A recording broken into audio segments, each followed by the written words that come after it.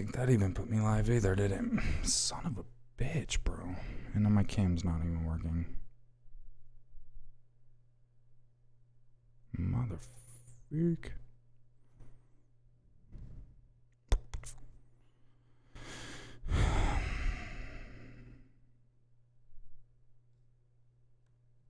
Oops.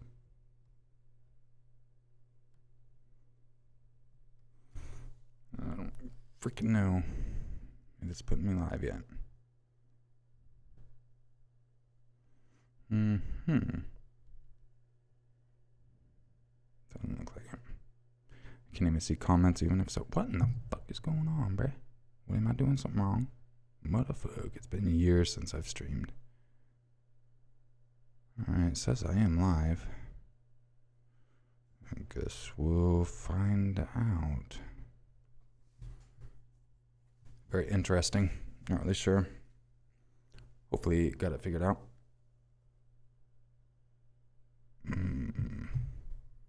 It has been way too long since I've streamed. Tell you what.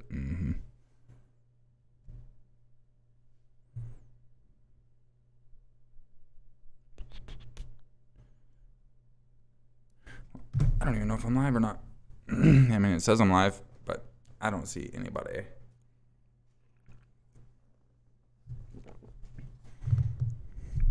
Yeah. Not a thing.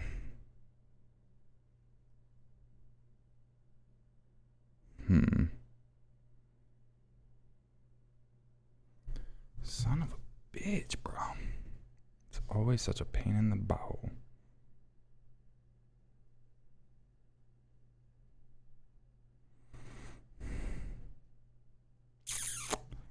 Fuck me, bruh. Fuck. Oh. Unlisted. That would explain it.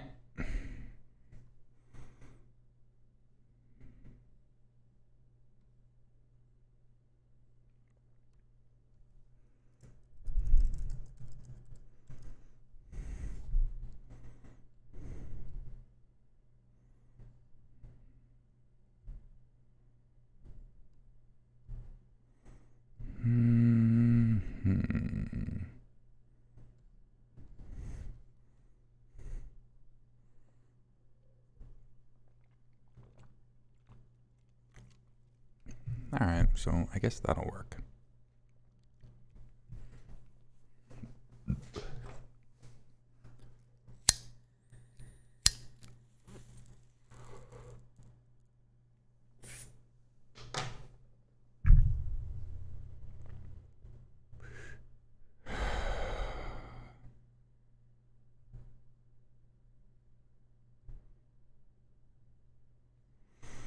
I have a feeling this is all jacked up, bruh.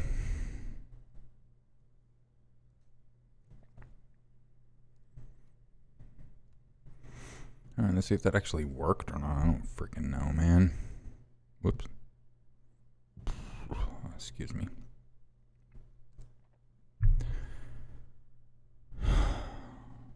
Alright. Freaking hell, man. That was a pain in the ass. So I tried to go. I was live. Hello again, Abby. I was live again, and I accidentally went live on my gaming channel. Whoops. I do need to post on that. YouTube sent me something. They're like, you haven't posted in 30 days. We're about to remove you from the partner program. I was like, oh, shit. Might want to get on that. Didn't mean to stream, though. And then I came over here. Couldn't get my streaming stuff working. It's been like 2 years since I've streamed, so yeah, trying to learn it all again. Hold up. So yeah, I hope everyone's having a great weekend. Dr. Blue, I saw you, brother. I had to scan back up. It's been a long time, man. I've been thinking about you and your lady, Miss Izzy. So hope you all are doing well out there in Chicago. You know, so. What's up, everyone? Sorry, I'm not going to be able to say what's up to everyone. Bob the Devil, see you, brother. Addie, welcome back again. Appreciate you following me back to the proper channel. Mama Wolf, Rep, Preds, Rachel, Haley, Bishop, Cynthia, Lori, Lulu, Cindy, Darla, Caitlin. Try to say hi to as many people. Sorry if I don't, man. Team Dutch Boy. Is that what that said when I went by? Yeah, so everyone I'm missing, I'm sorry. Chat's going a little quicker. Like I said, it's been couple years since I've live streamed, so I'm very rusty at it. In fact, when I was streaming on my gaming channel, I didn't even have my mic on. I forgot to actually turn on my Go XLR, so I'm very out of touch with a lot of this. So, yeah. What's up, Manal? Hope you're doing well. Brayden, good to see you. Yeah, hope everyone's having a great weekend. Been, like I said, a very long time since I've streamed. I just moved into this area. In fact, let me move my camera, I'll show you. This room I'm in was the guinea pig room. So they passed away, as most of you know. This entire room, like even where I'm sitting, this whole desk, was just like a guinea pig run of the whole room. Let me go down. There we go. Yeah, it was like the entire room was just two separate cages. They couldn't be together because Nip always wanted to like rape Rex. But essentially they passed away, so now kind of got it at least a little set up. I'll flip it around so you can see. Got a desk for it. Starting to get it going. Started with this, and a lot of this came down. I bought the wrong commander strips because I don't glue any of this to my wall. So I actually have them glued to cardboard, and then I commander stripped that to the wall. As you can see, it doesn't look the best, but I mean, it's functioning at least. So, oh, check this out.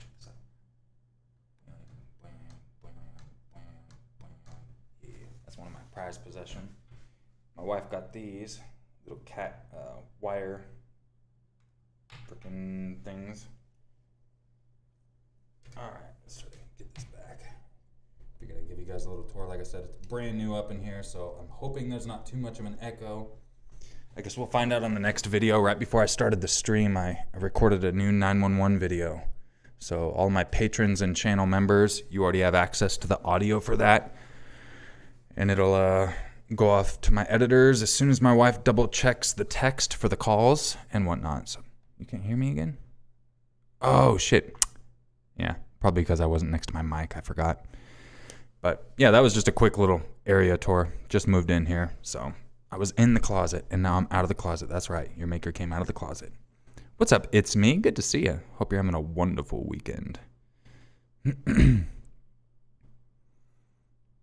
Yeah, so hopefully there's not too much echo. I'm not even using my new mic. I have the SMB 7 whatever, and I've never actually used it. I think I plugged it in just to make sure it worked. So, Christine asks who I would collab with. A lot of people, man. Like, I'd love to collab with Mr. Ballin. I have a couple collabs in the works. Just got a little bit put behind trying to come up with scripts, but I'll be collabing with Let's Read here soon. Blue Spooky, smaller channel. Want to give him a shout out. I'll be collabing with him as well. And I don't want to say the other one because that one's through like a mediator, but I will say it is a female and her channel is going nuts. She's also true crime. So you might have come across, but I don't want to say anything because her and I have not technically talked. We have like a middleman. So yeah, you know what I'm saying?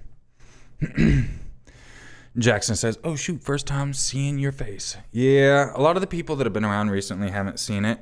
I used to be on cam quite a bit. I did a face reveal like damn near when I first started. So me showing my face isn't a bad thing in my opinion. I don't really care. But yeah, I know a lot of people haven't seen it because I haven't streamed in like 2 years. And the last time I streamed was right when COVID started and they cut off all the hair. What am I thinking? The people that cut hair. You know what I'm saying? Barbers. There we go. But essentially I shaved my head on stream and I've been bald since then.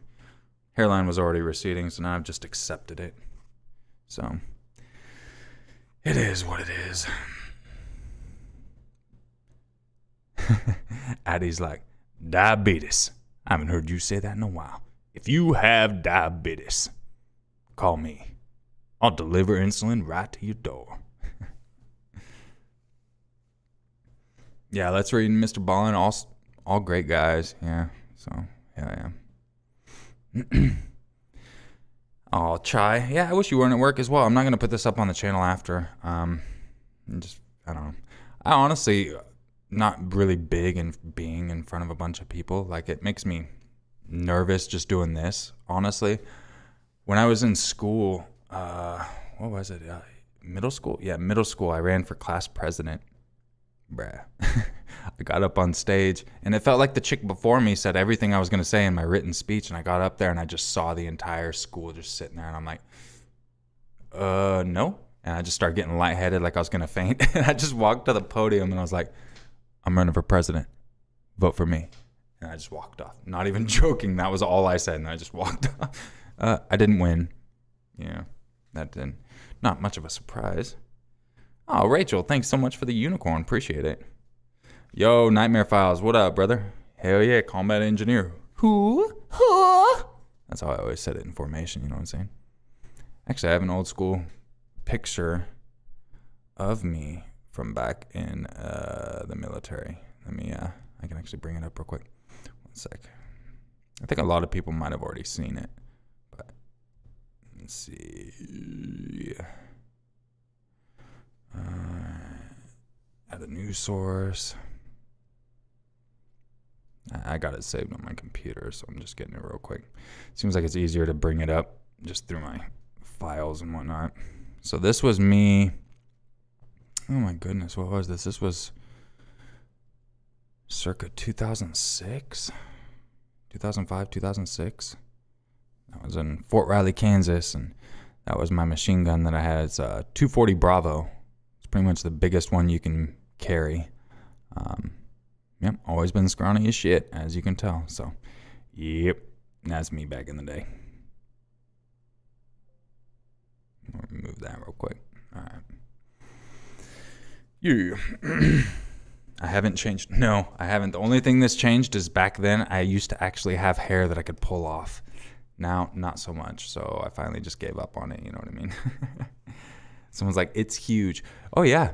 You learn very quick how big it actually is when you're doing a ruck march. And everyone's sitting there with an M4 cruising on their march. And you're sitting there with a fucking 240 Bravo, just and your rucksack and your 9mm, because you have a sidearm as well. Everyone else, they just get like an M4 or whatever. But as a machine gunner, you get your machine gun and a close combat weapon. So I had a 9mm Beretta on my hip. Bro, ruck marches were a pain in the ass, I'll tell you what. But hey, it was fun.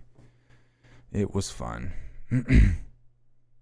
Zach is not my name. My name is Robert, but I go by Bobby. No, I was in the Army. I wasn't in the Corps. I wanted to join the Corps. I wanted to join the Corps. Wanted to join the Corps, but I got my GED, so the only thing I could join was the Army. So Nightmare says, I just trot the rucks. Hell yeah, brother. Hell yeah. That's what I did in basic, because you all just have M16, so it really wasn't that heavy, and I was super fit, dude. I was like a PT stud in basic training, had my patch and everything. And yeah, dude, I'd be jogging them, just passing everyone. Afraid I'd give myself stress fractures, but hey, it all worked out, man. God damn it, Bobby. Exactly. Where am I from? I am originally from Northern California, Fort Bragg. No, not the military base. That's in North Carolina. But there is a city called Fort Bragg in California.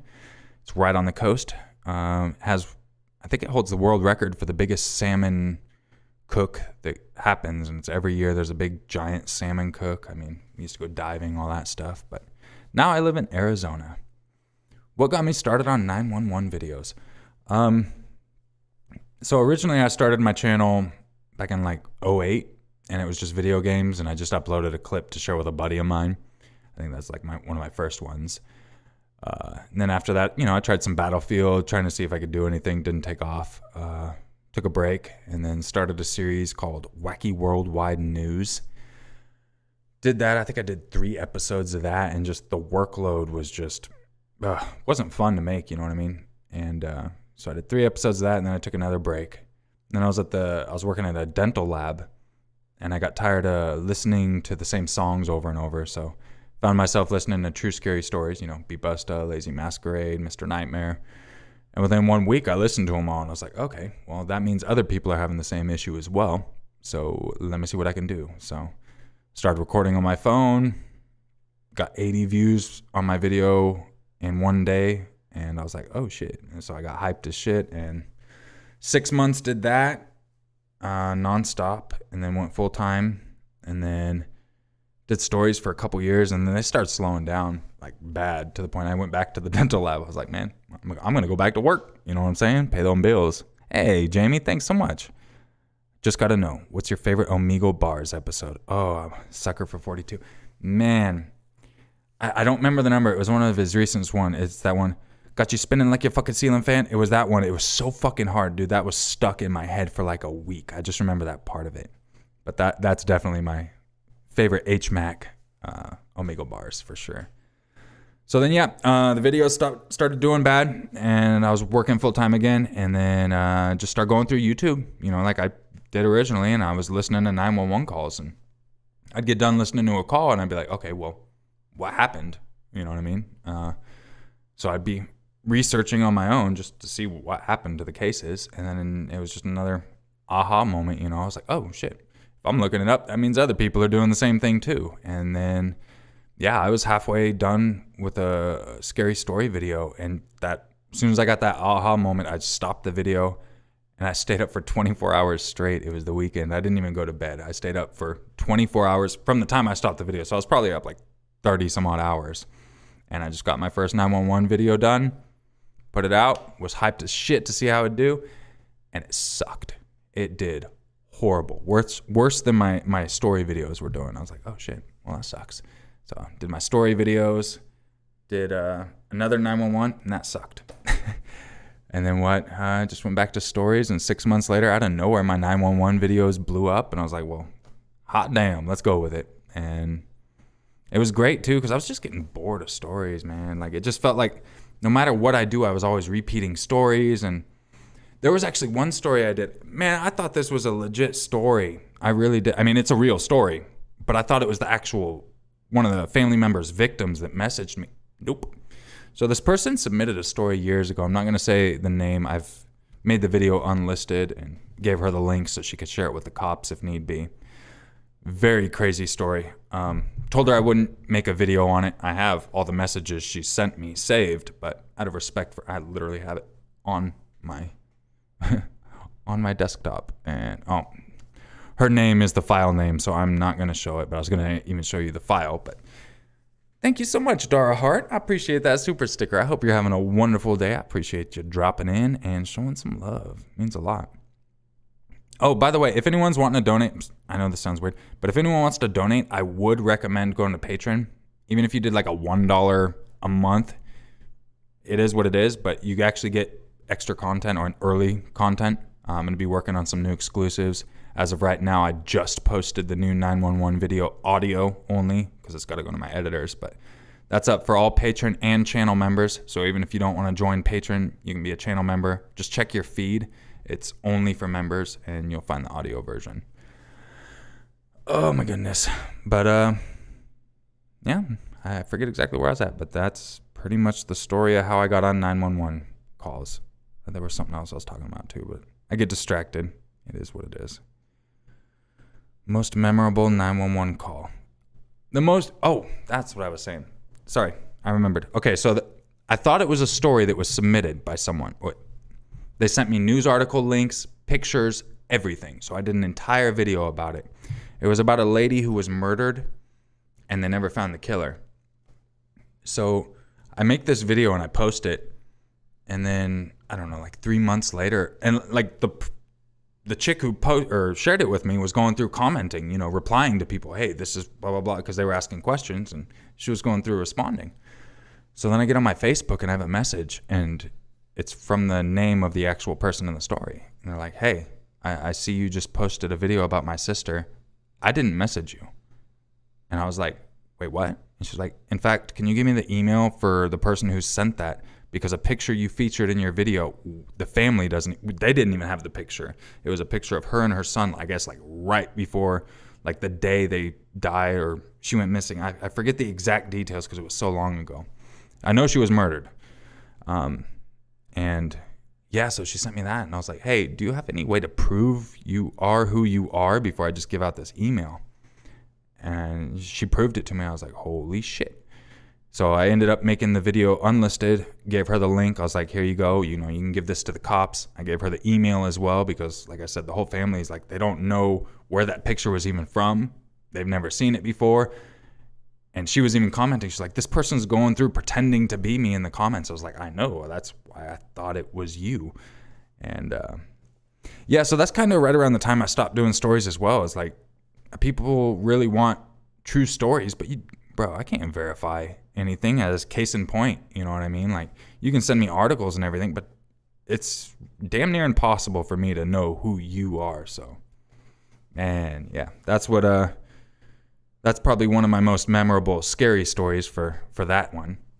As for my most memorable 911 video, that one would definitely be episode number 2, and it was with Johnny, who had his legs his leg cut off in the baling machine. And the reason that's one that sticks out so much to me is I actually have talked to the guy. You know, we messaged after. In fact, he met his. I assume they're still engaged. We haven't talked in like a year or two, but last I knew they were engaged. They met through my video. He had commented on it. I pinned it. She saw the comment. They started chatting. Blah blah blah. And then in episode 20, I actually had him do the intro because I was catching him on a live stream because he has his own YouTube channel. I caught him on the intro. So he actually explained how they got together and all that as well. So that's definitely one video that sticks out to me the most, I'd say. Yeah, Johnny's an awesome dude. Actually, his mom had messaged me too because she wanted me to send him a birthday message for his birthday, and she knew the whole story behind it and all that. So Taylor says, "Your maker, it's finally so nice to put a face to a name. I love your videos, and they are somehow weirdly preparing me for if I ever have to call 911. Hopefully I don't have to, but still, I hope you don't have to as well. I'm glad you enjoy the content. I appreciate you." Bro, someone just put Blizzle in there. Bro, I assume you're talking about, it would be random if you just put that, but that used to be my old license plate for one of my cars. I got pulled over a lot, but yeah, my license plate was Blizzle. It was funny as shit, dude. Do I ever get nightmares from my content? No, I never even dream about any emergency things like that. Like, my dreams are weird, man. Sometimes it'll be like a zombie apocalypse type of thing, and it's like me running up and just giving my arm to his arm. It's the weirdest shit. Like, in my dreams, I am straight up just putting myself in harm's way. And honestly, when I wake up, I love it. It's like living in a horror movie. I've never woken up in night terrors, even the worst dreams I've ever had. There was one time I woke up crying, and that was, man, that was a personal time. That was right around the time I almost committed suicide after my daughter had passed. And dude, the dream I had, man, I still remember it vivid. It was like I was there, and then I got bombed, and I died. And I remember dying in my dream. You know, they say that doesn't happen. Well, I've died in my dream, and I died, and everything went black. And then I just heard voices, you know, and then I heard my daughter talking, and I was like, man, it was hard. It was super peaceful. It was hard to really explain. So when I woke up, I actually was crying just because I was sad I wasn't dead.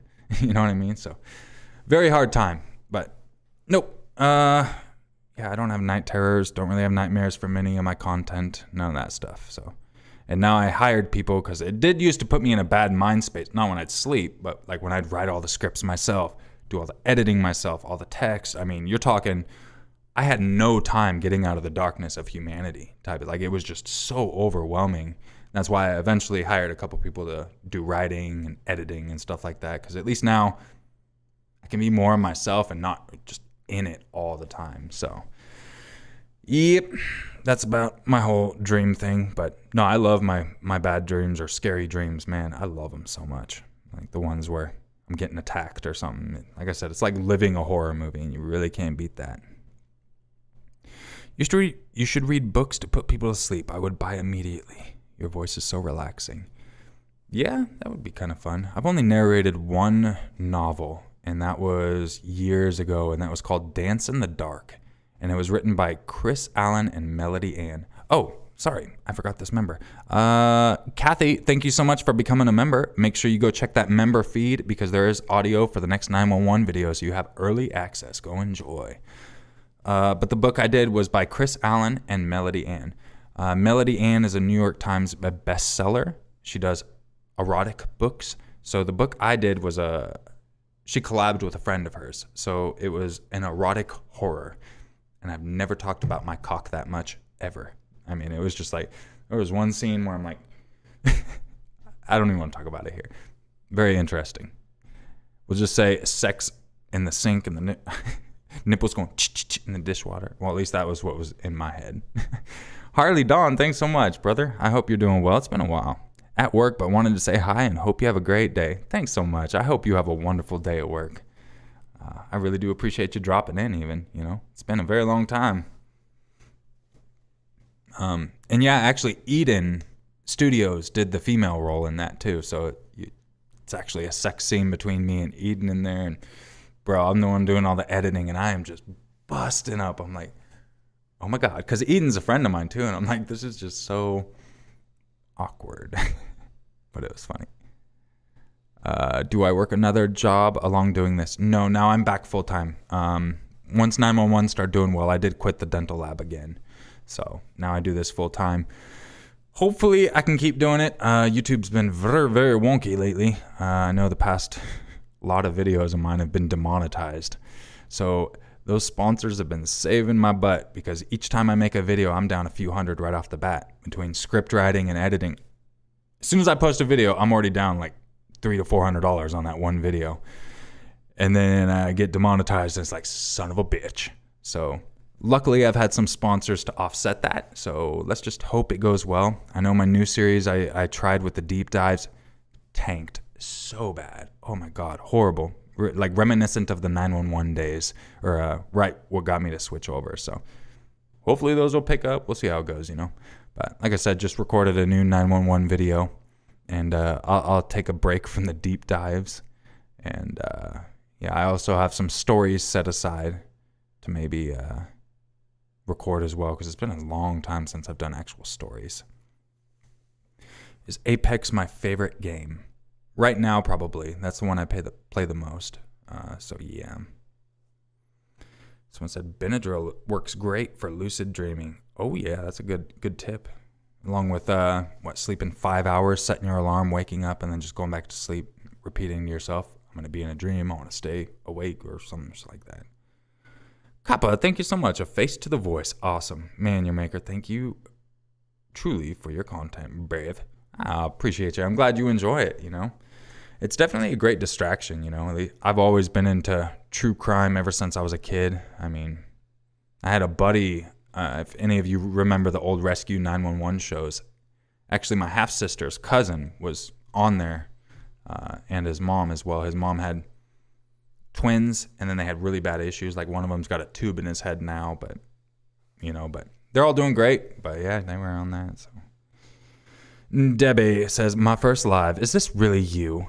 If so, all I can say is, oh, wow. Thank you so much, Debbie. I'm glad you made it. Yeah, I tried to give people a little bit of a notification. I can't do an actual notification on my channel because there's been issues in the past. So normally when I would go live, it's just so random, no one knows. So I figured that'd be nice. What's up, Becky? Good to see you. Glad you made it in. Mm-hmm. Why does YouTube demonetize me? Because they say my stuff's too disturbing and graphic kind of thing. I guess is the best way to put it. Even though I kind of do it in a documentary format, they say... Actually, hold on. I can read the exact reason. Thank you so much, Kitty Mama 89. It's nice seeing your face. It matches your voice, which is very nice. Oh, I appreciate you. Thank you so much. And Queef, what's up? Your maker, how would you compare the YouTube horror community now to when you first started? Like the narrators and fans. It's hard to really say. You know what I mean? Like... it's pretty much the same. It's kind of chill. I mean, I haven't talked to too many of the newer narrators because, I already had my group. I have noticed many of us have just kind of like turned off and just went in our own rhythm. You know what I mean? We don't talk too much.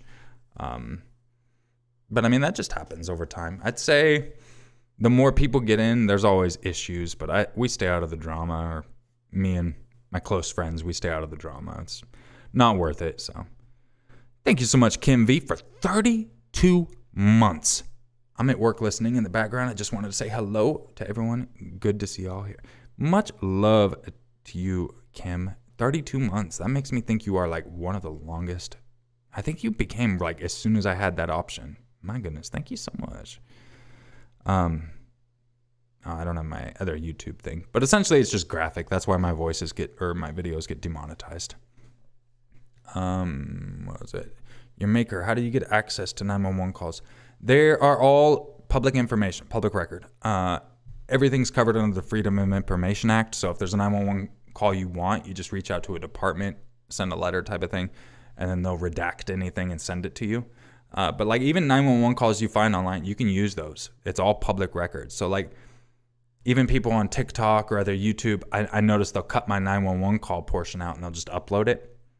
I don't do anything about it because I don't own the 911 call. Yeah, I added text to it and paid to someone to do it, but I don't own the call. So it's all freedom of information, just like body cam footage and all that. Holy crap, Mayor 6684, $100, no message or anything. Thank you so fucking much.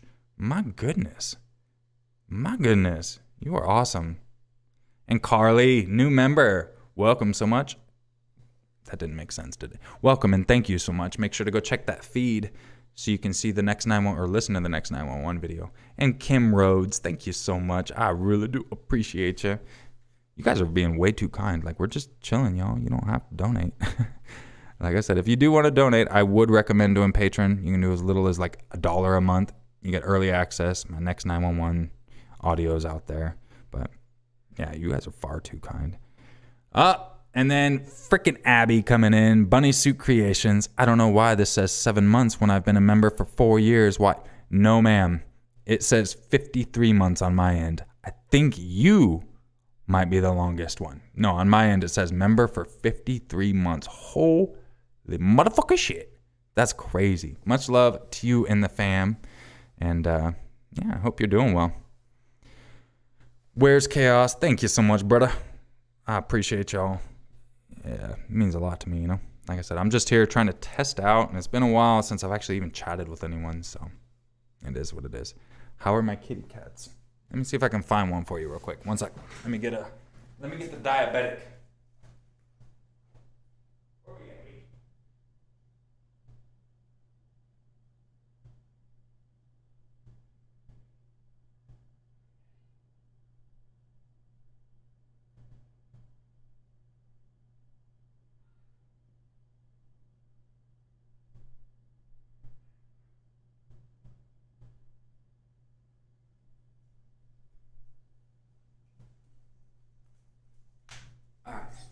So, here's Tigger. I forgot I gotta be there. Thumper's having an asthma attack. I'll show you in a second. But this is Tigger.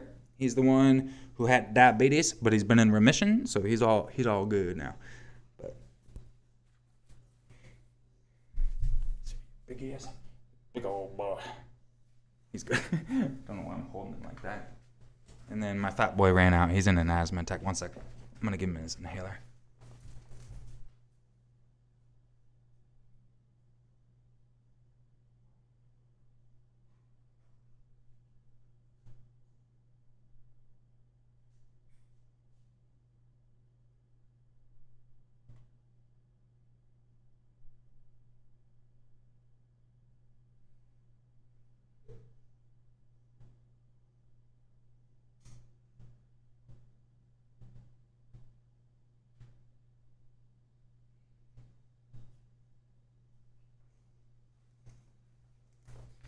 Alright, so this is Thumper.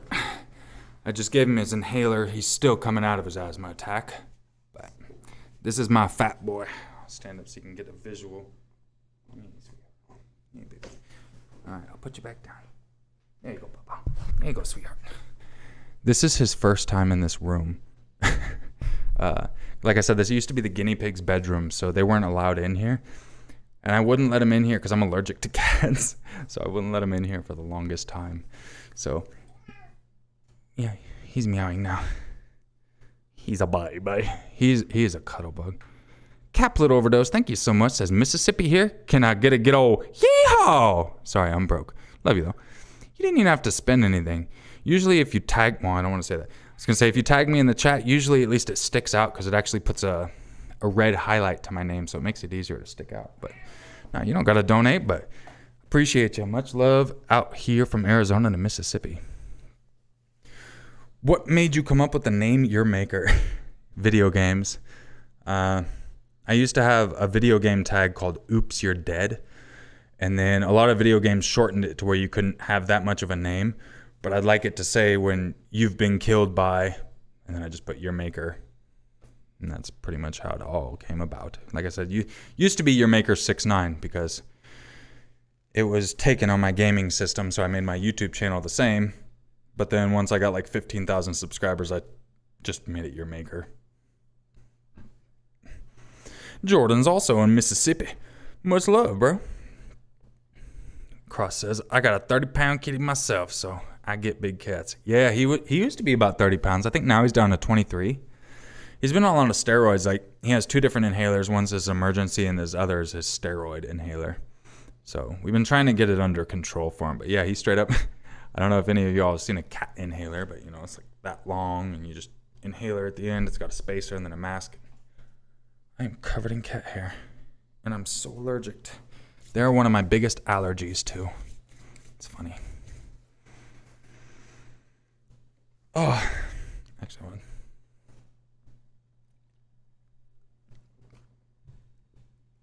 Yeah, so I'm happy with the setup. I think it's going to work pretty well. At least it's not near as hot in here. Man, when I do my chilling stories, I'm in there for probably, 4 to 6 hours at a time. And I was in my closet, and oh my God, it got so hot. It was crazy. What's up, Maxim? Much love. Watching from Estonia. Hell yeah. Much love, dude. I know where that's at. Hope you're doing good. We used to play Dead by Daylight on PlayStation a couple of years back. It stopped after a bit. I assumed it's because you were busy. We used to play together. I haven't played Dead by Daylight in a while. Yeah, I think it's been like 6 months or so. I switched from PlayStation to PC. So I don't even, I sold my PS5 to a family member, and my wife's got hers, but I switched to PC. I do have it on there, but I'm just never on there. Like, when I do game, I just pretty much do Apex, you know what I mean? Rejected. Thanks so much. I appreciate that. Says, I love the channel. I look like James McAvoy.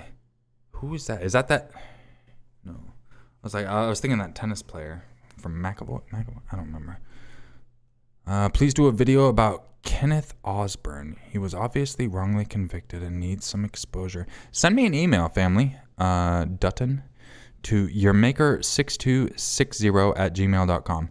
Send me an email. I actually have another recommendation from a comment in one of my deep dives. The person who commented it was Deanna Rose, and they want to hear about Melvin Rain, a.k.a. Foulmouth Fox. And I know nothing about it, but I saved the comment because when I hear something I don't know about, I don't mind doing a video on it. As long as it's something that hasn't been covered crazy. Like, I have a lot of scripts I'll get, and then I'll just cancel them because they've been heard about. Like, I have a Columbine skit, or script that I had done years ago. Don't do that. Gabby Petito, I cut that one. Pretty much all the ones that are really covered, I don't want to do them much, but yeah.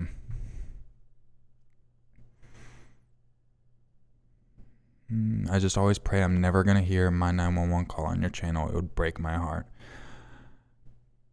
I hope not too. I mean, if it's not public and I don't know the incident, I'm not going to request it. You know what I mean?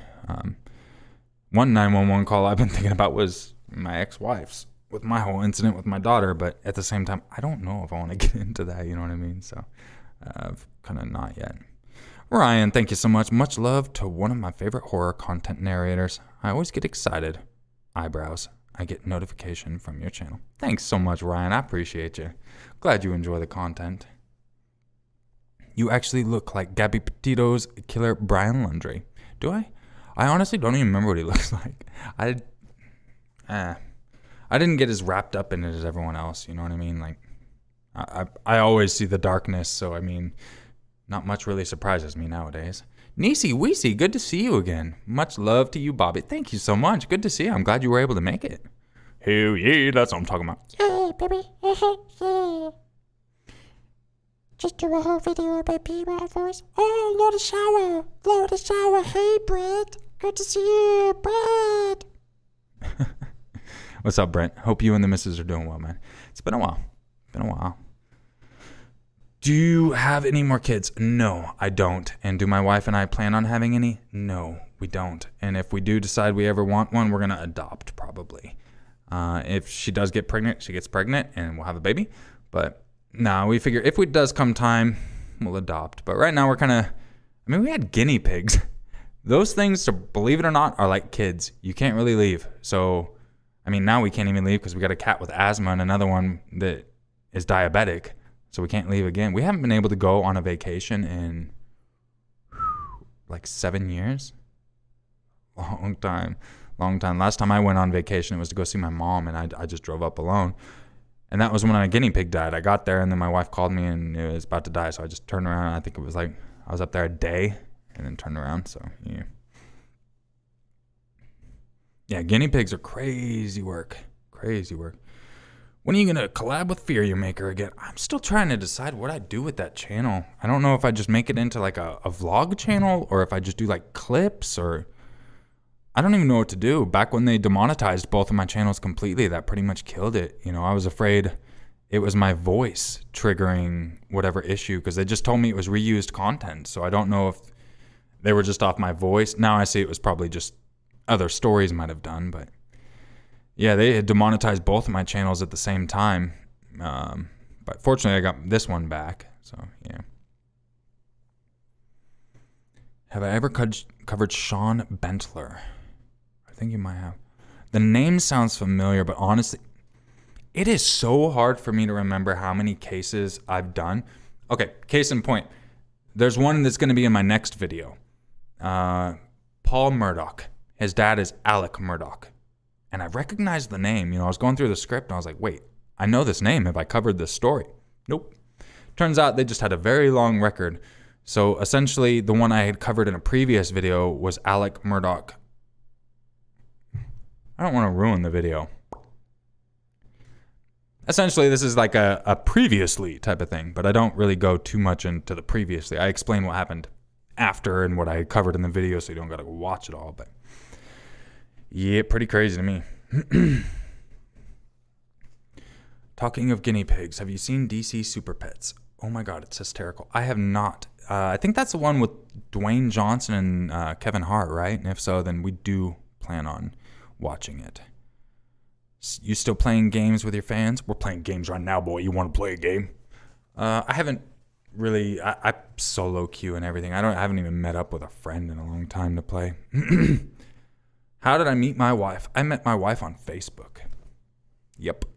My sister had a picture like this with her tongue sticking out. And I commented, I was like, why do you have a hot dog in your mouth?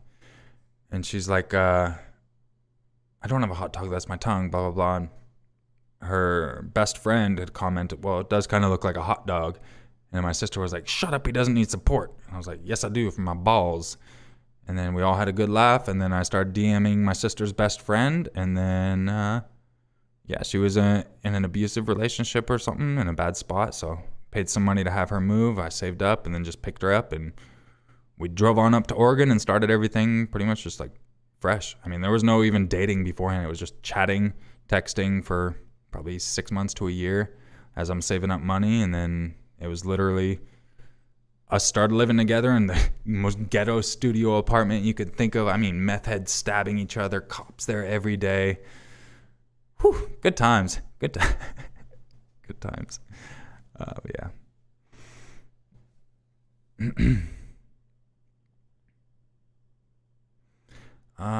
Rebecca Kirsten says, I clicked on this to finally watch your Maker live, but YouTube glitched and started playing Let It Be by the Beatles instead of your Makers Live.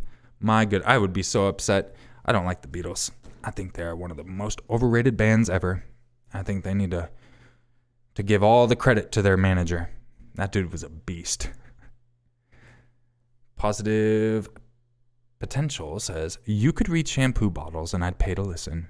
You could make an entire career off of audio work alone. I appreciate that. I've actually thought about trying to see how I can get into radio type of thing, you know what I mean?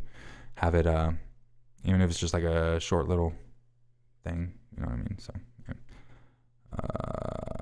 Did I go to school in Arizona? No. I was born and raised in Northern California. I think I did like 2 years of high school in Oregon, and then I just got my GED. In fact, I wasn't even supposed to graduate. I had a buddy of mine, big dude. I mean, we were friends for years. I don't really understand what the issue became of. I just remember we were sitting in front of the school waiting for the buses after the day was over, and he was just would not leave me alone. Like, it was fucking crazy. And I might have been scrawny, but I've been in a lot of stuff. So essentially, like, we got in each other's faces, and the whole front of the school is just glass windows all the way up. So I just get up and I just shoved him, and he flew through the window and it just shattered the entire thing. It was crazy. Teachers came running over. My mom got called, and they told me I was never allowed to graduate until we paid for that. So then I got my GED and never paid for that. But yeah, I got in a lot of fights, man. It was fun. I didn't like hitting people. I can't think of once that I've ever even punched someone. We had another fight. It was all in Oregon now that I think about it. Every fight I had was in Oregon. I was like the freakishly tall dude. Like, when I got there, everyone was like tiny, dude. Like, I could just stand in the hall and I'm looking at everyone on top of everyone's. It was the funniest shit ever. The basketball people wanted me, coach wanted me to play, but I didn't, blah, blah, blah. But yeah, I got picked on a lot there, dude. And there was one kid, he was teasing me. The kid was yoked. He was short, as they all were, but he was yoked. And he was in the wrestling class. And dude, he was talking hella shit. And I'm like, all right, get off at my bus stop and let's go. And he got off and we got up to a yard. And I think he swung at me and I just stepped back. And then, now I kind of had his back. So I just grabbed him and just threw his face down onto the ground and just knelt on him. And we were in someone's yard. So I just grabbed it. I think it was fucking thorn bushes because it hurt. And I grabbed that and just held myself because he was strong, dude. He almost pushed me off of him trying to get up. And I was just holding myself so I could keep his head down. And then, I don't know, probably 30 seconds later, so I let him up and just started walking away, kind of proving the point. And then he started talking hella shit again. So I took off sprinting back down the road to him, literally just came up, grabbed him and threw his face back down. And I was holding him down. And then my geometry teacher drove by. He had just moved into the neighborhood. He's like, get the fuck out of here. You guys are ruining my property value. Funniest shit ever. That guy never gave me a hard time after that. The other one, I had to get off at the same exact stop. This was the only time I actually got legal trouble because of this. So we got off the stop, but we didn't walk up the road like we did with the previous one. We stayed right there. And the bus stop was in an elementary school. And then you'd walk from there and just go home. So the kid gets off with me and he swings, and I had taken off all my jewelry. He swings, I ducked under him and just put him in a chokehold and just immediately got on the dude and just sat there. And I just said, are you done? And he's like, yeah. And I got up and I just started walking off. The bus driver started running over, and I walked past the principal as he's running down the hill, and I just keep going. And then you just hear him go, you come here. Yeah, that was fun. I actually had to pick up trash on the side of the freeway for like 40 hours of community service or something like that. And then the only other fight that I was in, it was a Kyle. I remember his name. He was also a wrestler. There was 2 other fights, both of them wrestlers, and I never wrestled. So Kyle, remember this guy, also a short guy. We were in the gym. I don't even remember why we were fighting. And someone yelled teacher, and I looked. And then when I came back, bro, I got sucker punched so fucking hard in my eye. Holy fuck, dude. That's the hardest I've ever been hit in my life. And then he immediately jumps on my back and puts me in a chokehold. I mean, and he's a wrestler. I'm not going nowhere. So what I did is I grabbed his leg.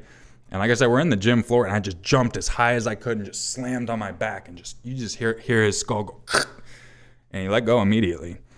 And then an actual teacher did come in. I got called in the principal's office later, a couple periods later, and dude, my eye is fucked. It was bad. And the principal was like, what happened? Heard you got in a fight. And I was like, no, man, I was playing basketball. We both went up at the same time. Hand hit me in the eye. I didn't get in any trouble. I assume Kyle said pretty much similar or something, because we kind of became friends after that, oddly. And then the only other time I got in a fight, I did hit that guy. This is the one guy I actually punched in the face, and it was in the locker room.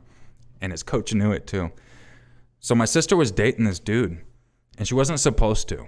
So when she wanted to break up with this guy, he was blackmailing her like, hey, I'm going to tell your parents that you've been dating me, blah, blah, blah. So she told me. And so I stayed after school, and I was in the wrestling class, and I'm just sitting there just watching him the entire time. The coach just keeps looking at me. He's like, You got something you want to take care of? I'm like, no, I'll do it after class. And I sat there and waited, and as soon as class filtered out, they were going to the locker room. I went down there with them, and I was like, I heard you've been talking to my sister. He's like, yeah, what are you going to do? And I just fucking socked him, dude. And he fell over because he was right in front of a bench, too. So it's not like my hit knocked him over. It was more like he was literally right against a bench. But I hit him because I didn't even make a good connection. He pulled away good enough, but I hit him. He fell over, and then I just walked out type of thing. He didn't even try to do anything. I can't remember if the coach walked in or not, but I know the coach was watching. And then I got a call from his parents later saying they were going to try to press charges and stuff, and that got swept under the rug. I think that's every single fight I've ever been in. And only one punch thrown. And I think I've only been hit once in the eye, and it fucking hurt. Yeah, that was a long story. Sorry, guys, for anyone who was bored. Is that a Grim Reaper tattoo? Yes, it is. I have a delay, so I can't see exactly what it's. Actually, let me see if I can pull it up here so I can live feed. Okay, there we go. Yeah, Grim Reaper, just kind of chilling on a rock. This one hurt. That one hurt a lot because I was still. I think I just got out of the military, and the guy who was doing. I've never been to a parlor for my work, so the guy who was doing it, he only had a single needle. He didn't have a shading needle, so I was there for like 12 hours, just a single needle, getting it all shaded in. That's why it even looks white in some parts. And then got my snake. That's my snake. That was the same dude who did this one. And then my first one I got was that. I got that when I was, I think I just turned 17. I was already living on my own at that point. I had a full-time job and all that stuff. And one of my neighbors, did prison tattoos, and he was in between prison. He got arrested not long after doing this too. Funny as shit. But yep, those are my tats. That's all I have. I do want to get more. Take care, Brent. Good of you to drop in, man. I hope you and the missus stay well, brother. Ryan Brown. I got bullied in elementary school. Kid would pick up my wheelchair and threaten to dump me on my head at recess. The only way he stopped was after I punched him in the stomach. It was worth it. I'm happy you were able to put up a fight. People are fucking dicks, dude. I'm sorry to hear that. But yeah, honestly, the one thing I've noticed, anytime you ever get bullied, fight back. Fight back. The one time I got bullied in California right before I switched to Oregon, there was 3 kids, and they were much older than me. I don't even know where the fuck these kids came from or what I did to them. I've always stuck out being super scrawny. I've been made fun of my whole life, you know, kind of like people are made fun of for being fat their whole. I've been made fun of for being scrawny. Don't care.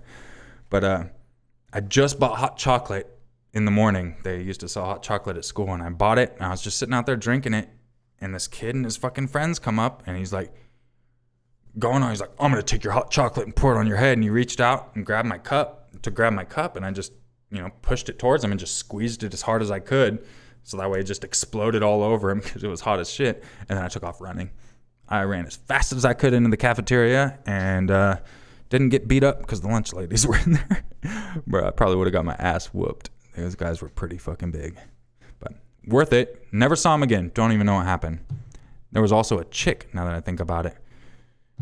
Jacqueline. Don't know what I did to her, but she came up behind me in the hallway and just fucking came up and just grabbed my head behind, just bam, bam, bam. And I'm like, what the fuck, dude? And didn't swing at her. That was the end of that. And then a week later or so, we're out in the fucking complex in the middle. And she comes up and she's like, there's that. I forget the exact term she used, but I'm not going to say it. There's that blah, blah, blah. And she came to just kick me, and I just grabbed her leg and literally just held it like this and just slowly started going up and just slow until she fell on her ass. Never got picked on again. Still don't know what her issue was. I pissed a lot of people off, probably because people used to call it a class clown. Nowadays, I probably would have been arrested with all the drama that's going on, but yeah, I was pretty extreme as a kid. You know what I'm saying? What is the worst true crime 911 case you've ever researched? I don't think you can really compare them. You know, each one's got its own little different thing.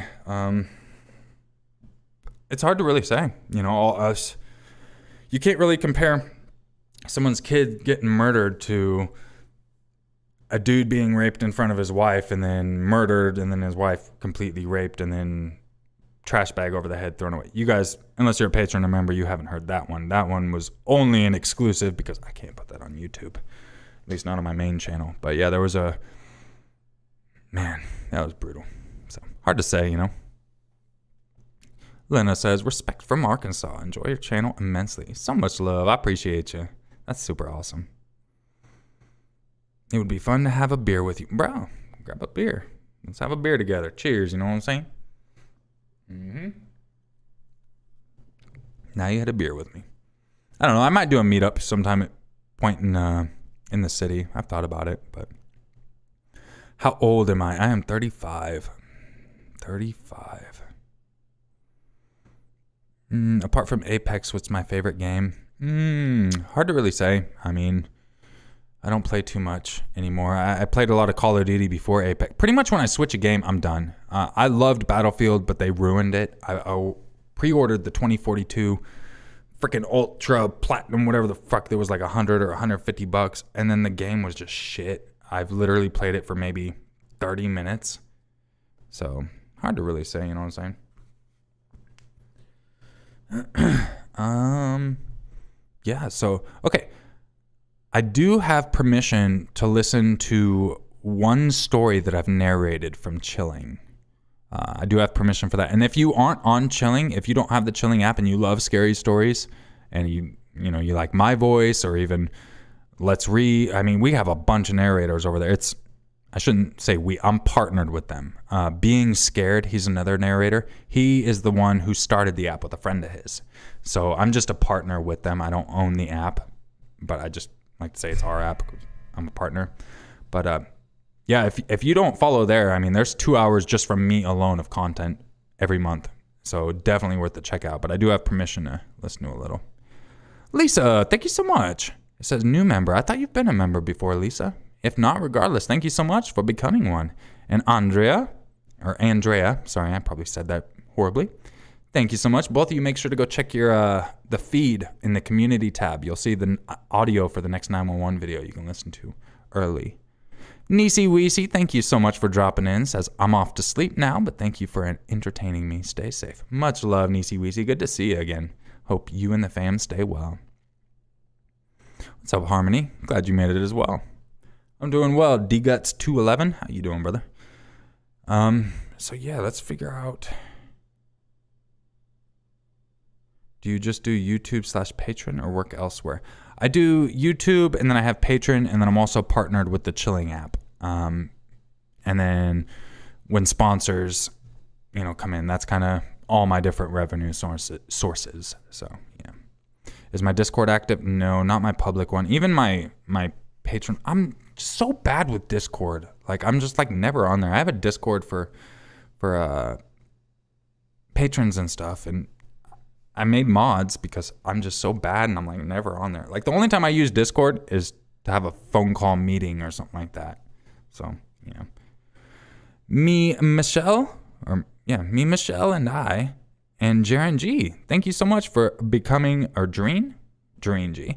Thank you so much for becoming members. I hope y'all enjoy the perks of it. You got some custom emotes and all that too. Tell you would. All right, so do you guys want to hear a story? Or are you cool just me bullshitting some more? I mean, what do you guys want to do? I got that. Also, got this. So if you want to see me try to put together a fucking skull, we can turn something audio-wise in the background, whether it be maybe one of my older videos and just kind of react to it together. Because there are some behind the scenes I could share with pretty much most of the videos, you know what I mean? Story. That works great because I have to take a leak anyways. All right, so here's the thing. I'm going to be choosing one from Chilling. So are we going to be choosing a true crime, or are we going to be choosing something someone wrote? The true crime is very true crime. Sometimes I might butcher some of the pronunciations because they're from France and Germany and stuff like that. But true crime or just something that someone wrote. Let's see. Oh, wait, I can make a poll, can't I? Here we go. I'm going to make a poll. 1 second. I'll just make a poll.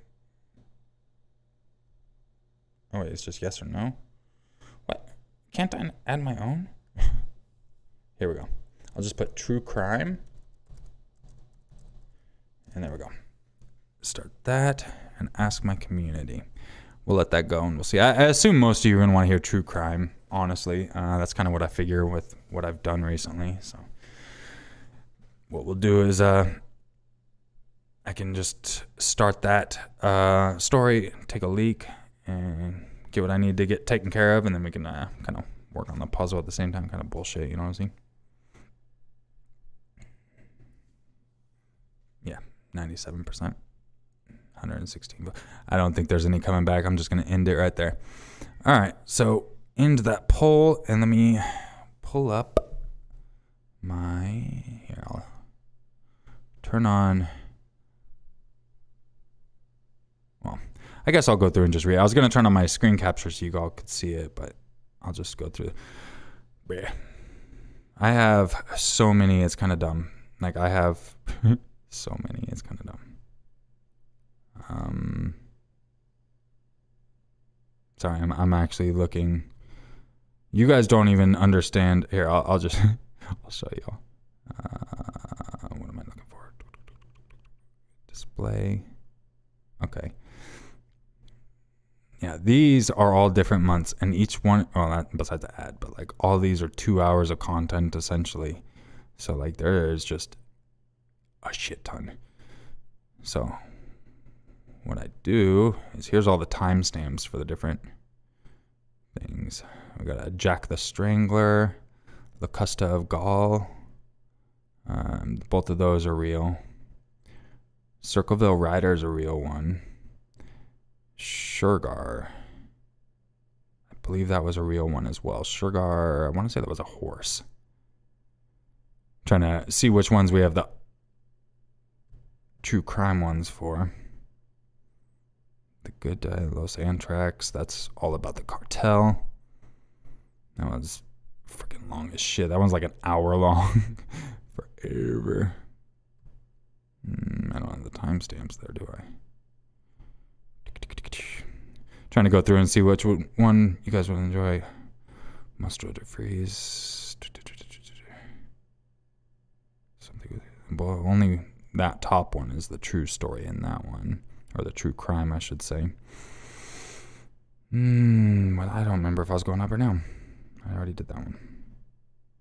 Okay, so Halloween, Jack the Strangler, it did all that. Motherfucker. I don't know what you guys would want, you know what I mean? Like, it's hard to really say. Someone's like, make a vlog channel. I mean, I've thought about it.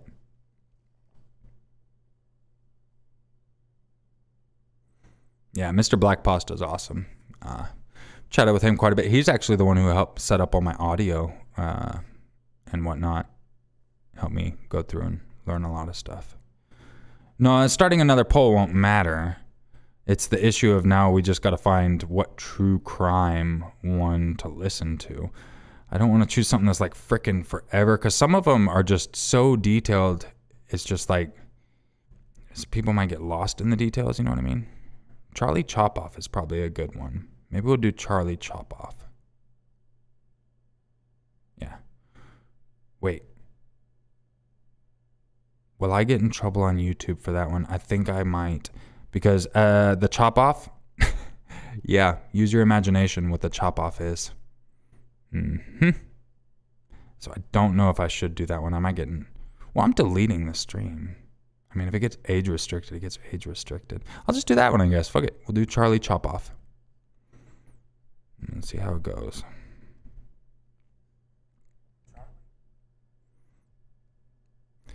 Yeah, we'll just do that one. Fuck it.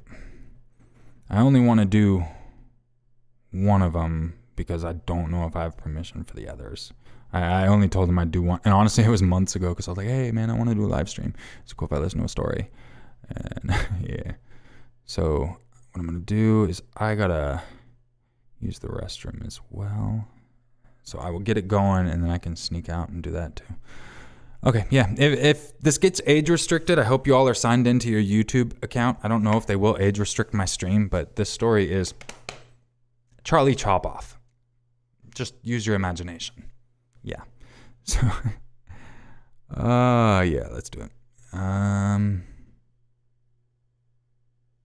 Yes, the semi. There has been a couple cases like that where they're too graphic, and I was just like, no. Usually, it tends to do with children. A lot of the ones with children, I don't like to get into. So, all right. Let me make sure I get. Oh yeah, I can just mute that. Trying to make sure everything will be good to go, so that way when I go to the restroom, because I'm not gonna be here. Okay, it's just gonna be. I'm just gonna let it sit here, and you guys can look at a ceiling fan as it plays. You know what I mean? So, chop off. A true case file. Warning. The account you are about to hear contains disturbing details. Discretion is advised. From early March 1972, a savage serial killer began stalking the streets of Manhattan, preying on young Black and Puerto Rican boys. In several instances, the victims were stabbed repeatedly with a knife before the killer mutilated the boys' genitals and left them for dead. By 1973, 4 young children were dead and 1 had miraculously survived, although he would be severely traumatized by the horrific ordeal.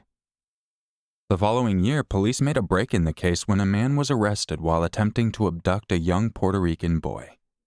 The suspect, Erno Soto, confessed to the murder of one of the victims, Stephen Cropper, and the police believed they had solved the case. However, Soto was a frequent resident of the Manhattan State Hospital as a psychiatric patient. But despite a lack of evidence linking him to the crimes, his confessions were enough to charge him with the murders, which stopped abruptly with his imprisonment. During the time of the murders, the name Charlie Chopoff was never mentioned in any contemporaneous news articles in the press. The nickname is more likely to be attributed to and has originated with youngsters of the targeted areas who gave the moniker to the Phantom Killer, the Boogeyman, who was stalking and slaying young children in the most horrific of ways. Details of the crimes were reported in the New York Daily News and the Harlem-centric Amsterdam News, with both publishing a smattering of articles about the murders. However, the Daily News Veritel spelling of the participants' names have been particularly misleading. Such was the poor state of reporting at the time. That, coupled with the numerous inaccuracies and contradictions within the articles themselves, have led to various unreliable accounts of the case. The first incident in the Charlie Chopoff serial murder case occurred on March 9, 1972, when an 8-year-old African-American Douglas Owens went missing. He had been running errands that day for his mother, and his body was eventually discovered on a rooftop just 2 blocks from his home. Although he was fully clothed, his pants had been slashed open and his sneakers had been removed and placed neatly beside his body. The coroner concluded Owens had been stabbed 38 times, with some sources claiming 39, and his body wore wounds to his neck, chest, and back. The boy had also been sexually mutilated, with his penis split in half, but not entirely severed. Evidence of sodomy was inconclusive, but was suspected either before or after he was murdered. Despite this gruesome crime, there was not a single contemporaneous article in the press.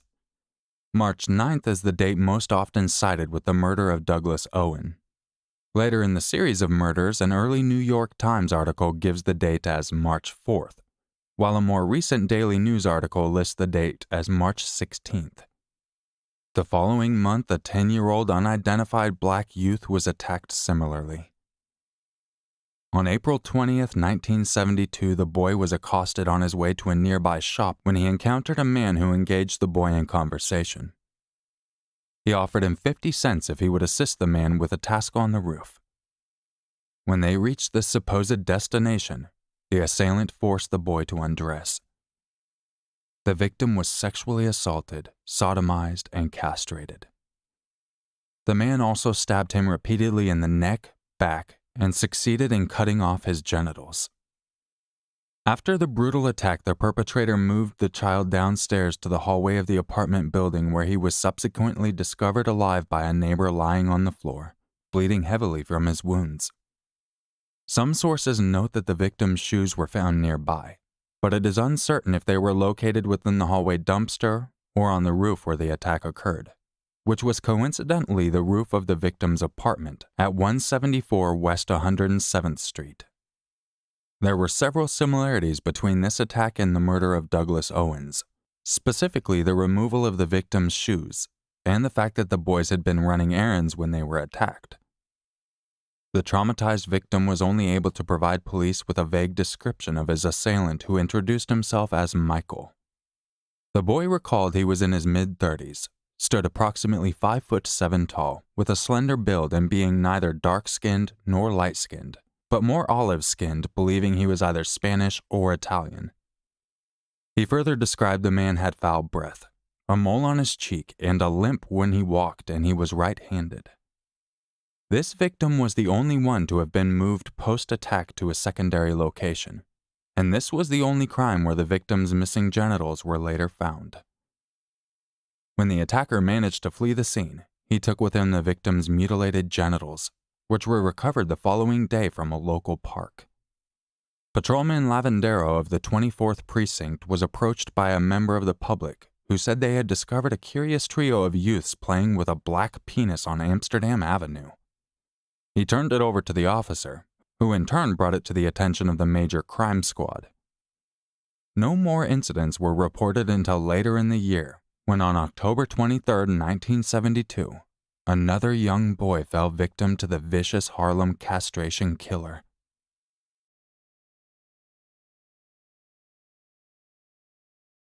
Okay. For those that might have joined in, oh, that's weird talking with that on. For those that might have joined in while I was out, I was just using the restroom real quick.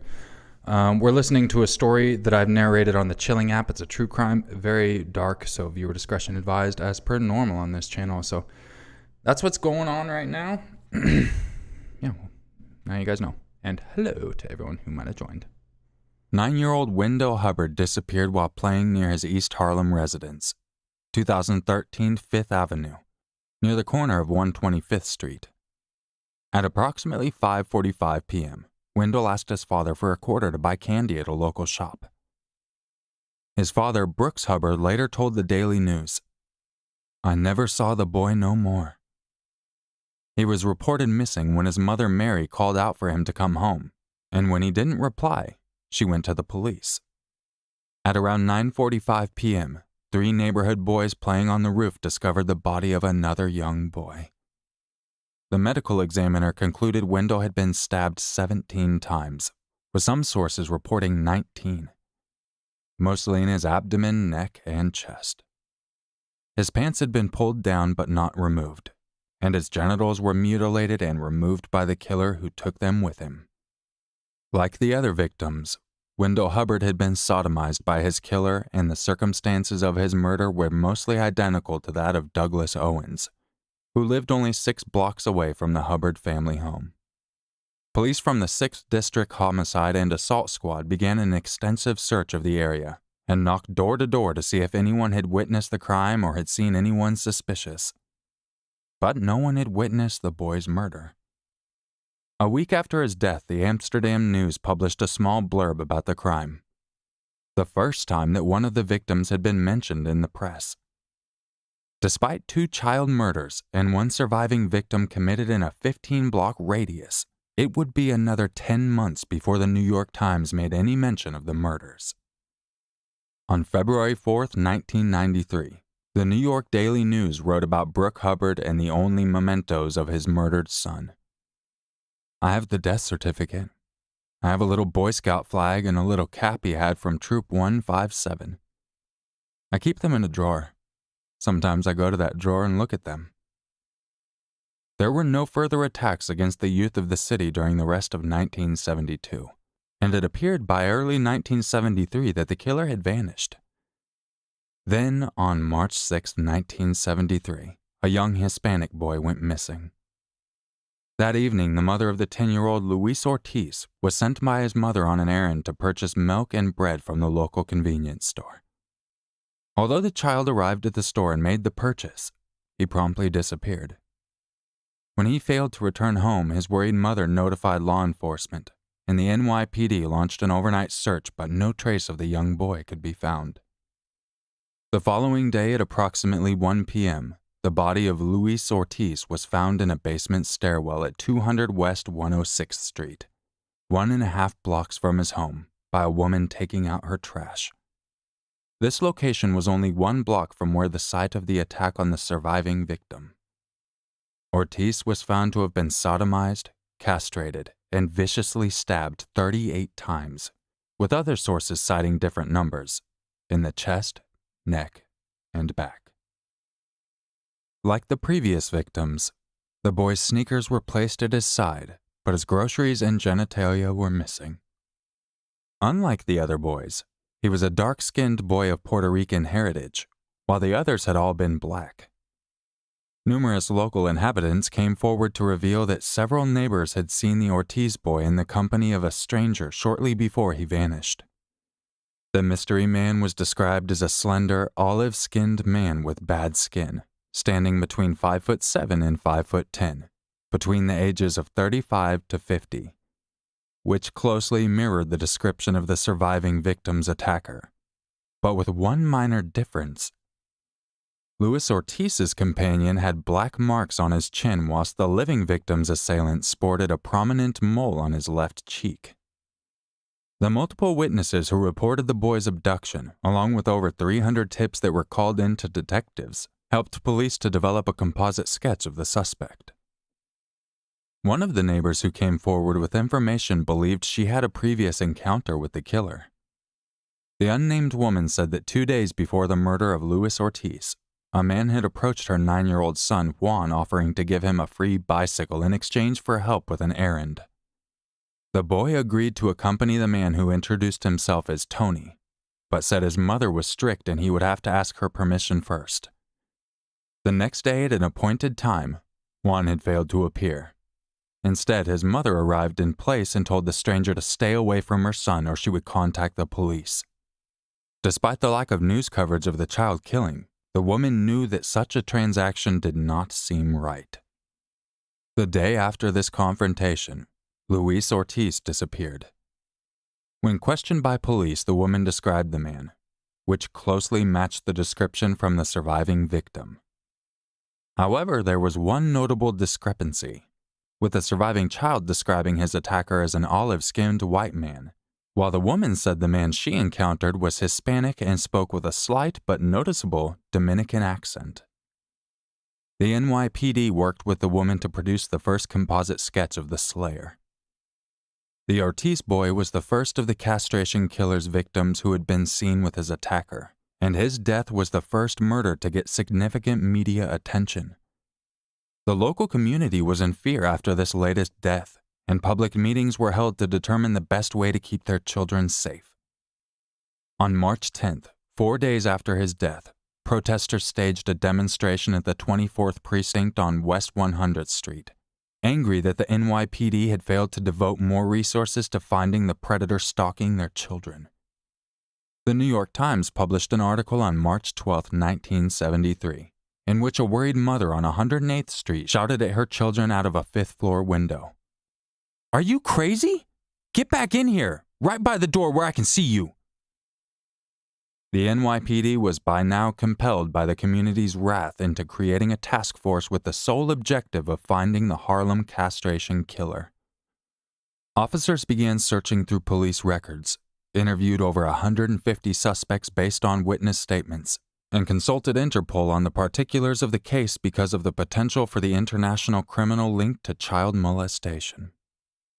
The Ortiz family returned to Puerto Rico shortly after their son's funeral. The unit was soon besieged with leads, including an anonymous phone call on March 23, 1973, from a Bronx woman who identified a man she felt closely resembled the composite sketch. The tipster named a local man, Erner Soto, as the killer, but provided no evidence to support the claim.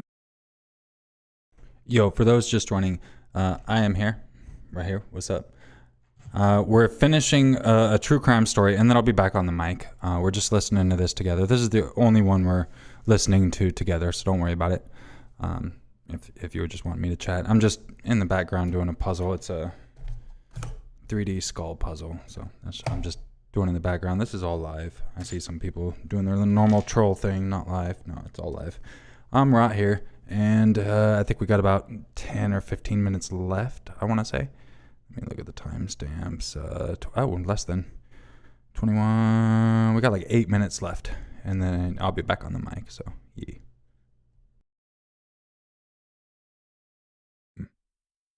Soto was a chronic mental patient who was currently institutionalized, and so detectives paid a visit to Soto's wife at her 125th Street apartment. Doubts soon began when Mrs. Soto informed investigators her husband was 6'1", considerably taller than the suspect's estimated height of 5'7". Subsequent inquiries with the Ward Island's Manhattan Psychiatric Center confirmed Soto had been in custody at the time of the attack on the surviving victim, which dismissed him as their suspect. Subsequently, no further action was taken. The composite sketch was distributed to local schools, and children were warned to stay away from strangers. It was around this time that people began referring to the serial killer as Charlie Chopoff. Although the intense police pressure did not result in the apprehension of a suspect, there were no more immediate attacks reported. On the 17th of August 1973, 8-year-old Stephen Cropper and a friend were standing idly in front of a community pool. They were imploring passerbys for spare change when a slender and limping Hispanic man approached.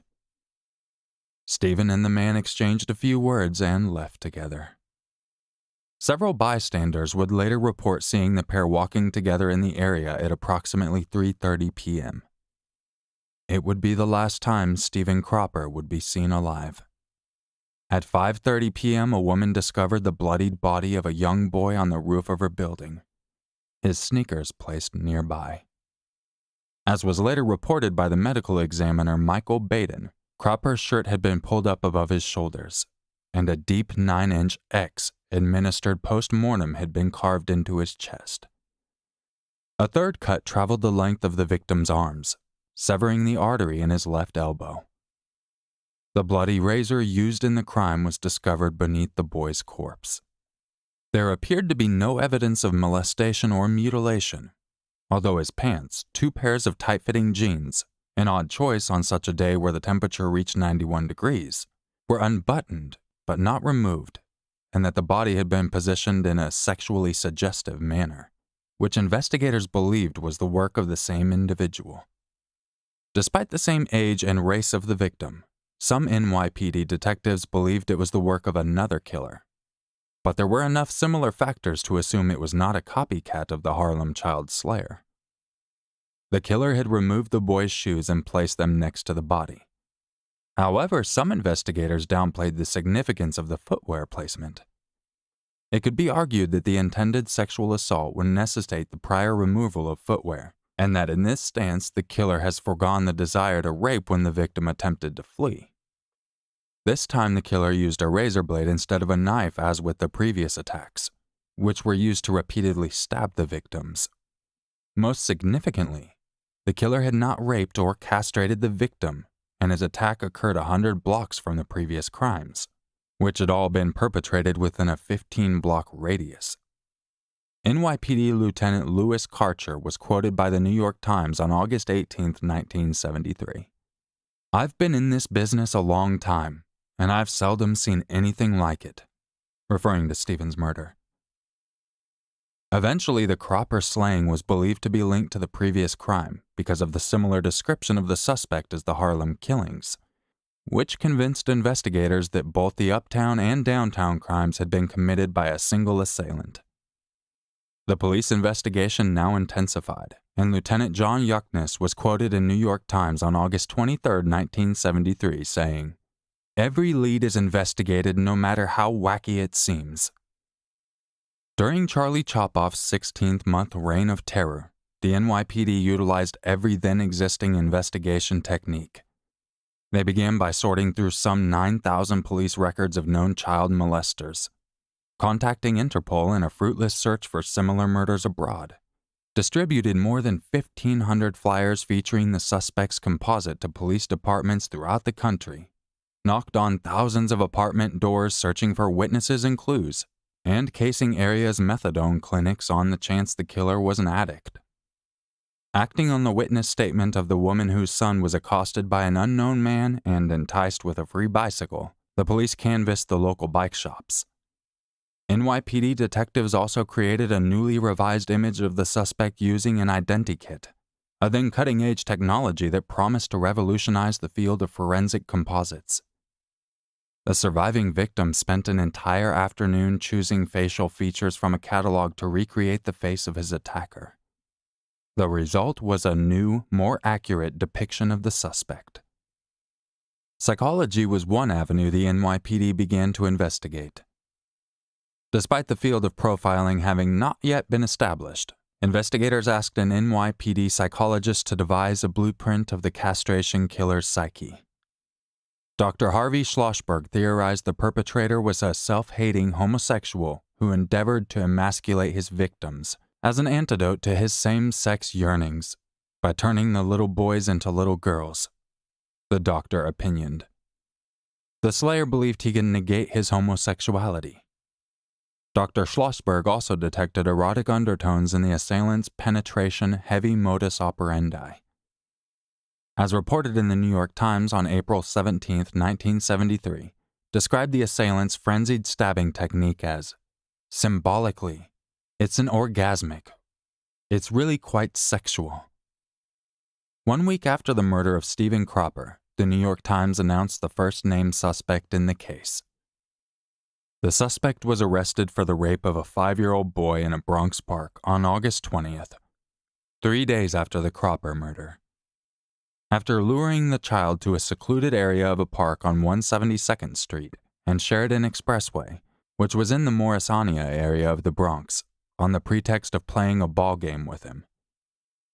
There, 30-year-old Daniel Olivio pounced on the victim and committed an act of sodomy.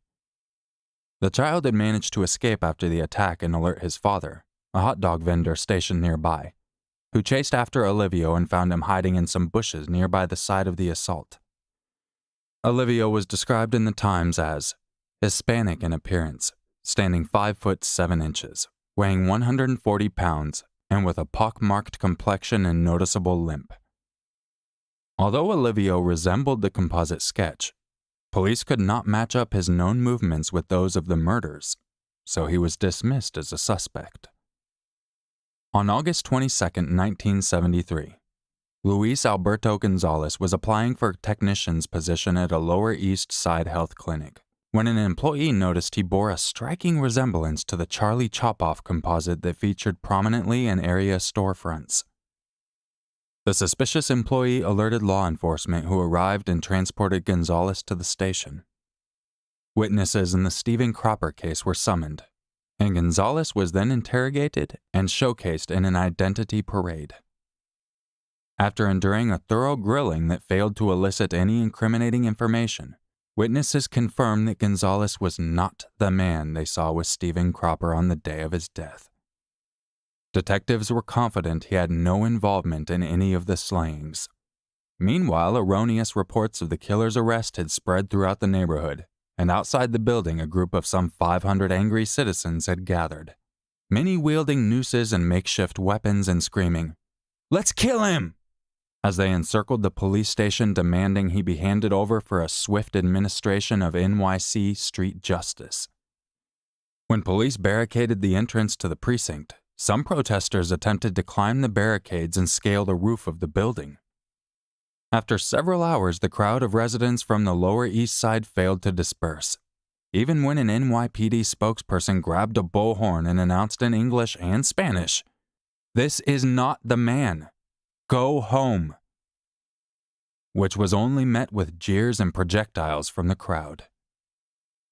After several more hours, the howls for vengeance from the group had still not diminished. Hey, what's up, everybody? If you're all just joining, we were listening to a true crime story.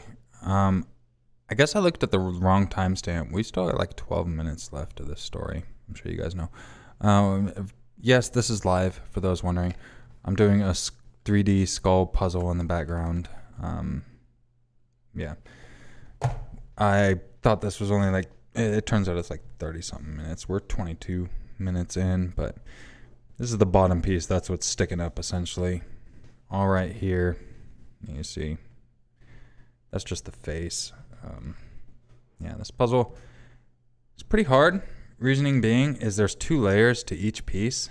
So you got to figure out the bottom, and then there's also a top. So you see how the bottom's an outie and the top's an innie. And it's like that. Most of them, a lot of them are, like, see, this is a single and a double layer. And the plastic doesn't make it any easier not being able to necessarily see everything until you pick the whole piece up and actually hold it. But that's about what I got so far. End goal is going to be this right there. So got the face at least organized. It seems like it's going to be the easiest way. Just face it first, figure out there, but then now I still have the rest of it to fill out. But at least we're getting a little bit of something. But that's what's going on. We are live. Yeah. So we got, let me look at this. I don't even have the right timestamps again. Looks like we got about, it ends at 36. Another 14 minutes. So buckle up. They began hitting the precinct house with bricks and garbage.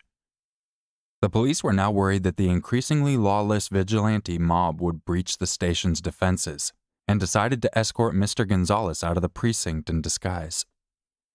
Another officer dressed in civilian clothes was taken outside by 2 officers in an attempt to draw away the crowd. When this failed, the area became the focus of the media, with traffic blocked by the apparent lynch mob and news cameras recording the event. Detectives then decided to escort Gonzalez out of the precinct wearing a poorly fitting police uniform and into a waiting patrol car. NYPD Sergeant Richard Bowes commented to the New York Times on August 26, 1973 about this waste of police resources and stopping the riot. "We might have been out catching the real murderer instead of protecting this guy." Although the mobs dispersed, the atmosphere of suspicion remained, and another man who resembled a composite sketch was chased out of the Lower East Side neighborhood and jumped into the river to escape the mob. Some 9 months passed, and the furor from the community lessened while detectives continued to chase phantom leads.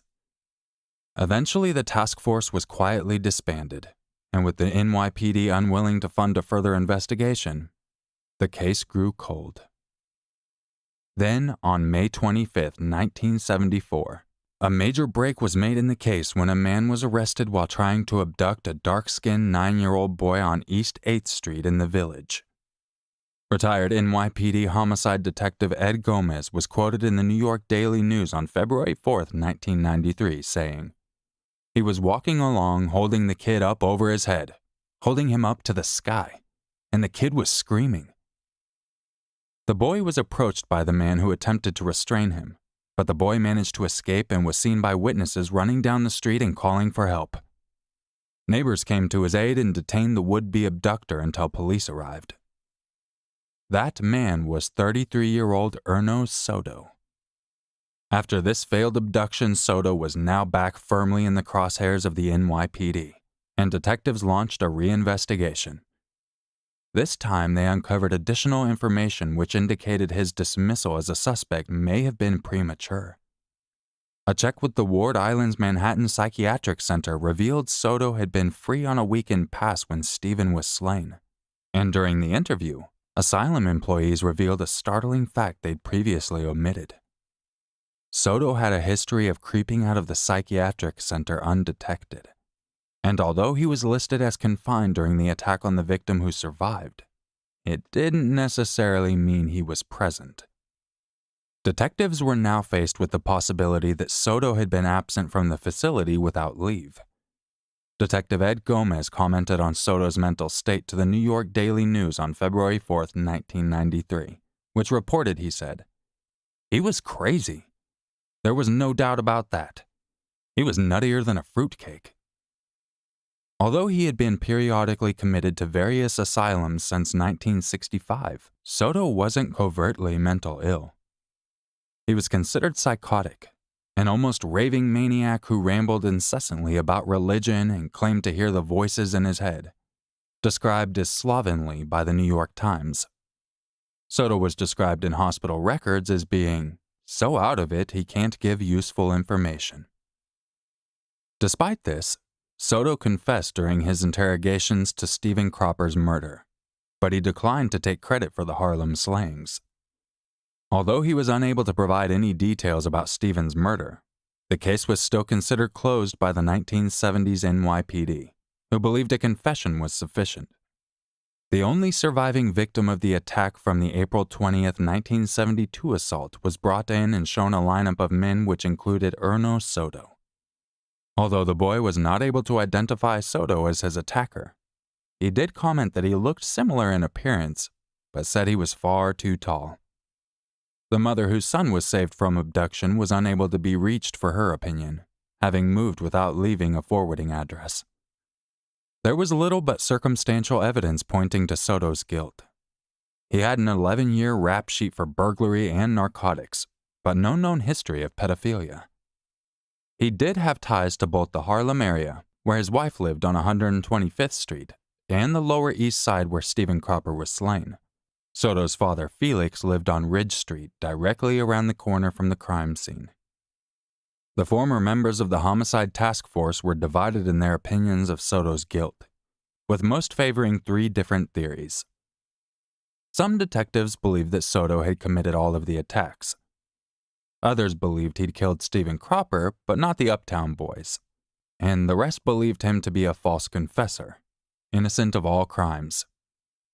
Interestingly, almost 2/3 of the NYPD believed Soto was innocent of the Charlie Chopoff crimes. And a July 11, 1974 news article in the New York Times absolved Soto of the Harlem murders. Despite this, the phone tipster who initially pointed the finger at Soto believed he looked like the composite sketch, and all the witnesses who saw the suspect reported that both composites reflected Soto had bad skin, and his unkempt appearance would naturally explain the bad breath reported by the surviving victim. At 6'1", Soto was significantly taller than the 5'7" to 5'10" range reported by witnesses. He was also left-handed, while the surviving victim believed his attacker to be right-handed. Soto had a Puerto Rican accent, not the Dominican accent detected by the woman who saved her son from the abduction, or the absence of an accent reported by the living victim. Equally, Soto had neither black marks on his chin nor a prominent mole on his left cheek, and did not limp when he walked, although he did favor the Thorazine shuffle. A witness came forward who claimed to have seen Soto in the company of Stephen Cropper on the day of his death. After Soto's confession to the murder of Stephen Cropper and refusal to admit to any involvement in the other murders, he revealed that he regularly stalked young black boys in the area, and reportedly told detectives that God had told him to make little boys into little girls. On this evidence, detectives charged Erno Soto with the murder of Stephen Cropper, believing that they had finally caught the serial killer known as Charlie Chopoff. A possible contributing factor to Soto's mental frailty came from an incident many years previously with his wife. The couple had become estranged and spent some time apart. After this period of marital separation, they later reconciled and Soto's wife became pregnant, giving birth to a black boy. Despite this, the couple remained together. However, Soto began to show signs of mental breakdown when the boy reached his 8th birthday. He began exhibiting urges of uncontrollable violence and was hospitalized several times. Soon, he was arrested for the first of many times for burglary and drug possession, and was treated for heroin addiction. During his imprisonment, just 2 weeks after his arrest, Soto was joined by his brother in police custody. 31-year-old Eugenio Soto was arrested for murder during an altercation that stemmed from a family grievance with their father, Felix. Eugenio had reportedly blamed Felix's poor parenting for his brother Erno's legal and mental problems, and according to police records, he decisively seized the last words before stabbing his 60-year-old father to death with a kitchen knife. Eugenio was later convicted of first-degree manslaughter and sentenced to a 10-year term in the penitentiary. Later released from custody on February 10, 1982. Believed to be competent to stand trial, Soto was diagnosed with schizophrenia and found not guilty by reason of insanity on December 1st, 1976. As reported in the New York Times on August 26, 1973, Max King, a Delancey storekeeper who was interviewed during the Lower East Side riot, said, "When police find the killer, they'll just say he's a sick man and send him to a hospital for 2 years." After trial, Soto was remanded back to Ward's Island, this time to the maximum security Kirby Forensic Psychiatric Center, an institution from where he would no longer be able to freely come and go as he pleased. Soto's psychiatric doctor John Baird Train gave testimony during the trial, which he said, "The history and nature of his psychosis renders him to be a dangerous person. He is in need of constant surveillance. When he is out in society on his own, he is literally a walking time bomb." With the passing of years, Erno Soto faded into obscurity, but he would forever be remembered by the victims' families and schoolmates, who recalled the boogeyman in their nightmares. As they grew into adulthood, they would always be more overly protective of their children. Charlie Chopoff had all but vanished from the newspaper headlines until 1993. When his name emerged 17 years after his acquittal in the Cropper murder, and he swooped back in to grab the public's attention once more. According to his lawyers, the then 55-year-old Soto was terminally ill and confined to a wheelchair and dependent on daily dialysis, the lasting effects of his youthful drug abuse. He sought to be released on compassionate grounds, and his request set off a bombshell in the media, which resulted in a 3-day series in the Daily News rehashing his sordid history as the #1 suspect of the Charlie Chopoff crimes. Christopher Cropper, whose brother had been brutally murdered, spoke with the New York Daily News on February 2, 1993, about the possibility of Soto's release. "My parents were never notified. We didn't know anything until we read the Daily News series on Friday. I know my mother was shocked. And my father. I thought he was going to have a heart attack. I thought he was going to die right in my arms because he was crying and he was very upset," he added. Journalists of the Daily News dubbed Soto the monster of Ward Island and painted him as unquestionably guilty in both the Cropper and Harlem attacks. They interviewed the families of Stephen Cropper and Wendell Hubbard and revealed Soto's extensive history of misbehavior while confined. Soto, reporters learned, had faded from the press headlines, but his stay at Kirby Forensic Psychiatric Center had not been uneventful. He had been disciplined for cold-cocking a staff member, possessing marijuana, attempting to slit his psychiatric's throat, and threatening to jab the eyes out of a fellow patient. With such behavior on public record, Manhattan Supreme Justice Bruce Wright declined to release Soto from maximum security confinement, citing his still active psychosis. As a mental patient as opposed to a convict and sentenced to finite terms, Soto is eligible to apply for emancipation every 2 years. He is not a registered sex offender and has never been convicted of homicide. Soto was committed not as punishment for Stephen Cropper's murder, but under a state mandate that kept him confined for the protection of the public. Once he is adjudicated sane, the monster of Ward Island will be back to prowl the streets of Harlem. The name Erno Soto never again appears in the newspaper articles, but he is still alive, despite his terminal illness back in 1993. The now 79-year-old is a current resident at the Ward Island Psychiatric Hospital, although it is unclear how much freedom Soto has. No other suspects were identified in the murders of Douglas Owens, Wendell Hubbard, and Luis Ortiz, and the boy who survived steadfastly denied that Soto is the man who viciously attacked him back in April 1972. The victim was maligned in the Daily News articles, portrayed as suffering from mental problems as a result of his ordeal, and he was considered too unstable to recognize his assailant. With little evidence connecting him to the murders, it should be assumed that Soto is innocent. This would mean that there is still a sadistic killer walking the streets, the culprit in 3 murders. In his interview with the New York Daily News in 1993, Christopher Cropper commented on the aftermath of his brother's murder. It affected everyone. It split the whole family up. The tragedy of Stephen's death was not the only thing we had to deal with, but we also had to deal with the rest of us dying.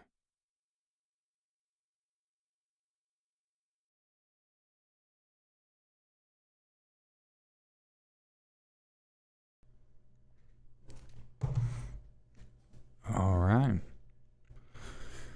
So yeah, if you guys want to hear more true crime like that, as well as some more stories, you want just more narrations, make sure to go check me out on the Chilling app. You can look it up on Android or iOS. Just look up the Chilling app, and it'll be like one of the first results. You can do a free trial as well, a 3-day free trial, and that's I think $1.99 a month, ad free, all that. And you can turn off your phone while you're listening, the screen. You can download it so that way you're not using data. That way, if you're out fishing and you want to listen and you ain't got that data, you know what I'm saying? They didn't sponsor this video. It's just I'm a partner with them, so full transparency. I'm a partner with them. It was made by a fellow narrator being scared and a good friend of his. So I'm just a partner. So if you're looking for more stuff, definitely check me out over there for sure. And there's Let's Reads over there as well. Sorry, I'll put it back on my face for right now.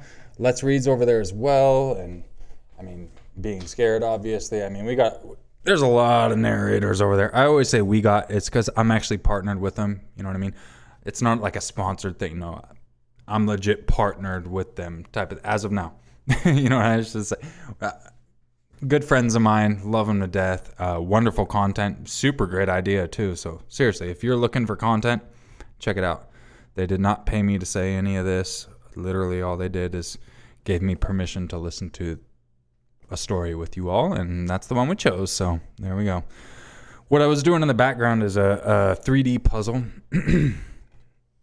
My goodness.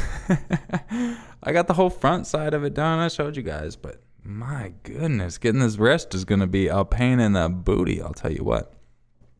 I'm afraid of just sitting here the whole time trying to do it and just be kind of boring. You know what I mean? Because I had it just down there while I was trying to do it. At least I got to start. I got like the base and the face, but there's so many middle pieces and these double segments, you know, so it's not just like a normal jigsaw where it's like match up one. No, because I got those little dangalangs that are sticking out. I don't know if it's focused. Let me bring up my stream and then I'll know. Okay, those little dangalangs sticking out, as you see those stick out, but then the next ones under them on the different layer go in. So it's not just a matter of a normal piece. This is the jaw. I do know that because of I don't know if you guys can see it, the ridges on there. I can see the teeth. So I'm assuming it's the bottom. Maybe it's the top, and that's what's throwing me off. You know what I mean? But, I've actually done, I'll show you what it looks like complete.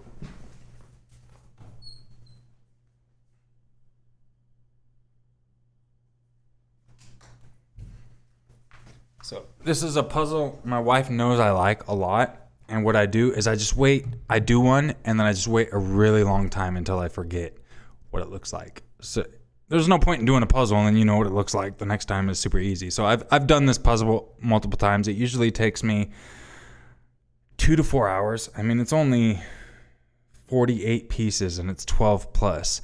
But usually I'll do it while I'm watching a movie. It's way different on a stream. It's kind of weird because I know people are kind of watching me. But I have done it twice. This is what they look like.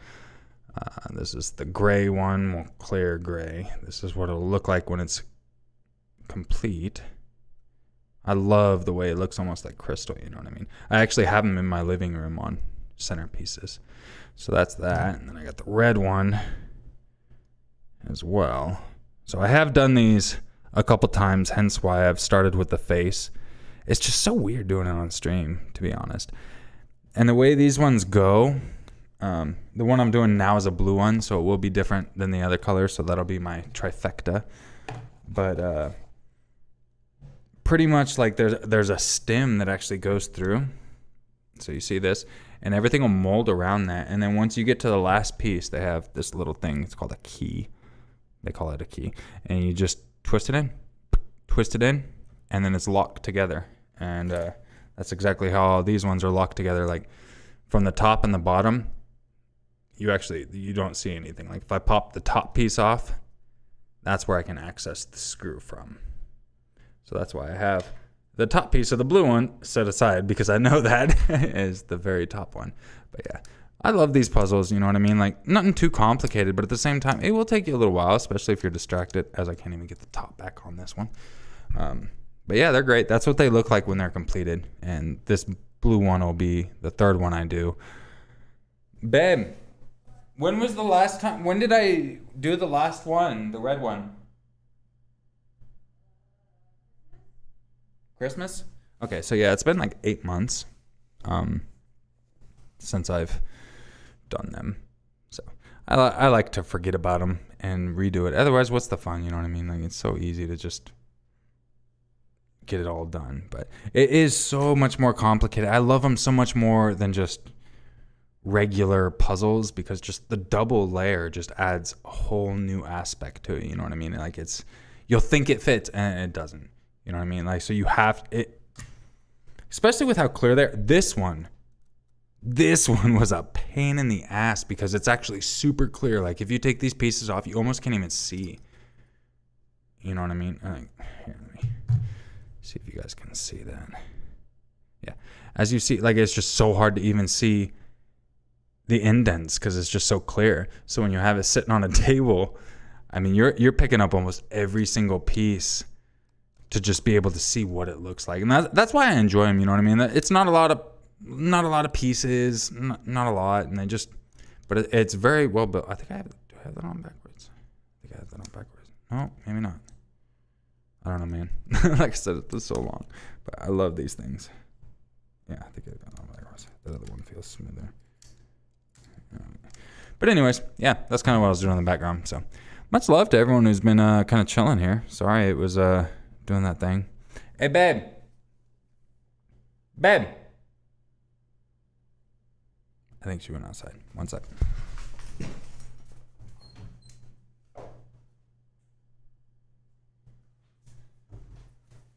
All right, she's outside.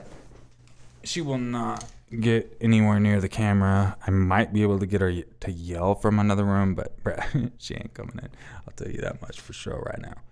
She is not coming in. I saw a lot of people talking about my closet. I mean, you guys want to see what's in there? I mean, shit. You guys want to see what's in my closet? Maybe the skeletons, all that shit? Shit.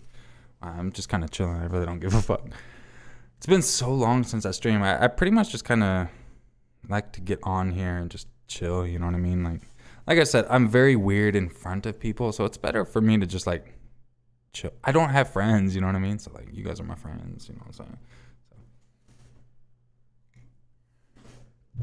Can't remember the last time I've actually had someone over here anyways. Pretty much what you're about to see, you're just gonna be like, oh, that was fucking dumb.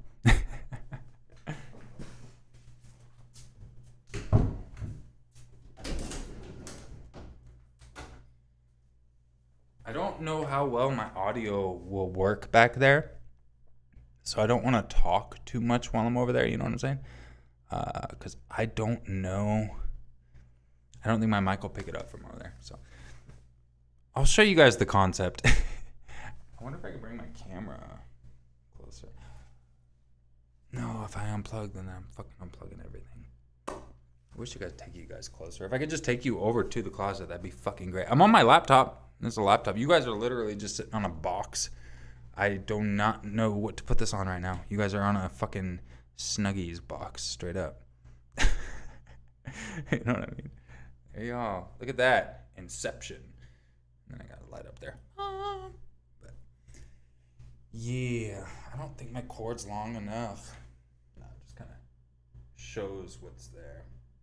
So you guys can see what's there, and I'll just show you a couple of what the fuck that even is. A lot of you probably know what it is, because it is what it is. But yeah, you guys want to check out my merch? Check out my merch, son. That's what I'm saying. Okay, so pretty much I I got 4 containers of these. It's freeze-dried beef. Bro, y'all are just looking at my prepper shit, and it's good for 25 years. So I got 4 of these, which I think it makes like almost 20 pounds of beef once it's hydrated again.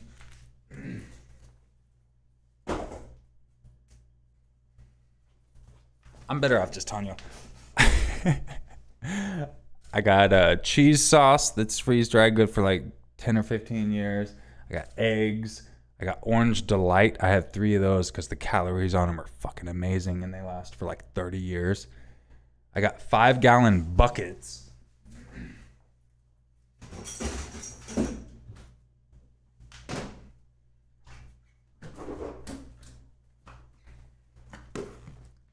Each of these does like fucking 30 to 45 days. There's meal plans for each. I got a bunch of these.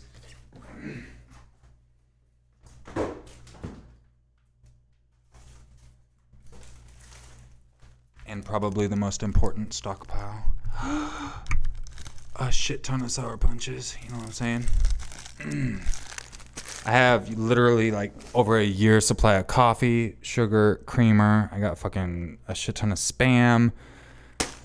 I mean, sliced potatoes, taco seasoning, because you got to have something for the beef, you know what I'm saying? Painting supplies.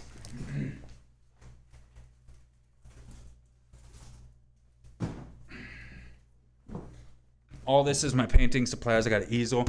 I do have a Bob Ross wig coming in, so I do plan on doing some painting streams up in here, but all my stuff, brushes, like paint everything up in here. So I do enjoy painting, so I'll probably do some streams with that.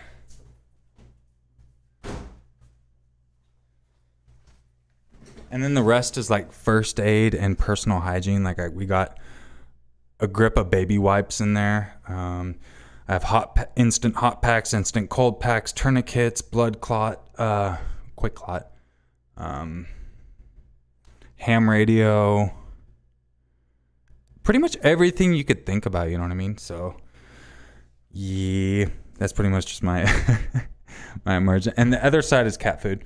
We do got to make another order, but the other side's...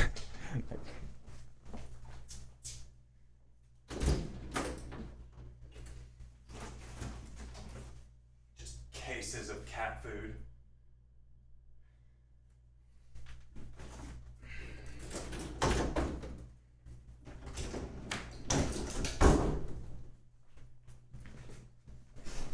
Yeah, so we got a bunch of kitty food. Got to order more as well for them, for the little babies. But yeah, that's pretty much my closet. First aid, everything in emergency, and like just so my wife and I could at least live for forever. Not forever, but that's not... I don't even have my ammo or weapons over here. I don't want them in this side of the house. You know what I'm saying? This is so far from my other stuff. In fact, I do have bullets here, but I only brought the bullets because I thought it would be funny to take a bullet and like just have some fun. This is... So when I was a kid in middle school, there was this guy named Harley, and he could spin a basketball, and I thought it was the coolest shit ever. I was like, oh my God, that's so awesome. So I spent an entire day at school with a basketball, because I played a lot of basketball anyways, and learned how to spin a ball. It's been a very long time, but I bought this because of that. But bro, it was to the point I'd be in geometry class, and you know how they have those 3D pyramids? I would spin it on the pyramid, get it going, and just set the pyramid down, and the ball would spin, and I'd walk out of the room. There was one time I did it on a French toast stick, because our school had very hard French toast sticks, and I thought it would be hilarious to do it on. So let's see if I can spin a basketball on a bullet.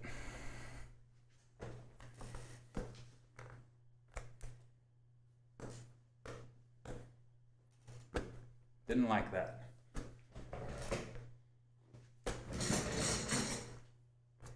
Let me try to not sit.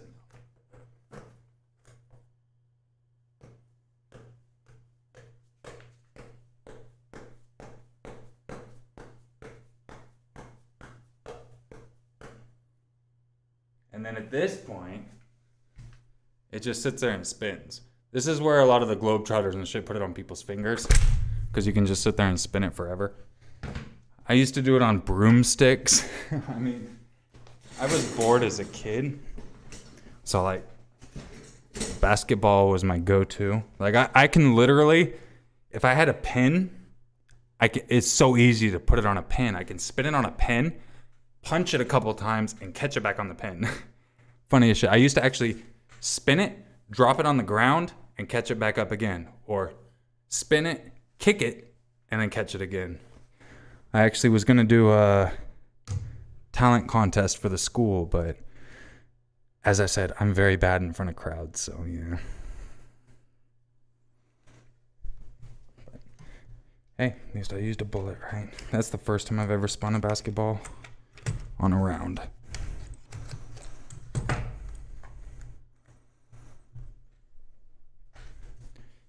Spinning a basketball is really not hard. It's just getting it going. Once you get it going, it's easy. And honestly, the easiest way to do it is on a pen. If you use a ballpoint pen, it's so much easier in your finger, you know? Like on your finger,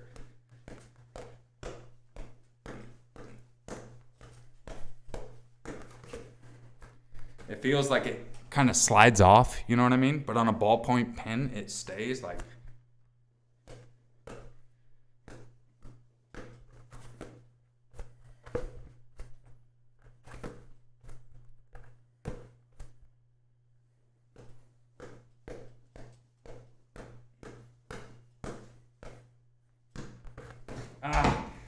Been way too long.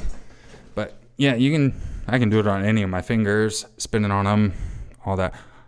The one thing I wanted to learn how to spin it on was my nose, but that hurt so fucking bad. Oh my God.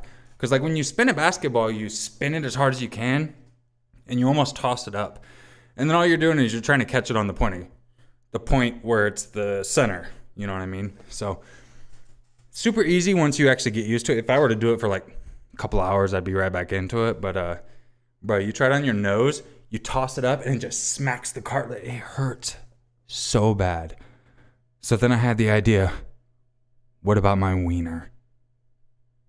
Never did try that one though. But I did have the idea, you know, I was like, what?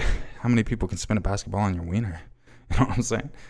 But don't think I want to deal with, that friction like Mike said right there.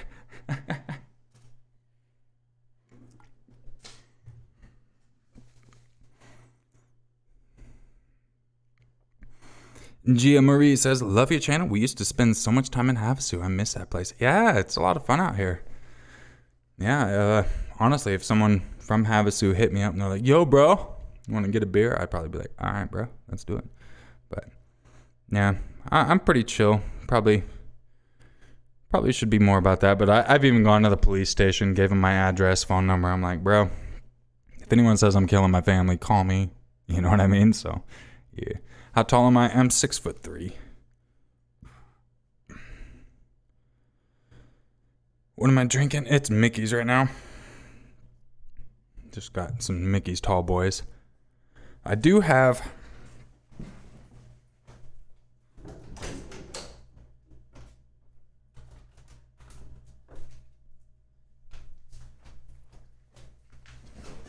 this.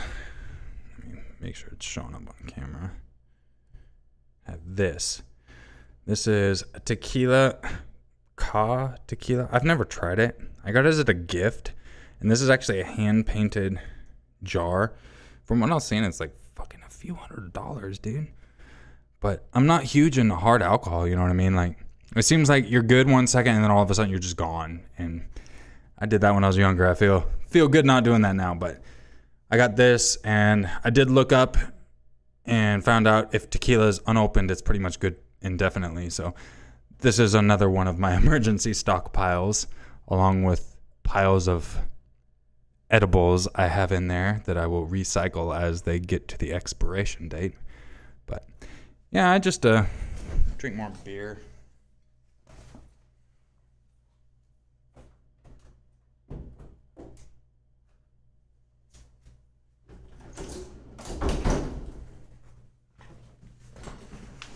Yeah, I also got like a bunch of ranch, tuna, olives, duct tape, fishing cord. For those of you that do want to prepare for stuff as well, even if you have security cameras and whatnot, make sure you get some fishing line, because fishing line is damn near invisible, and you can actually set up like tripwires and shit. So if electronics are out, you can actually set up cans.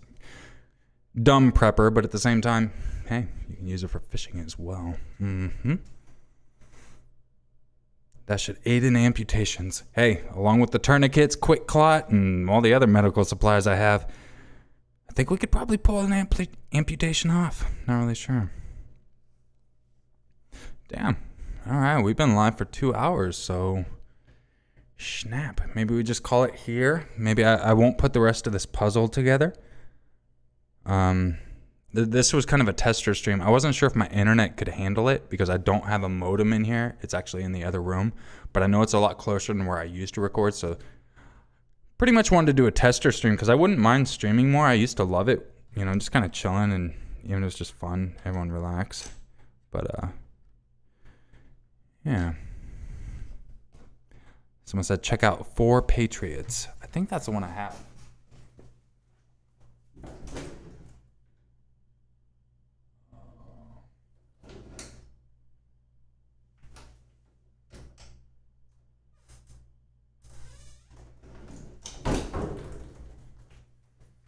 I don't remember. I thought that's where we got our coffee from. I didn't like the prices on our emergency food.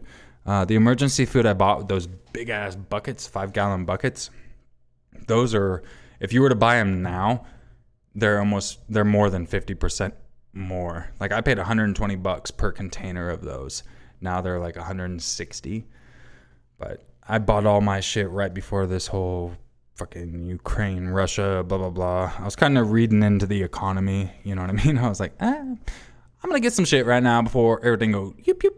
So glad I did, because like I said, all that's good. Like, I think the minimum stuff is like 10 years, 15 years is the minimum. And that's like pancakes and cream of wheat and stuff like that. And then we got stuff upwards of 30 years. And, you know, that's also just what it's labeled. So it could be longer, but yeah, if any of you don't have food, I know it's expensive now, but even I bought little cans of like those fucking the luncheon meat.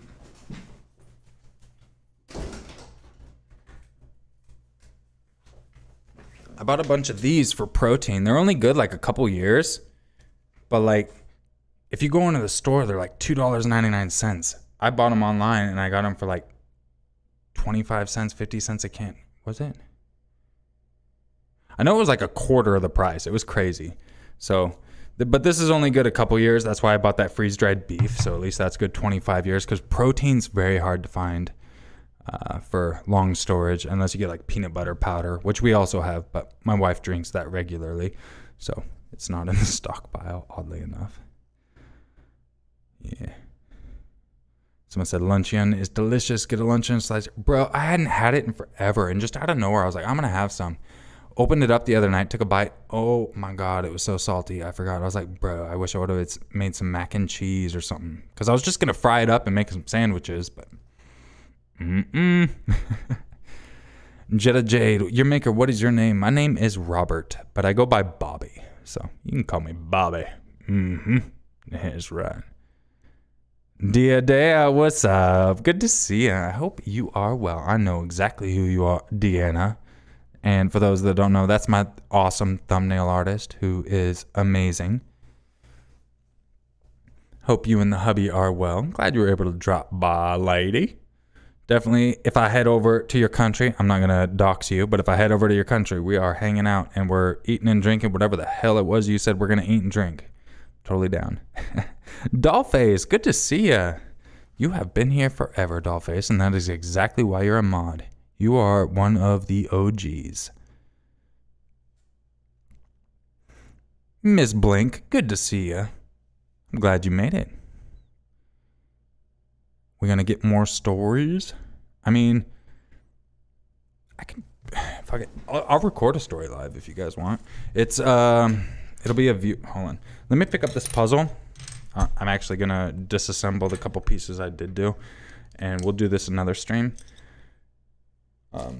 But yeah, I'll read a story live. It's going to be a viewer submitted story because I have a few of those. I haven't done stories in, my goodness, so long. So I went through and checked some viewer submitted ones. Can't guarantee they're all true, but they're claimed to be true, you know what I mean? But I do want to do a scary stories video at some point soon. It's been a very long time, and I know a lot of people that have been around for a while do miss them. So I'll go ahead and at least record that one. Well, I'm not going to record it live. I'll just read it live. I'll re-record it if I want to use it. I always feel so weird recording in front of everyone, you know what I mean? Because when I mess up, I click.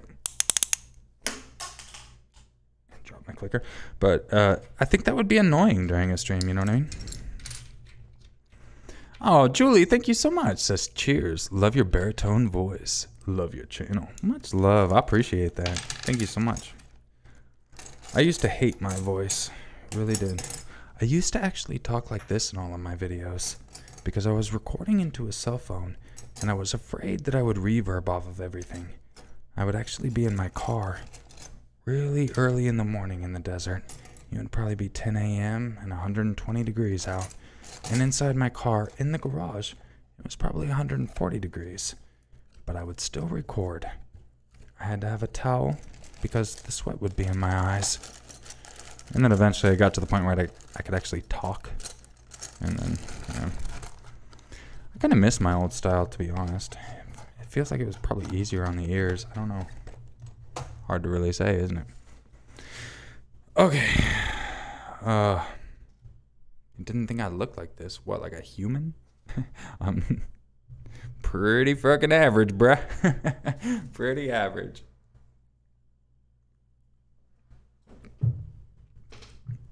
All right. For those that just came in, let me show you something real cool. Check it out. Check it out. Close your eyes.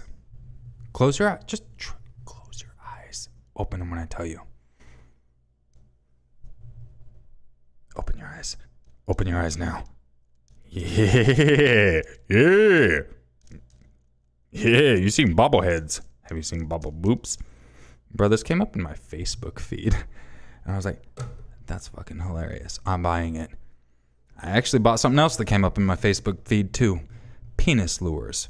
So yes, literally little penises and you catch fish. They're lures. Amazing. I still haven't gone fishing with them.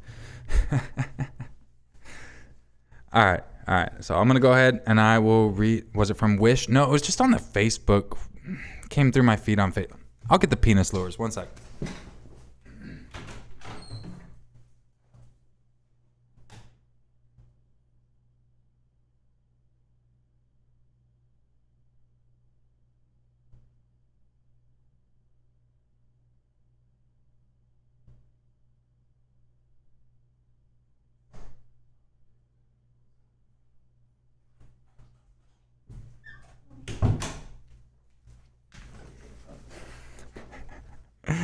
All right, you ready? You ready? I'm going to go catch a fish on these. I'm just waiting for it. Let me get it where you can see them. So there's the little penis lures. Let me pull it out.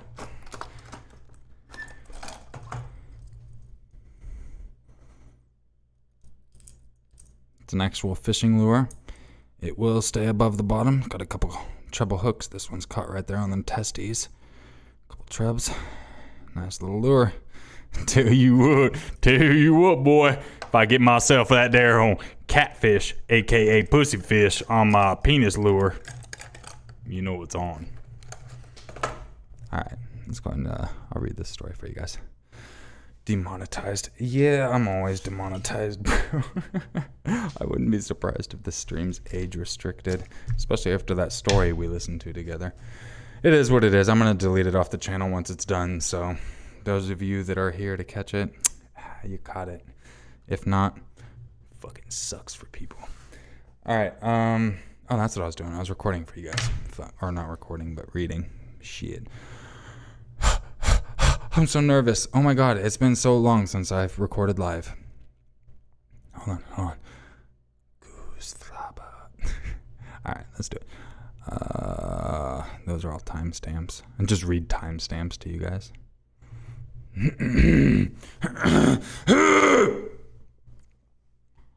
Hello, my name is Roy. I'm so dumb. Sorry, guys. Let me get a sip of water. All right, so I don't know exactly. I forget how long ago this story was submitted. It's been a very long time since I've read a scary story that was submitted. So this was submitted to me by someone named Roy via my email. And I do have more stories.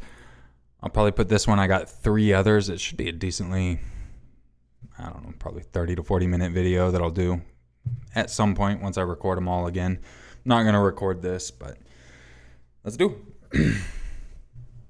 Hold on. I feel like my mic's too low now. Gotta get my recording posture, you know what I'm saying? Oh, it's still fucking going. This is the first time I've used this arm to test it out. I'm hoping it'll work right. Oh, yeah. Okay. As I said, this was submitted by someone named Roy. Backstory. I was in my early 20s and my old high school crush moved into my apartment complex. We started talking and hanging out. One thing led to another, and we're in a serious relationship and living together. I was happier than I'd ever been. I felt like king of the world having her. I told her I loved her for the first time a couple days before this happened. I got off work around 4 that afternoon and walked to my apartment where my girlfriend was. Let's call her Jane. Mary Jane. We relaxed in bed. She read her book while I played RuneScape and smoked a blunt.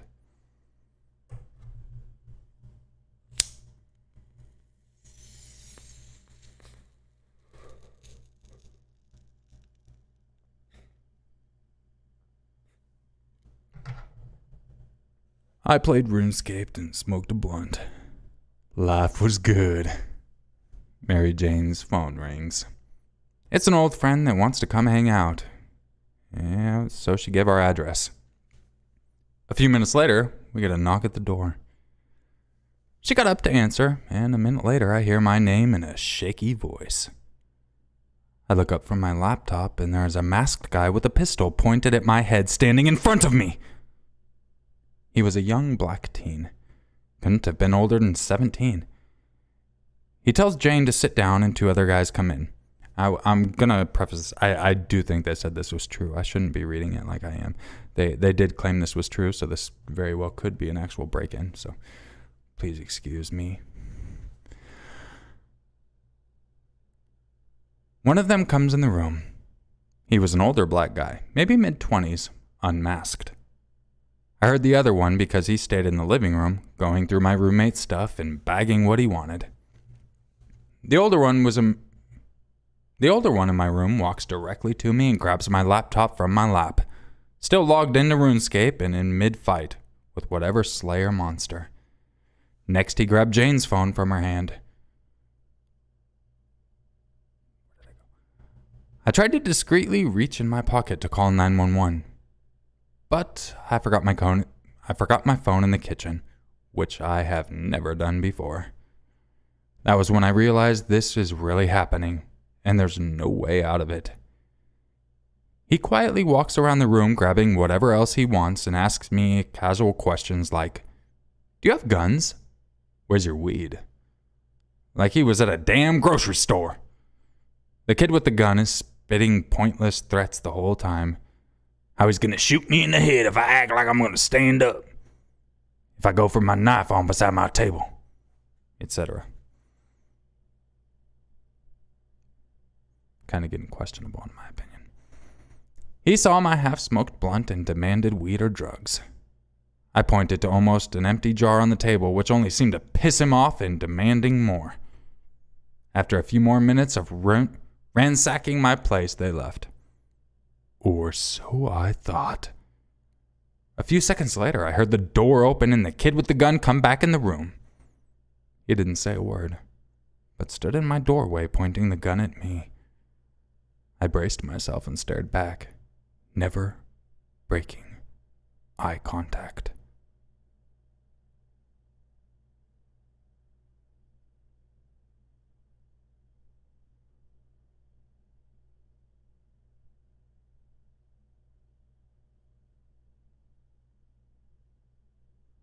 Have you broken eye contact? I haven't even blinked. I don't know why I did that. I wasn't trying to be a badass or anything. I just wanted him to really see the man he was about to kill and hopefully change his mind. After what felt like an hour, he left, and I heard a shitty car speed away. That, plus the fact that the other guys didn't wear masks but wore gloves, leaves no doubt in my mind that he was supposed to shoot me. My theory is that they told him for whatever reason, gang initiation or something, and he bitched out. When we were sure they were gone, we ran to the apartment office and burst in yelling about what had just happened and that we needed a phone to call 911. The lady working was in the middle of an interview for new renters who got up and walked out. So she was not happy with us. She didn't understand why we needed to come there or why we needed her phone. We called 911 and they were there in a couple of minutes. I explained what happened and they searched my apartment to make sure they didn't come back or were hiding. They came out and said, "I know exactly what happened," and proceeded to explain that since they saw weed paraphernalia in the apartment, I'm obviously involved with some kind of drug cartel and owe them money.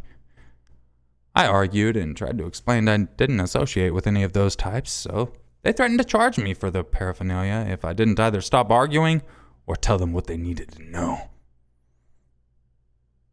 They repeated all of this to Mary Jane and advised she stray far away from me. They never followed up, and I never heard anything about it again.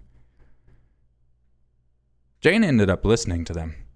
She told her mom the whole situation, and she told her the exact same things the cop did. Offered to pay her school if she moves across the country away from me. She forced her to cut all contact with me like she was in high school, not a 21-year-old woman. Never heard from her again. A week after the robbery, the complex announced that they had sold the company, and we had 30 days to get the fuck out. I might have added that F word, sorry. I applied at several places, and they denied me because of income or a 5-year-old misdemeanor weed charge on my prior record. I almost ended up homeless while dealing with all the heartbreak and trauma. Fortunately, a friend rented me a room, but I also turned him down because I made up my mind to end my life. I had lost everything and had no interest in rebuilding. I felt like I had true happiness and anything else would be pointless. On one of the last days of the apartment before the 30 days was up, I got broken into while I was at work and whatever I had left was stolen, including my new pistol I had bought for home defense, but mostly for myself. Instead of confirming my plans, this just enraged me, and I decided to live out of spite, mostly spite of an evil god that wants me to kill myself. You fucking little bitch ass. I know it sounds like a friend who called to make plans was behind it, but she had a solid alibi and was the last person I would expect that from. She did surround herself with sketchy people, so she is a real suspect, but nothing can be proven. It could have also been an old friend from high school. He's the only person I know who associates with people like that and has bragged about being involved in similar robberies. Last I talked to him, he had just stolen my money, and I harassed him about it for months, until he was threatening to kill me if I didn't stop. So he's a definite suspect too. The whole experience ruined me. I have never regained a bit of trust for anybody, including cops and women. I have since armed myself and do frequent robbery drills to make sure I'm prepared for it if it happens again. I have obvious PTSD, which is kind of embarrassing because the robbery itself wasn't that bad. But I associate losing my love and my life falling apart with that event. I will most likely never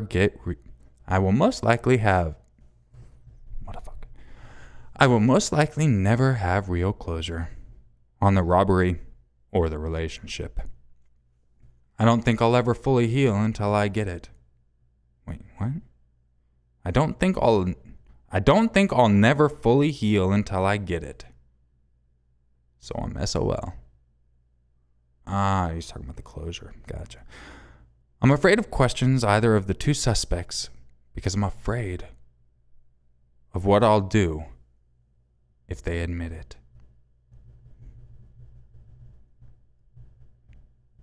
So I'm just going to go on a limb and say I don't necessarily know if that's true. I know it's claimed true. It's kind of out there in certain aspects.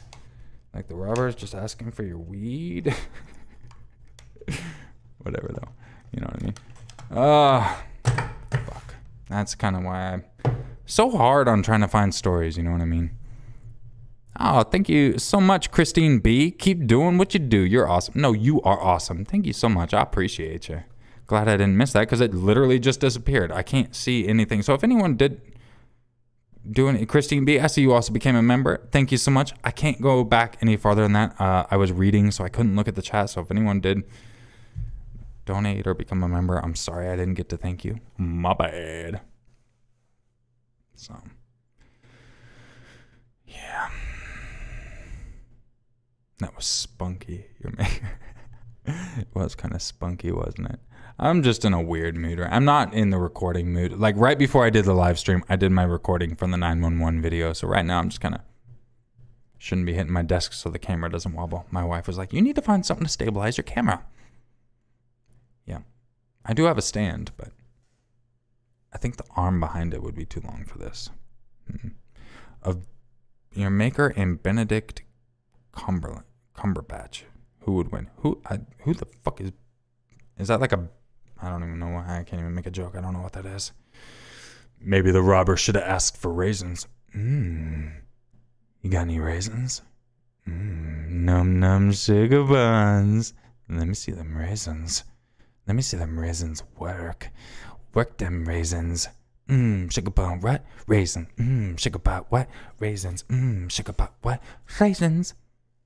I'm so dumb. For those that don't know, I used to make up stories at the end of my videos. Num Num Sugar Buns was something I had made up in a story. I mean, I guess we could listen to... How many of you guys haven't heard... Press 1 if we should listen to... Which one is the Num Num? I don't remember. Press 1 if we should listen to one of my fake stories. I can look that up real quick, and I'll actually just run outside real quick and listen it to you. I want to have a cigarette anyways. I'll just listen to it out there. Because I made some funny fucking stories up. Oh my god. I kind of miss it at the same time. That shit was funny. I know a lot of you have heard it, but let's do it. All right. I have a whole video. It's not even all of my stories, but I have a whole video that's just made up stories, and it's only like a few of them. Bruh, it was demonetized. No fucking joke. That's the one I'm about to turn on. I'm gonna find it real quick. Yeah, I'll even show you guys. Check it out. Let me turn that off. Display. All right, we're on display. Check this out. So yeah, as you see, like all these demonetized. Oh, here we go. Here's the feedback. Confirmed by manual review. Not cool because you're a bitch. This is the topic. Content which focuses on graphic depictions or detailed descriptions of controversial issues. Content is either graphic or highly descriptive, and controversial issues being this, with controversial issues being the central. You know what I'm saying? That's why I get denied all the time. I was doing good up until recently, bruh. Like that's the shit that starts screwing me. And then my past 2 videos, my goodness, look at those views. Fucking horrible. The like to dislike ratio is just on par with all the others. But just the exposure, I don't know if it's my title, thumbnail, or what. My goodness. My goodness. That's what all those yellow, that just means demonetized type of thing. Yeah. Let's see. Where is it? It was a long time ago, wasn't it? That was me saving a bunny rabbit. Aw, he was so cute. I miss that baby. We named him Trix during my live streams. That was back when I live streamed kind of regularly. And we all named him Tricks. That's how teeth are made. That's a Patron exclusive. You can actually see how teeth are made. And member. So if you're a member, make sure you scroll all the way down. You can watch a 20-minute video of me just bullshitting about, this is how teeth are made. Even the video about my daughter passing away was demonetized, which is, it is what it is. I don't really care. That's just more getting words out, so. But I just thought it was kind of crazy that it was demonetized. Mr. Nightmare. Oh, man, that was Mr. Nightmare, Corpse, all them, I think. That was a good old collab. Where is it? There it is. Stupid Stories. That's probably why it never got any views. I just named it Stupid Stories. And it was demonetized. I don't know. Well, let's see what does it say. I can't click on it and see why it was. That was before they gave reasons of why it was demonetized. But that one was demonetized. So as you see, I just took an Impractical Jokers fucking screenshot and just put my face over it. This was back when I had hair. I miss my hair. Bruh. I missed my hair when I was like 18. Man, when I was a teen, my sisters hated it. I was the dude in the bathroom all the time doing my hair. I was like, fuck yeah, dude. Got my LA gel and putting that shit in. I'm looking good. And I'd keep them out. And it's 2 young sisters, so they'd always be cursing me. And motherfuck, it worked. Oh, man. Life's awesome. All right. So I'm going to actually just turn this on my phone and listen with you guys and have a cigarette. I mean, I don't even care if I end the stream right now. I'm kind of just enjoying chilling with y'all. It's been so fucking long, It's kind of cool. I mean, at least you guys are chill, you know what I mean? It seems like my community, for the most part, is chill. I used to have people that would come and fucking... Never mind. I don't want to get into it. Anyways, you guys are chill as fuck. So, anyways, I'm just going to let this go, and I'm going to have a cigarette, and... yeah, I'll be back in here in a second. I don't know if it'll skip if I have it playing the video portion. The video portion's nothing anyways, so I'm just going to leave it as my empty background. Like when I walk out, it'll just be right here. So yeah, we'll do that. If anyone comes in and they're acting a fool, mods, if you can twerk on them or something, you know what I'm saying? Just like fucking, just get it up and just twerk, you know what I'm saying? All right, I'll be back. I'm going to start this and then go schmuck 'em, if I can find the video. Oh, I got to mute myself first.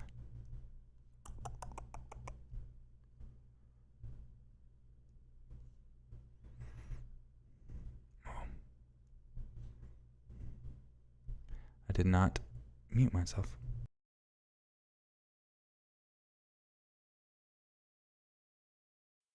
The stories you are about to hear are stories that I've included at the very end of my most recent videos. All of them are made up off the top of my head. I hit the record button and see what comes out. I had quite a few people recommend that I make a compilation since they really enjoyed the stories. So here it is. Enjoy. All throughout middle school and high school, I've held all sorts of track and field records. From short distance to long distance running to throwing a shot put, throwing a javelin, doing that thing with that big pole where you launch yourself over a stick. I've done that, and I hold a record in it. In fact, many of my records still hold up today. Not long after graduating high school, I started working at a McDonald's. It wasn't the most glorious job, but it was a job. There I met some friends. By this point I had moved out on my own, so my friends would be over almost every day after work, some even staying the night on more nights than not. During this time we did a lot of drinking. We also made a lot of bets, and I always lost all those bets. So one time we made a bet on a football game. I wagered that the football players wouldn't smack each other's butts 20 times throughout the game. My buddy Charles eagerly took that bet, saying that they would probably even get more than 40. He asks me what we're wagering. We'd gotten to the point where money wasn't much of risking. It was better to do things that would embarrass each other. So I came up with the idea that the person who lost would have to get their nipples pierced in a chain bringing them together, as well as their belly button pierced. with a chain linking to that as well, so essentially making an upside down triangle with chains. Charles looked at me weird, asked me if I was into some kinky shit, and agreed. Lo and behold, they smacked each other on the asses 732 times before that game was done. I don't even know how they were able to finish the game with so much butt smacking that was going on. It was like every 2 seconds. Butt smack. Butt smack. They'd change the camera. Butt smack. Then went to the kiss cam. The players ran up there and butt smacked. It was the craziest thing I'd ever seen. Needless to say, I lost the bet. So we went down to our local tattoo and piercing shop. We told them what they needed and they said they could take care of it. Within 45 minutes we were out the door and I was hurting. I had metal through my nipples and my belly, and then I had a chain connecting it all together. It was super weird, and I could feel the coldness of the chain all over my abs and my pecs. It felt like my nipples were twitching, and then I thought I had to go pee. I also needed some snacks, so I asked my buddy to drop me off at the convenience store not far from my house, and let him know I'll just walk home. He drops me off. I go in, get my snacks, pay for them, and ask to use the restroom. In the restroom, I meet this really weird guy. You know how when you walk up to the urinal, sometimes there's that guy sitting in the corner looking at you, and you know he's looking at you, but you don't want to make eye contact while you got your hand on your junk, because that's really weird? Yeah, it was that guy. And I ended up making eye contact while I had my junk in my hand. He got a smile on his face, winked at me. I turned my head, ignored him, and walked out quickly, still peeing. I get in the hallway that connects to the store just as my stream's dying and I drip dry. I hurry out of the store. Once I get out of the store, I see someone there asking for some change. I don't have any change on me at the time, but I do feel bad for them, so I give them one of my snacks. Just as I'm about to leave, the guy from the bathroom walks out, comes up to me and says, "Hey, how you doing?" I told him I'm doing fine, but I'm heading home. I start walking down the road, him following close behind. "Hey, where you going so fast? You got them sugar buns. Let me get some num sugar buns." I look at him and say, "What is that supposed to mean, dude?" He says, "Yeah, yum buns, At this point, I start to get a little freaked out, so I take my shirt off. He starts whistling at me. "Hey, sugar buns, that's what I'm talking about. Yeah, baby got back. Yeah, literally back." Once again, I look at him, and that's when it occurs to me that he's gonna know where I live if I don't ditch him. So in order to get a speed advantage over this guy, I take off my shoes and socks, and am bending over to take off my pants so I can run faster with less friction. And then I feel a hand on my back. "Hey, sugar buns. Sugar buns." I feel a chill go up my spine, and then I realize it's his cold hand. I stand up straight, about to run as fast as I can, when he grabs my chains. He starts pulling me closer, and I can't even resist because I can feel the pressure on my belly button and nipples. If I tried to pull away right now, my nipples would be mutilated for life. I was not okay with that. That would essentially give me like 4 nipples. Maybe more if they splatter and touch another part of my body and then kind of grow another one. He starts saying to me, "Come on, sugar buns. Let's go home." I start screaming as loud as I can, hoping someone's gonna hear me and come save me from this crazy guy. He starts twisting his hands, causing the chains to get tighter. I scream in pain. I can't believe no one stopped to help me. Cars have been driving by this entire time. I've seen 2 police officers drive by. They both nod their heads and keep going down the road. By this point, we've made it 3 blocks, and I don't know how far we're going, but he starts leading me into an abandoned house. Finally, I see one officer stopping just inside of my view, and I think he's seen me. I start waving to him, He waves back at me, and then I see it. He's walking up to give a ticket to an old lady with a walker for jaywalking. He didn't even stop to see me.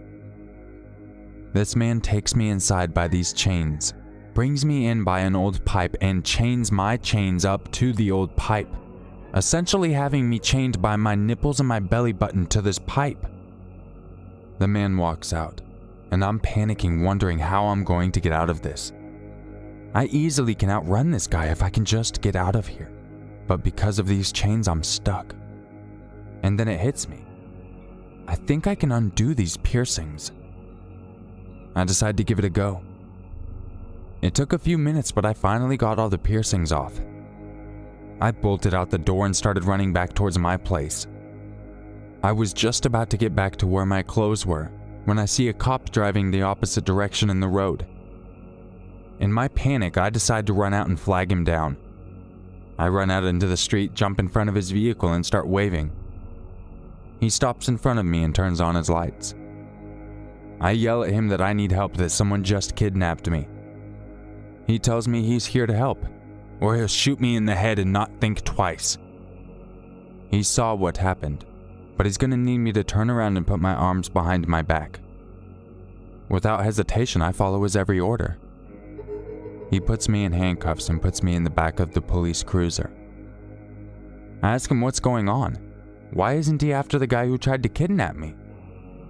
With a cocky smile, he says, "I watched you jaywalk twice, and then you stood in the road blocking my vehicle. I ordered a pizza 40 minutes ago and it just got ready, and now you're making that pizza cold. So you know what? You're going downtown, buddy. You're going to the big house. And you better be careful. You might catch Sukma. That's been going around the jailhouse rampant." I ask him what the hell Sukma is. His response is something that still haunts my dreams. Sukma balls.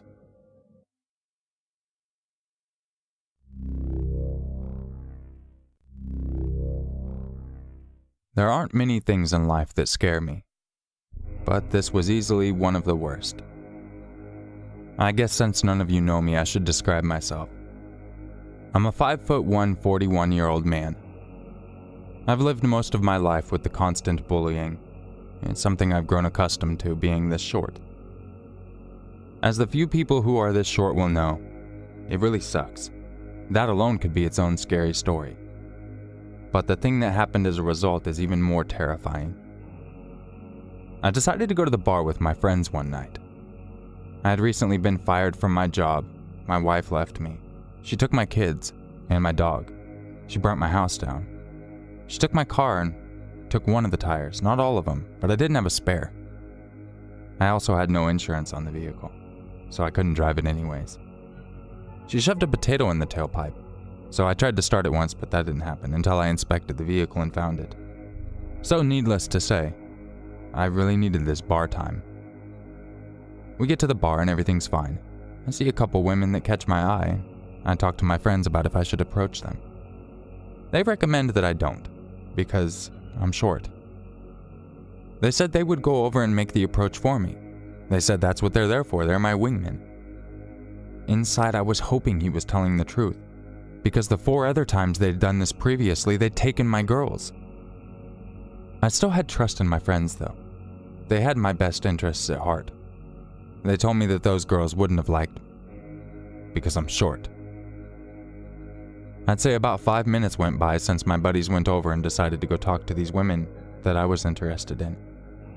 Not once did they look over at me, but I figured they were just laying the foundation. I ordered them all a round of drinks and had the waiter bring it over.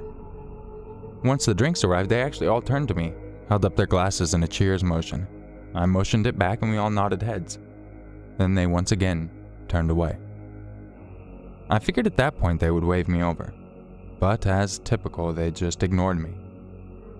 I turned back to the bar, lowered my head, told the barkeep I needed another double. About this time, a man came up next to me, said that round's on him. He said he'd been watching from across the way, and he noticed what my friends were doing to me. This piqued my interest, so I looked up and caught eyes with the man. He looked to be a strapping man. 6'2". He was a man. He was tall. He was a man. I looked at him. I let him know that I appreciated the kind words and the kind gesture. He asked me if I was looking to make a little bit of money, which almost seemed to come out of nowhere, but in the same sense it seemed like a sign. I had just been fired from work and I of course needed money, especially to pay for the rounds of drinks I just bought for all those douche nozzles. So I looked at him and replied as long as it wasn't illegal and I wasn't taking it in the butt, I'm down. He told me that him and a couple buddies were having a contest and they needed another participant to make the teams even. I agreed and asked him why he would pay me for it. He said that I would find out when we got there. So I told my buddies I'm gonna go party with these guys, and they pretended like they didn't know me. So I just left with my new friends. We ended up going not far from the bar to another little shindiggy place. We get inside, and I see a group of 5 other people. We walk up to them and they start cheering, "Oh yeah, you got him."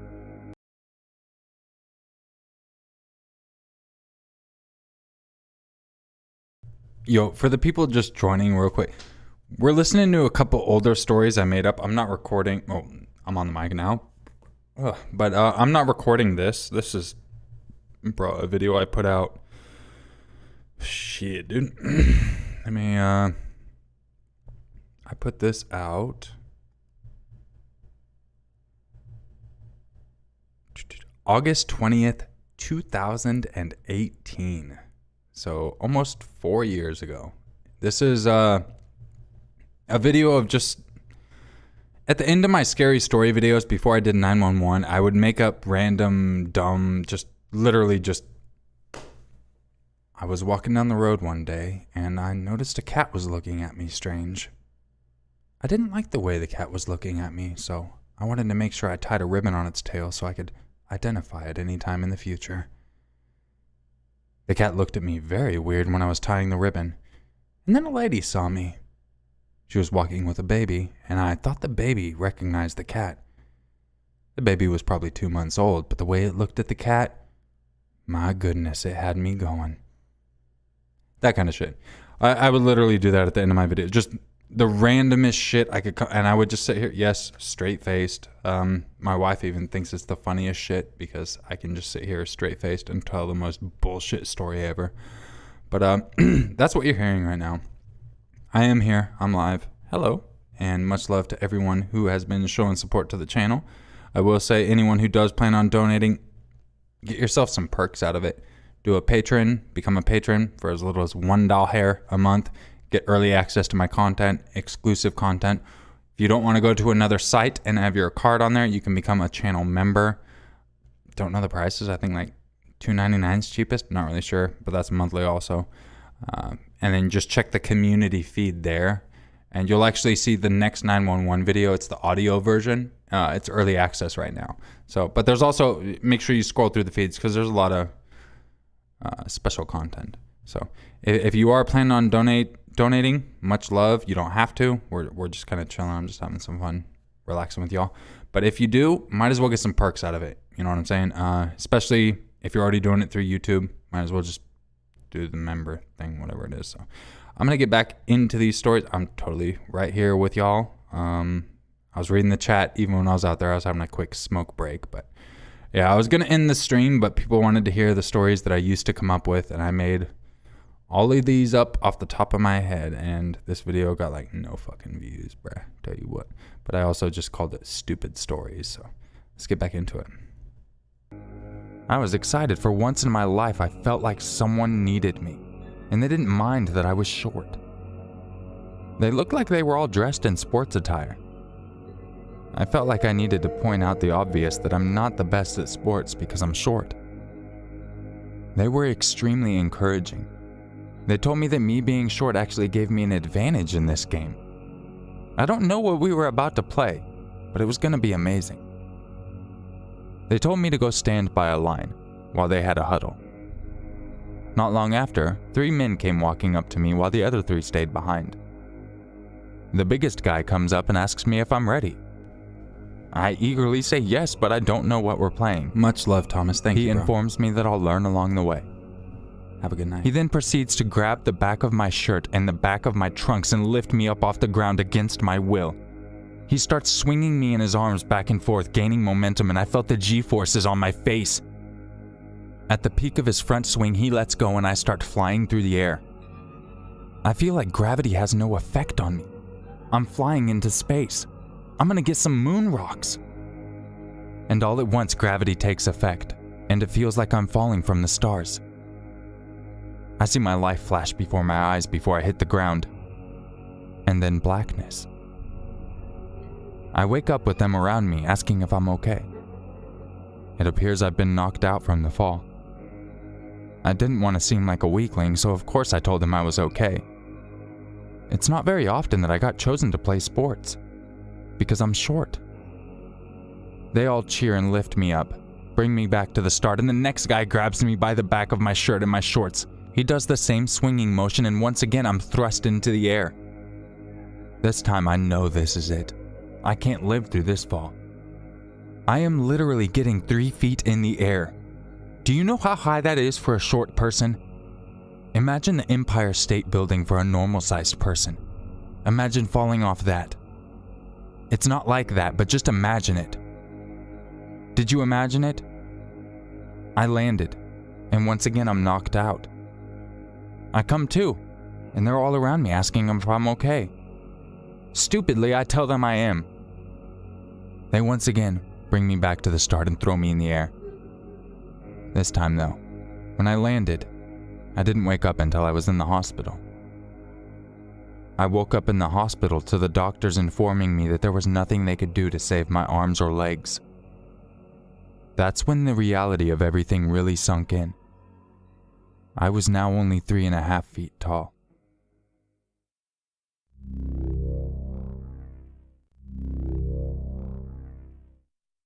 Craigslist is a place where you can find many different things.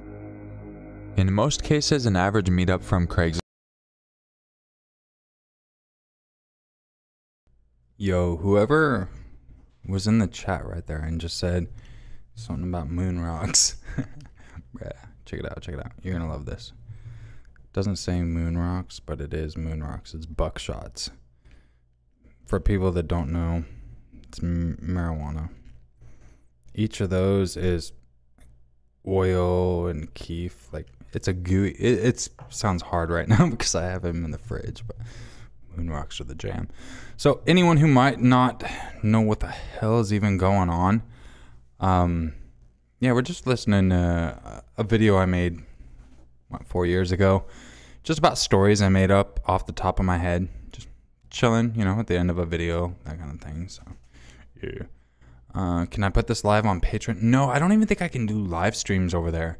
I think the only way I can do any of that special content is I have to do like YouTube and then link over there. So even the videos that are like, I think they're too graphic for my main channel, I upload them unlisted to a different channel. I have like fucking 5 or 6 YouTube channels.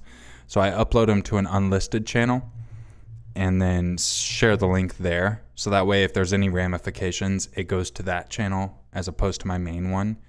Because, yeah, a couple of the videos I have are definitely not good for public YouTube, we'll say that. So, yeah, that's how that works, I should say. THC is bad for some people. Absolutely. Everything's bad for some people. Very rare, but even some people are allergic to water. Very fucking rare. And that's got to be horrible. But yeah, no, I'm not advocating for anyone to do anything. I'm over the legal age, have been for quite some time. And I used to be medical because it was for my back. But no, just recreational every now and then, you know what I mean? So helps a lot with my back. I got to go on Monday and have my mattress replaced. It should be under warranty, but I have very serious back injuries since the military. They used to put me on morphine. I just hate pills. I hate them. Asked them to put me on a non-narcotic, and they put me on tramadol. And then like 2 years later, it was a narcotic. So around that time, I'm like, yeah, I'm kind of done with that shit. So yeah. But yeah, well, Susan, yeah, this one is actually the one we're listening to is a public video. It literally got 12,000 views. I posted it 4 years ago, but the title was Stupid Stories. So it's not like I was titling it something. If it was something I wanted people to watch, I probably could have done Try Not to Laugh, you know what I mean? Something like that. But probably should have in retrospect. I'm not exactly the best when it comes to titles and thumbnails or any of that.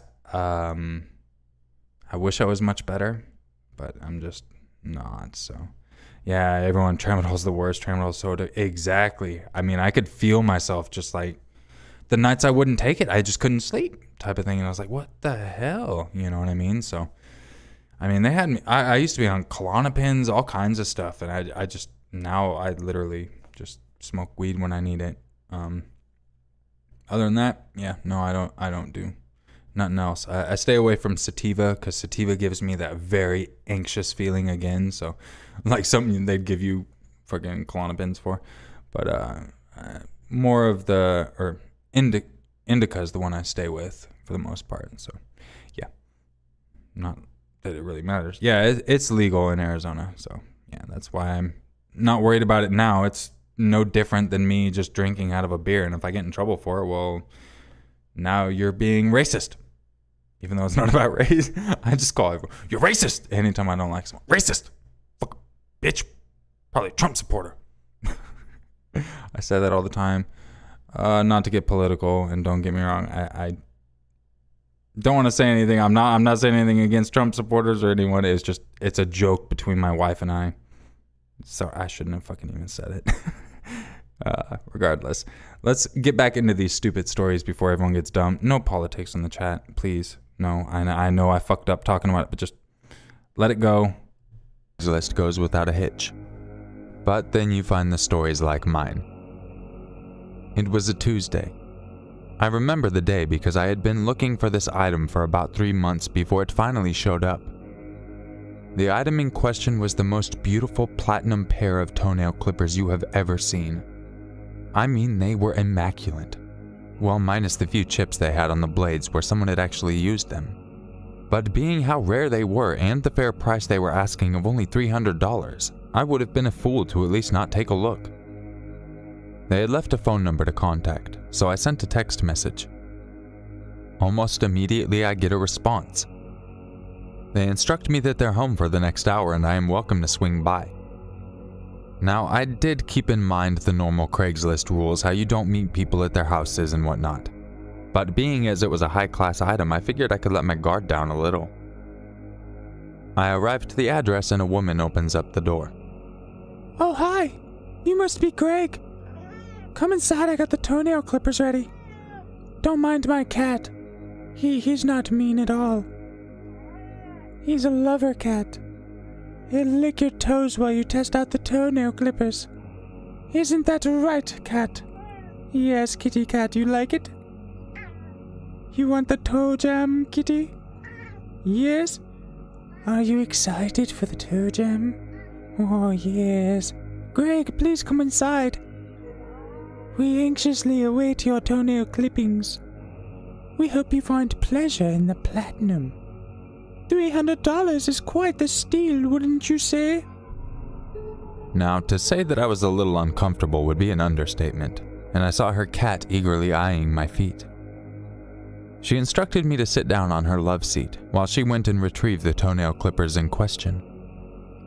The entire time, the cat would not stop staring at my feet. I tried to call out to him to pet him, but he was frozen.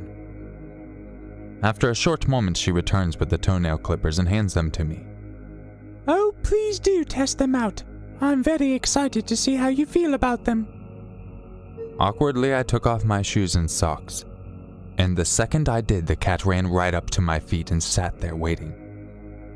I could see the glee on her face as I brought the platinum toenail clippers closer to my feet. Oh yes, it's going to be so amazing. You're going to love the platinum feel. Once you start, you just cannot stop. Kind of like a kind of Pringles. Yes, Pringles. I can't explain how, but that statement really hit me hard and let me know that I needed to get out of there. I told her the best I could offer her is $150 for these. She told me that I hadn't even tested them, so how could I know what they were worth? I argued back that it was such a mundane item, people wouldn't argue to buy this, and I turned to walk out the door. The cat jumped around in front of me, pooped on the floor, and then ran off up the stairs. The lady started cursing at me, saying it was my fault that her cat defecated on the floor. I stepped over it and opened the door to walk out. She followed quickly behind me and retrieved the cat poop with her bare hands and flung it at me. I ended up hopping in my vehicle and peeling out of there faster than I'd ever driven before. I drove straight to the police station and explained the situation. They laughed at me and told me there wasn't anything they could do, but had the poop landed on me, then they could have tried to charge her for assault. I thanked them and walked out of the office. What they had said had given me an idea. I drove my car to the nearest dog park, found a pile of poop, and decided to rub the poop on my face. My plan was that I would go back to the police station and say she had followed me and threw poop at me again, this time striking me in the face. I made it back to the police station and they brought me back into the interrogation room. I was then told to give my written statement and they left me alone. While I was there, I described everything, from the beginning time I met her up to my made-up story where she followed me and threw feces at my face. The officers then told me they would go to make contact with the lady at her house, and they told me they would stay in contact. I went home and not even 2 hours later I got a call from the police station. "Hey, we went on out to that place. I found the cat you were talking about. This cat is amazing. Have you let it lick your toes before? I highly recommend that you should have. I can't believe you would walk away from that opportunity. The fact that you would walk away from that opportunity tells me that you made this entire situation up. So for that, we are pressing charges against you. How about you meet me back at the station?" I told them that I wasn't able to at the time, but I would be able to in an hour, to which he responded that I better show up. I had no intentions of it. I packed all my stuff and decided to go live on a sailboat. I went and stole one from the marina. So here I sit, sitting in international waters trying to avoid this charge of lying about having cat feces thrown in my face. I think back to how if I would have just followed the normal Craigslist meeting protocol, I would have never been in this situation.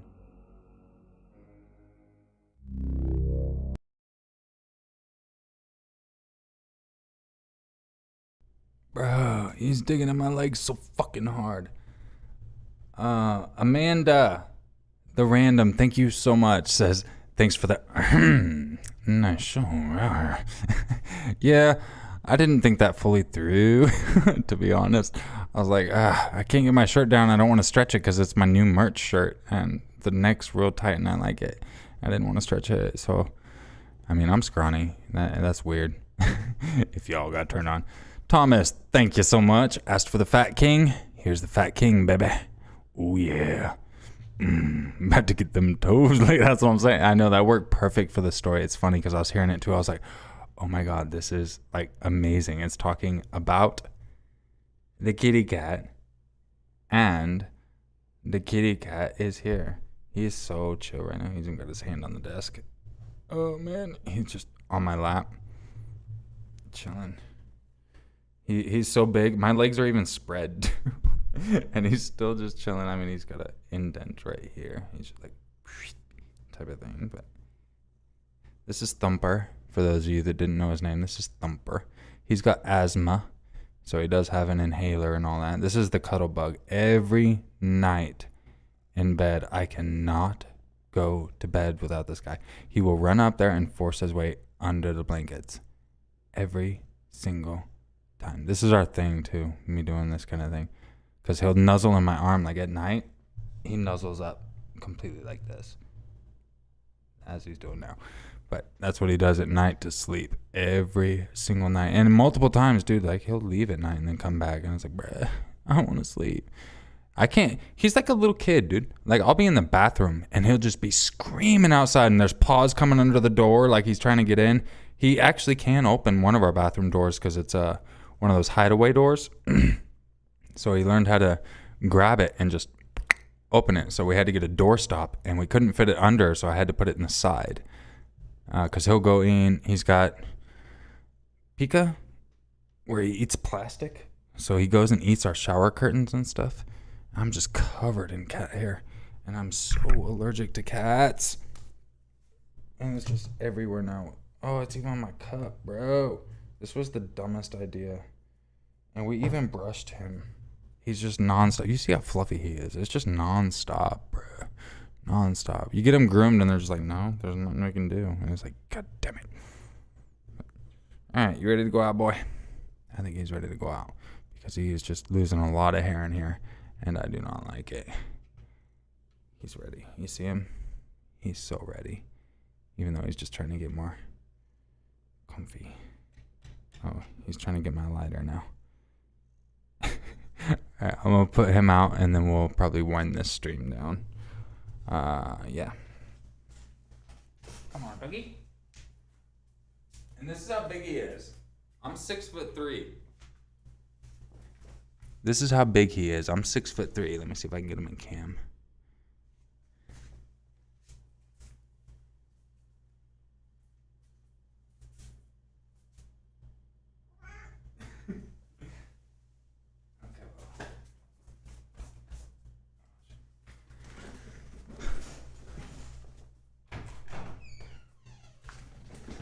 All right, I'll just let him explore. He's, like I said, this is his second time in the room. The first time was earlier in the stream.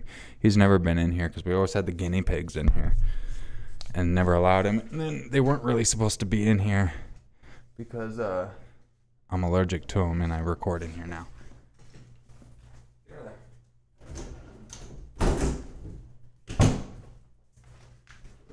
All right, he has vacated the premises. All right. I mean, I guess, there's one more stupid story we can listen to. It's not done with the video. I might as well just let y'all hear that. Oh, okay. I see that email from the person who was recommending that story, so thank you. No, we still have both, Thomas. Tigger is out there as well. I had him out here earlier. He's doing great. He did his insulin, and he's been in remission, hasn't needed it in months, so he is great as well. They're both on a special diet of only wet food. Tigger's is different than Thumper's. They have to eat separately because Tigger needs like super low carbs. So yeah. Do I have it up enough? I don't even know. Okay. There we go. I think it was still down too low. All right. So yeah. Yeah, we'll finish this last funny story, I guess, and then yeah, he's a fluffy boy. He's also thick. 40 inches. Yeah, probably right around there. I know he's over. Might even be longer than that because I know. I'm not sure diagonal our tiles. I think our tiles are a foot across, or was it 13 inches? I don't remember. But he takes up like 3 tiles when he stretches. Even Tigger is huge when he stretches. Like I forget how big Tigger is as well because I always have Thumper around, you know what I mean? So when I see normal house cats, I'm like, that's a tiny cat. And they're like, what? No, that isn't. I'm like, oh, shit. Yeah, he says, how many fingers am I holding up? Your penis is not a finger, so you're holding up 3. It'd be awkward if you don't have a penis, you know? Okay, so yeah, well, what's up, Julie? Glad you made it. We're actually just about to wind down the stream.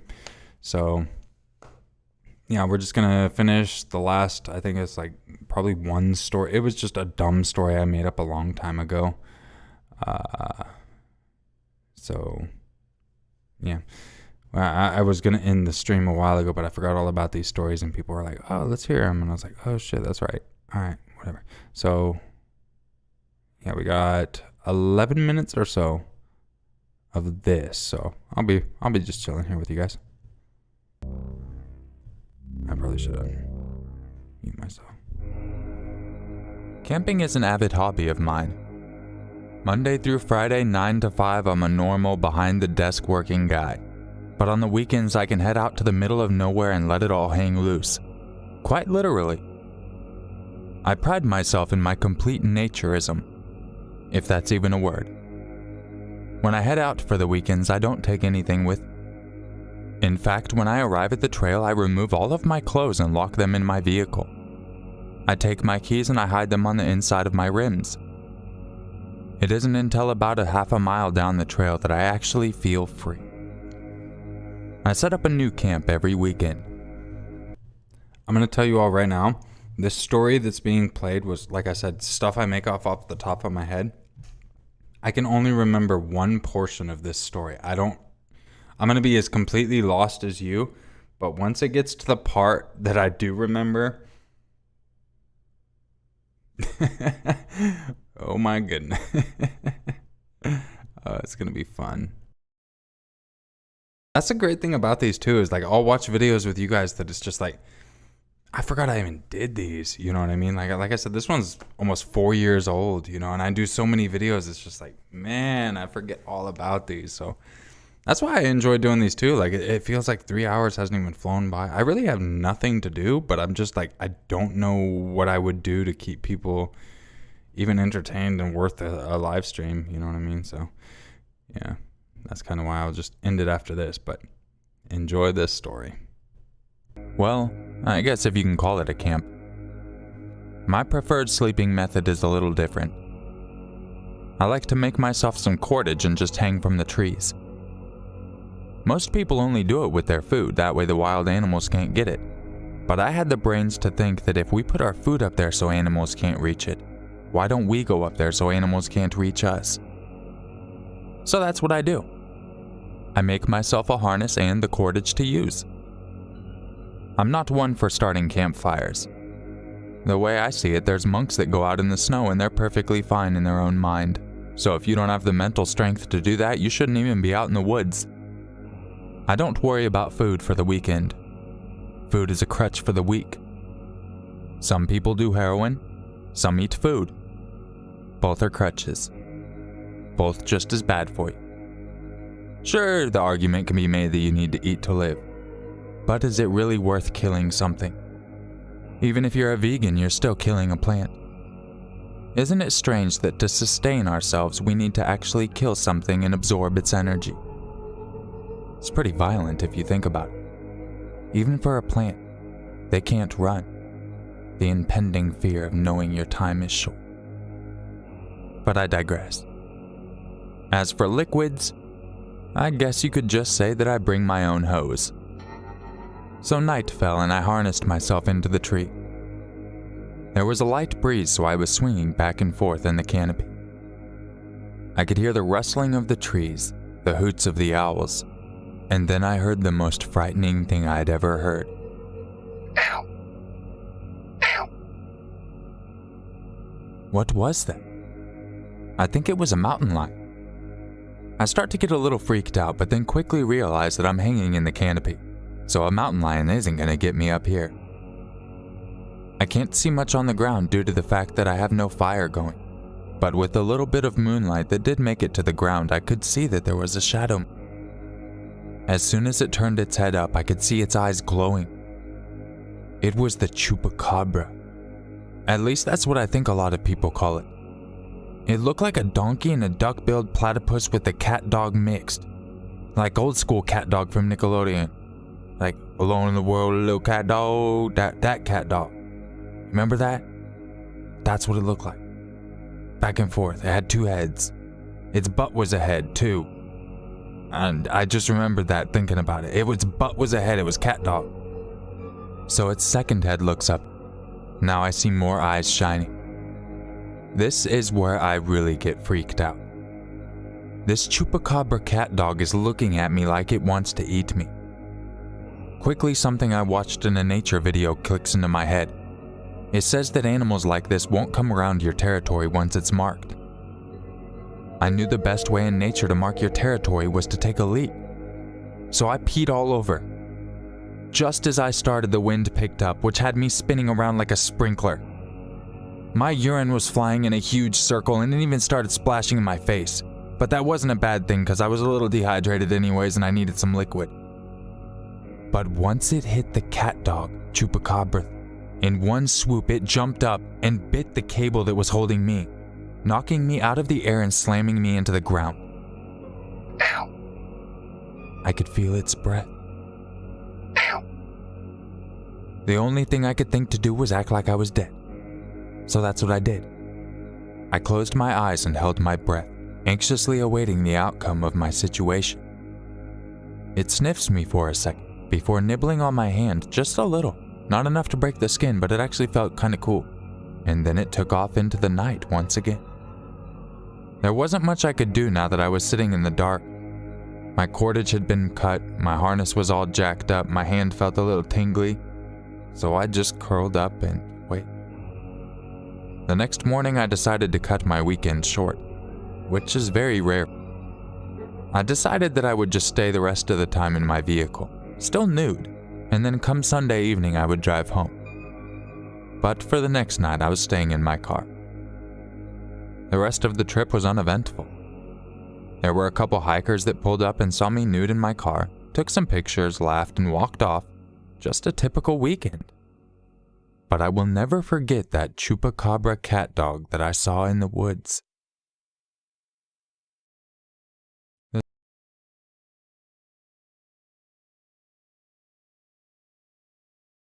Alright, so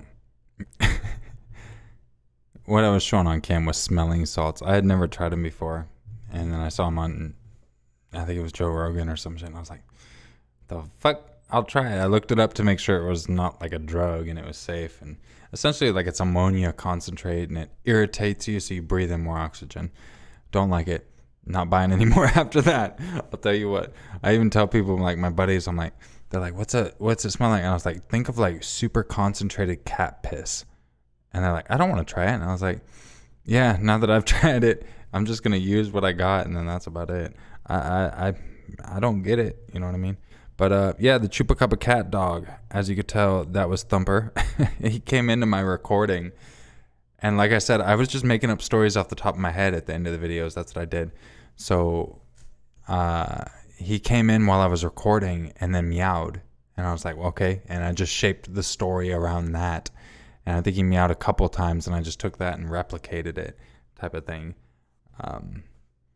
Yeah, so I'm hoping the last story that's left is the one I'm thinking about. We'll find out if it's the one. They told like this. I think it's something like this. I don't really remember how I was talking in the video, but it was something like this, I hope, because it was something about a mother who hurt her throat. She talked like this, yes.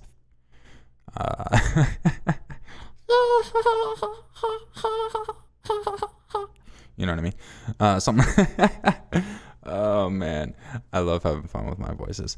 But anyways, I'm hoping it was that one, bro. I'm hoping it was that story. I guess we'll find out. Hold up a second. Let me mute myself again.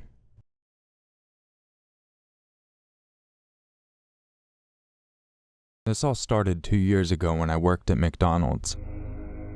I got off work one night at about 2 in the morning after closing up the store. At that time of night, no one else is up, so I decided to go ride my skateboard. It's not the one I was thinking about. I remember that story, and that one was about a kid who lived in a motorhome right outside of the school.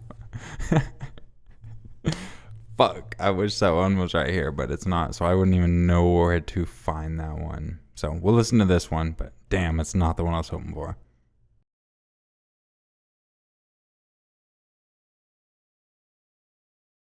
Skateboard around the city. I'd say I made it about 2 miles down the road and I saw someone across the street wearing a hoodie. He looks at me as I ride by on my board. I look at him and we do the little head nod thing and I keep going. I make it to the Walmart that's a few miles from my house, which is open 24 hours, so I decided to go there to hang out and check out all the crackheads and stuff like that. Because This one's it's a oddly classic. entertaining. I remember this. I ended up buying an energy drink and some chips or something like that, and I decided to head back home. While riding my board, I end up actually on the same side of the road as this dude. He hears me coming up behind him on my board and he turns around, stops walking, and just puts up his hand. I slow myself and stop a safe distance from him just in case things are about to go bad. He starts to take a couple steps towards me. I'm not really feeling the most comfortable because I don't know this guy and it's pretty late at night, and the area I'm in's pretty crazy with drugs. You got meth, you got heroin, you got Molly, you got ecstasy, you got DMT, you got shrooms, you got crack cocaine. Even though I don't know if there's another type of crack, but everyone always says crack cocaine. I've never heard of like a crack heroin. Have you heard of crack heroin? No, but it's crack cocaine. Crackheads everywhere. And that's what this guy was probably. He was a crackhead. He starts talking, and just mumbles come out of his mouth. It's like, I walk away. He says, yo man, you got any raisins? I look at him, I'm like, raisins? Yeah man, you got some raisins over there? In my mind, I'm like, raisins? Why would a dude ask for raisins? And then it clicks in, it's probably some drug lingo. I'm like, nah man, I don't mess with that stuff. I ain't got no raisins. It's like, alright man, alright. Sound like Boomhauer, you know what I'm saying? So I end up riding my board away, you know. I get home, open my energy drink and start drinking it. And then I realize that it's a little bit flat. I hadn't noticed the dent on the side of the can. I decided to play some video games to get my mind off of it. I'd say I was about 2 hours in when I hear a knock on my door. I look out the peephole and I see the dude that I had talked with on the street. Through the door I yell, "Yeah, what do you want?" In a muffled tone I hear him say, "Hey yo man, you got some raisins?" I couldn't help but start busting up laughing, you know what I'm saying? Just raisins. So he's at my house, asking for raisins. At like 3 in the morning by this point.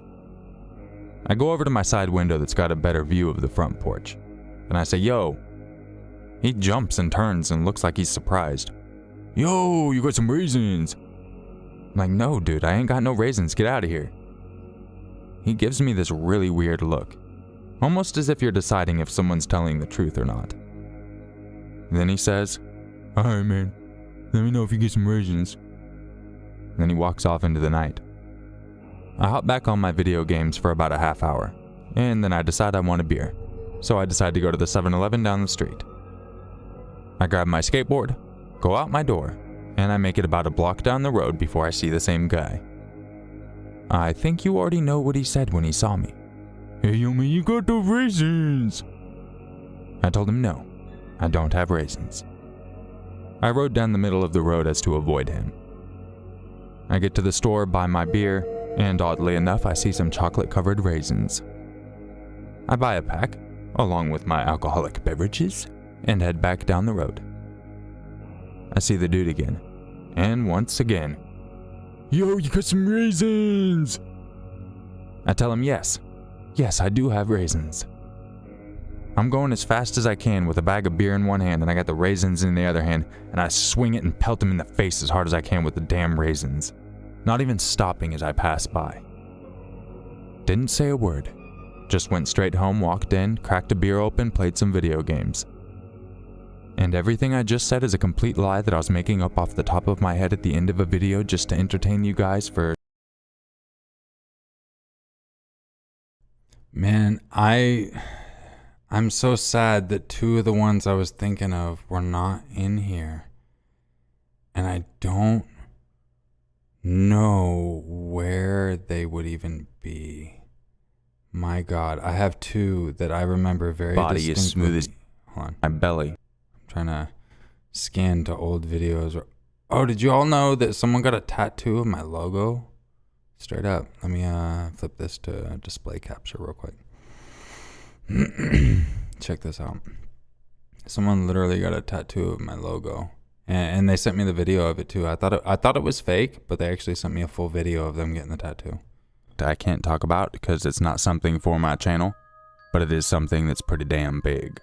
But when I actually have more hard details to give everyone, best believe you're gonna know about it. I also wanted to give a huge shout out to Lucinda. A few weeks ago, I was doing a live stream, and someone told me that they actually got a tattoo. Yeah, check that a out. year That's maker. crazy. Yeah. Gnarly. If I wouldn't have seen the video, I would have thought it was just like a thing. like a fake. All right, so I hope this is the story. With that design available.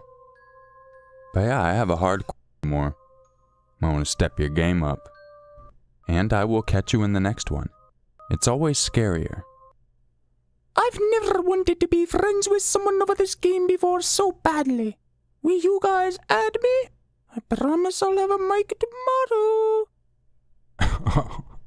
That's a blue. All throughout middle school and high school, I've held all sorts of track and field records. Same one that was in the video. I wonder if I came up with it after. Man, I want you. There's two that I distinctly remember so vividly. Did I keep doing them after this? There was at some point I just stopped doing them because people would just start bitching, and I was like, okay, whatever. I don't really care. It saves me time.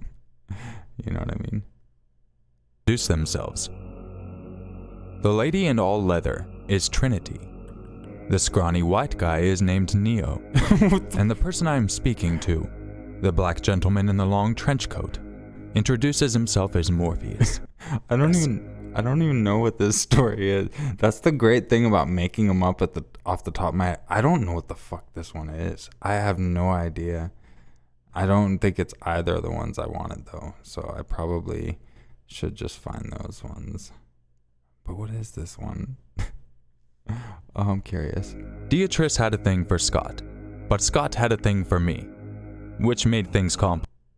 My friends and I decided to go to a local tavern to catch a drink on my birthday. I was broke like a bum, but they said they'd cover my drink, so I couldn't turn it down. When we arrived, we sat at a table located in the corner of the tavern. In total, there were 4 of us. My friends Brian, Scott, and Beatrice. Beatrice had a thing for Scott, but Scott had a thing for me, which made things complicated sometimes. Scott offered to go get the drinks. Beatrice quickly decided to go with him. My friend and I are chatting when I notice a group of people walk into the bar. There's a very pale lady in all tight leather, a beefy-looking black man in a long trench coat, and a scrawny white guy also wearing a long trench coat. I don't know what this is. They catch eyes with me and walk up. I don't remember this at all. They ask my friend to leave and that they need to talk to me in private. I hope it's My fun. friend looks at me. I look back and let him know that I'll be okay. He's gone and these 3 people sit down. They introduce themselves. The lady in all leather is Trinity. The scrawny white guy is named Neo. And the person I'm speaking to, the black gentleman in the long trench coat, introduces himself as Morpheus. They ask me if I want to see how deep the rabbit hole goes. I ask them if a rabbit hole is considered a butthole. They look at each other, and I hear Trinity ask Neo, Are you sure he's the one? Neo looks back at her and reassures her. Oh yes, he is most definitely the one. I ask them the one for what? Morpheus shushes both Neo and Trinity, never breaking eye contact with me. He tells me that he will let me know, but first he needs to know if I'm with them or if I want to continue my meager life. He puts his hands in front of him, palms facing up, with a pill in each hand. One is red and one is yellow. He tells me if I want to learn the secrets of the universe, then to take the red pill. But if I want to continue down my piss-poor existence, take the piss-yellow pill. Obviously, this was a joke, so I decided to take the red pill. As soon as I did, they asked me to accompany them outside. I shouted over to my friends that I would be right back, and I followed Morpheus, Trinity, and Neo out to the parking lot. On my way to the parking lot, I started to get very dizzy. The trio exchanged glances and I see smiles creep across their faces. Morpheus lets them know that it's almost time. They lead me to the back of a white van, open the double back doors and tell me to get inside. I'm very dizzy at this point, but I do still have my common sense and I tell them I am not doing that. They tell me that's fine, to just have a seat on the back. Given the fact that I was already very dizzy, I decided that was probably a good idea. As soon as I sat down, everything went black. The next thing I know, I wake up in a porta potty. I decide to be quiet and listen around to make sure no one's there. After about 45 minutes, I decide the coast is clear. I slowly open the door and look outside. It appears as though I'm in a basement. I see stairs leading up to a door, and a window against the wall is just smaller than me. I don't know where I am or where the people I was with are, so I decide now is my chance to escape. I climb up the stairs and open the door, and I'm in a kitchen. At this time I realize I'm hungry, so I go to their refrigerator. I open it up and decide to make myself a cheese sandwich.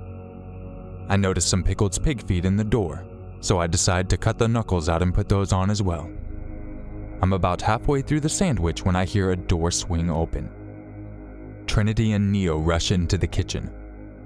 I quickly pick up the pickled pig feet and start throwing them at them, at least trying to get the juices in their eyes so they can't see. They keep screaming that it's not what I think. They just want to learn from me. I ask them what they want to learn. They ask me if I want to learn how deep the rabbit hole goes. I told them it's enough with this rabbit hole shit. I'm getting out of here. I run and dive out the kitchen window, landing softly on the grass in front. I look around and notice that we're in a very nice neighborhood. I immediately start heading towards the fence to jump it and get to the street. When I make it to the street, I see a Toyota Prius cruising down the road, so I jump in front of it, waving frantically. To my horror, it is Morpheus. He doesn't even slow down. He hits me going probably 20 miles per hour. I'm flung over the car, and the next thing I know, I'm laying on my back on the pavement. Morpheus gets out of his Toyota Prius and makes it up to me just as Trinity and Neo do as well.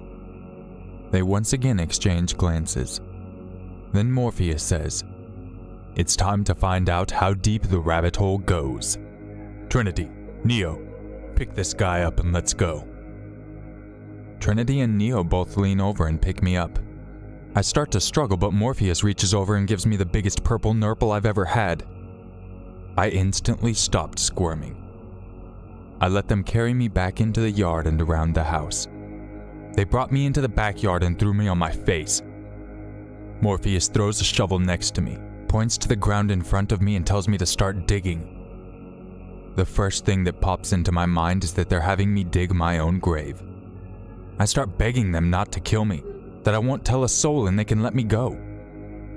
Trinity and Neo pick me to my feet and hand me the shovel. They escort me 2 steps forward and point at the ground. To my utter horror, I see a hole in our beautiful Mother Earth. I feel my eyes start to well with tears. Morpheus breaks the silence. "You better start digging. I want to see how deep that rabbit hole goes, boy." Tears streaming down my face, by this point, I start digging. I make it 4 feet down before an animal starts to poke its head out. Morpheus shines a light on it, to reveal that we have uncovered a mole. He looks at Trinity, then quickly at Neo. "Well, I guess it wasn't a rabbit hole, it was a mole hole." He walks up to me and grabs me by my shoulders.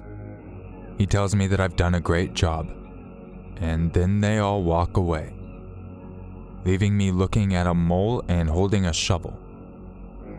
I quickly make my way to the street and flag down the nearest vehicle. I ask them to take me to the police station, which they do. Once there, I file a report and give the address of the place I was taken to. The police said they made contact with the owner and they had no idea who I was talking about. From there, the police said they really couldn't do much. I was taken to the hospital to get a drug screening for the pill I had taken. It was, of course, a date rape drug. It was only then that I realized how lucky I truly was.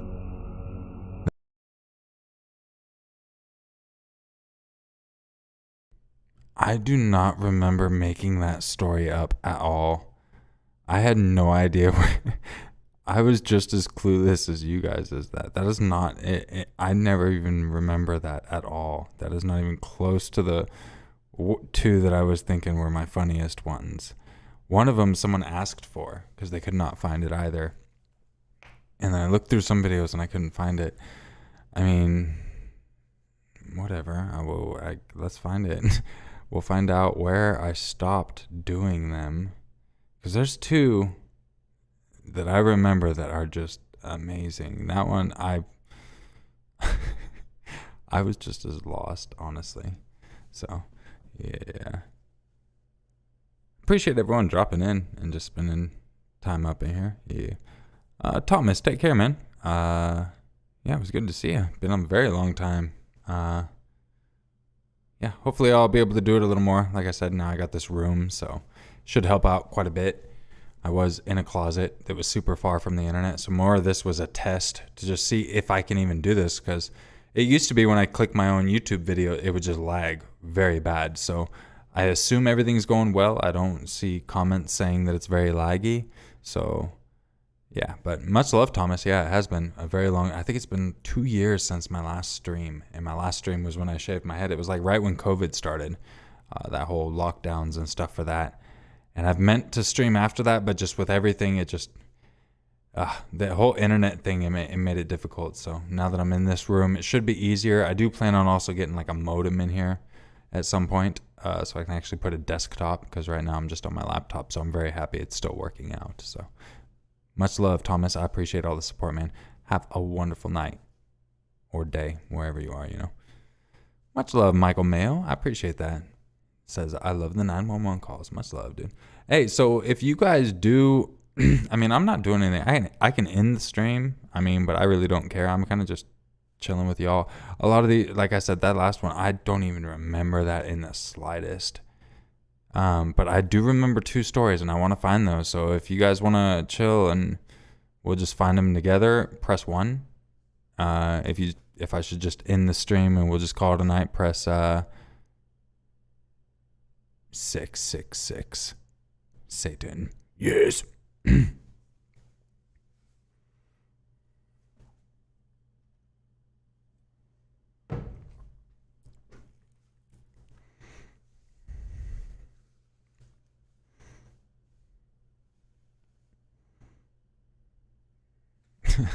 One, but also Satan. All right, cool.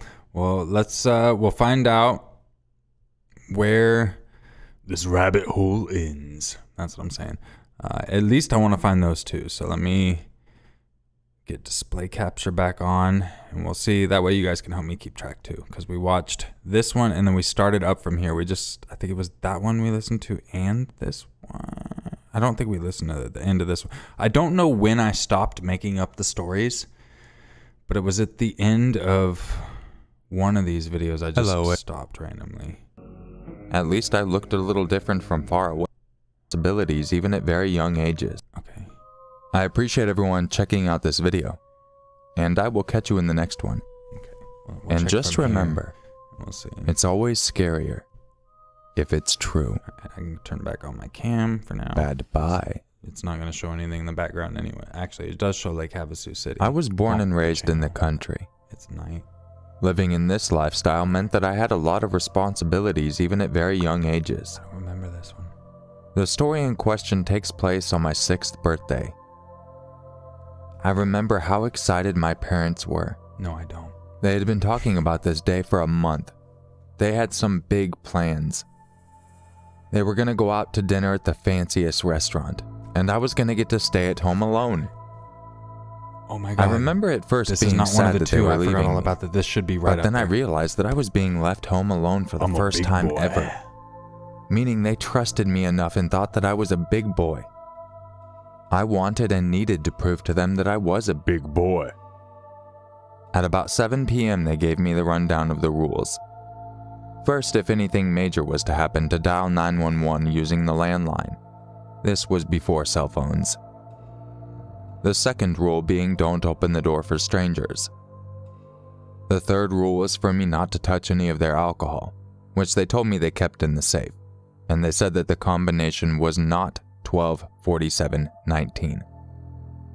Personally, I think they were letting me know that I could have a drink, that they trusted me because I was a big boy now. And in all honesty, a scotch sounded amazing. The fourth and final rule was that I was not allowed to have any electricity in use.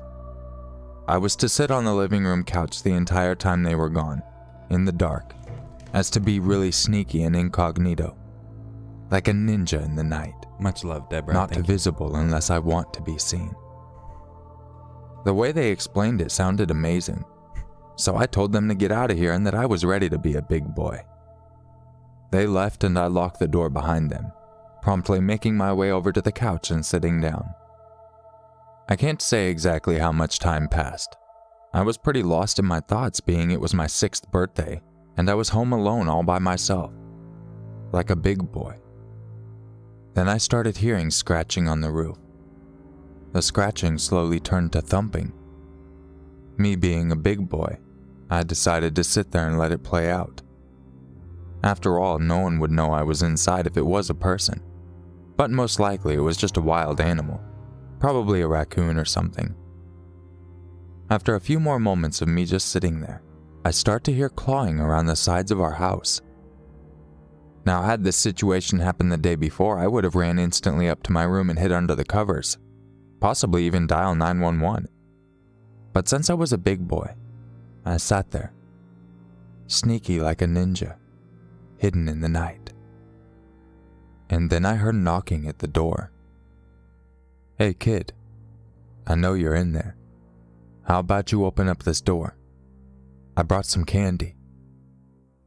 Now, I will admit the thought of getting up and opening the door crossed my mind, but I was not about to show my parents that I was not a big boy.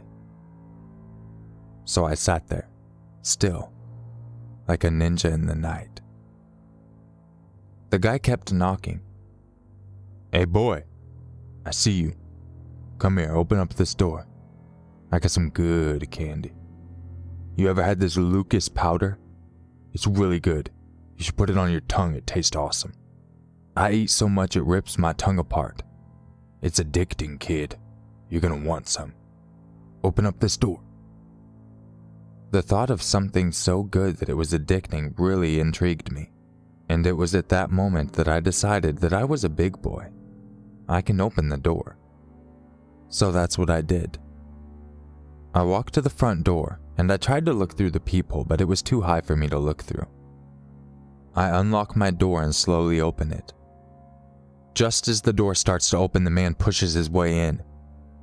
He flips on the light switch and then just stares at me. "Hey, don't say anything to your parents. I'm a friend of your mom's. I forgot something when I was over here earlier." I didn't recognize this guy, but I was more upset with the fact that I didn't see any candy. I asked him if he had any candy, and he said that he had lied, that he just really needed to get his stuff out of here. He promptly runs into my parents' room. I hear shuffling around before he dead sprints straight out of the house, slamming the door behind him.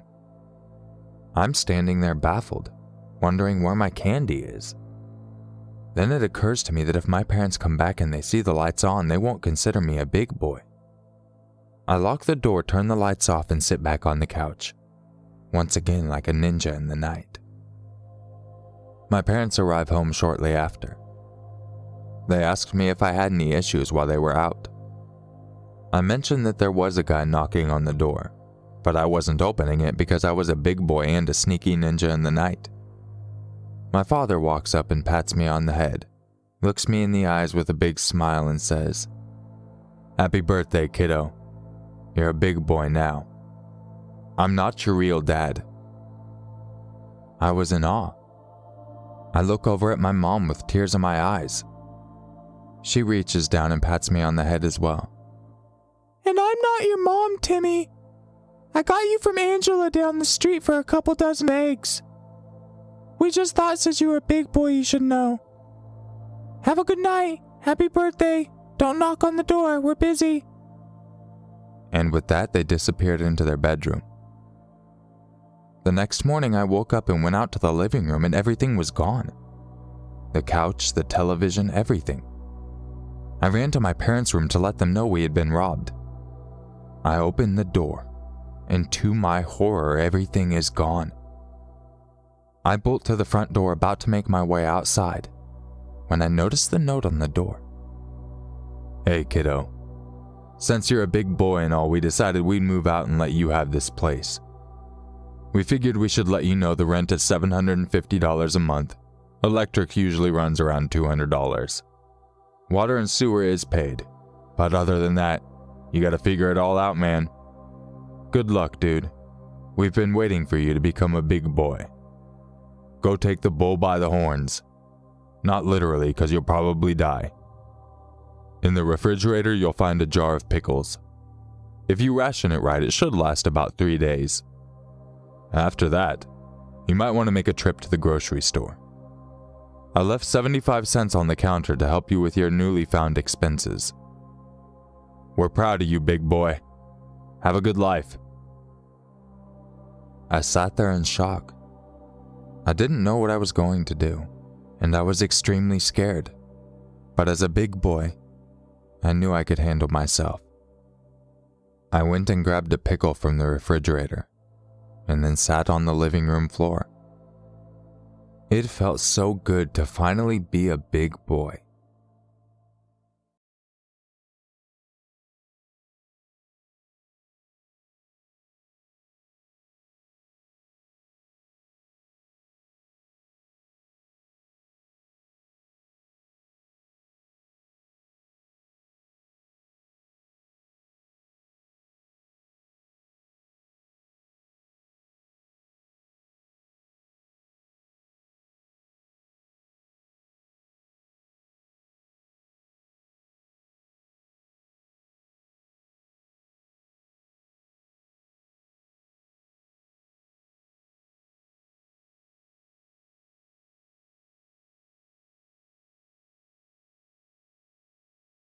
Bruh, I was just muted that whole fucking time. Where you Thank you for telling me. Some bitch.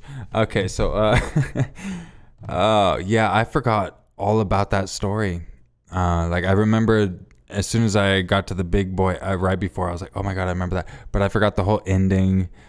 And someone was asking me how I don't remember him, and it's, bro, like I literally just used to make them up off the top of my head. So it was just whatever came into my head, I just said. So it's not like it was written at all. So people are asking to make me a new one. But I know there's 2 out there that are just amazing, and I forget the whole stories, but I remember the gist, and I know there's some hidden gems along the way too. So maybe I'll do one at the end, but I really want to find these other 2. And I need to not touch my desk because it wobbles. I need to just get my actual camera stand somehow. But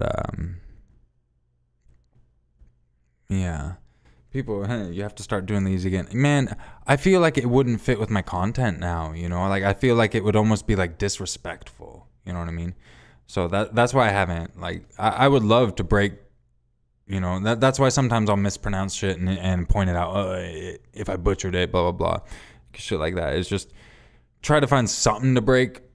I mean, my shit's super dark, you know what I mean? I love humor, but it's just so different than dark, you know? So it kind of divides a lot of the things. So if I add something at the end like this, people are going to be like, bro, that's very inconsiderate. And it kind of is, you know what I mean? Because the content I'm covering is very real, you know what I mean? So live streams like this, now that I'm in my own room, that's kind of why I'm trying to test it out, you know what I mean? I wouldn't mind, but it is what it is, you know?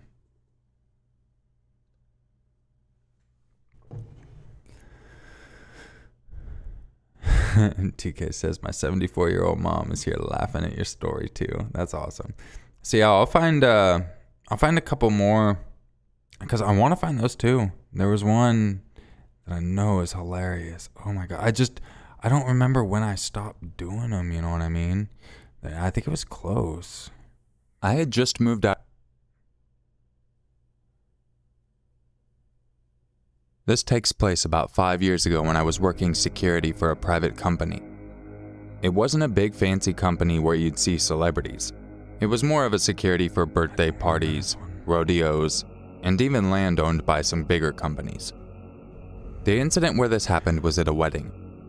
I'm going to say something.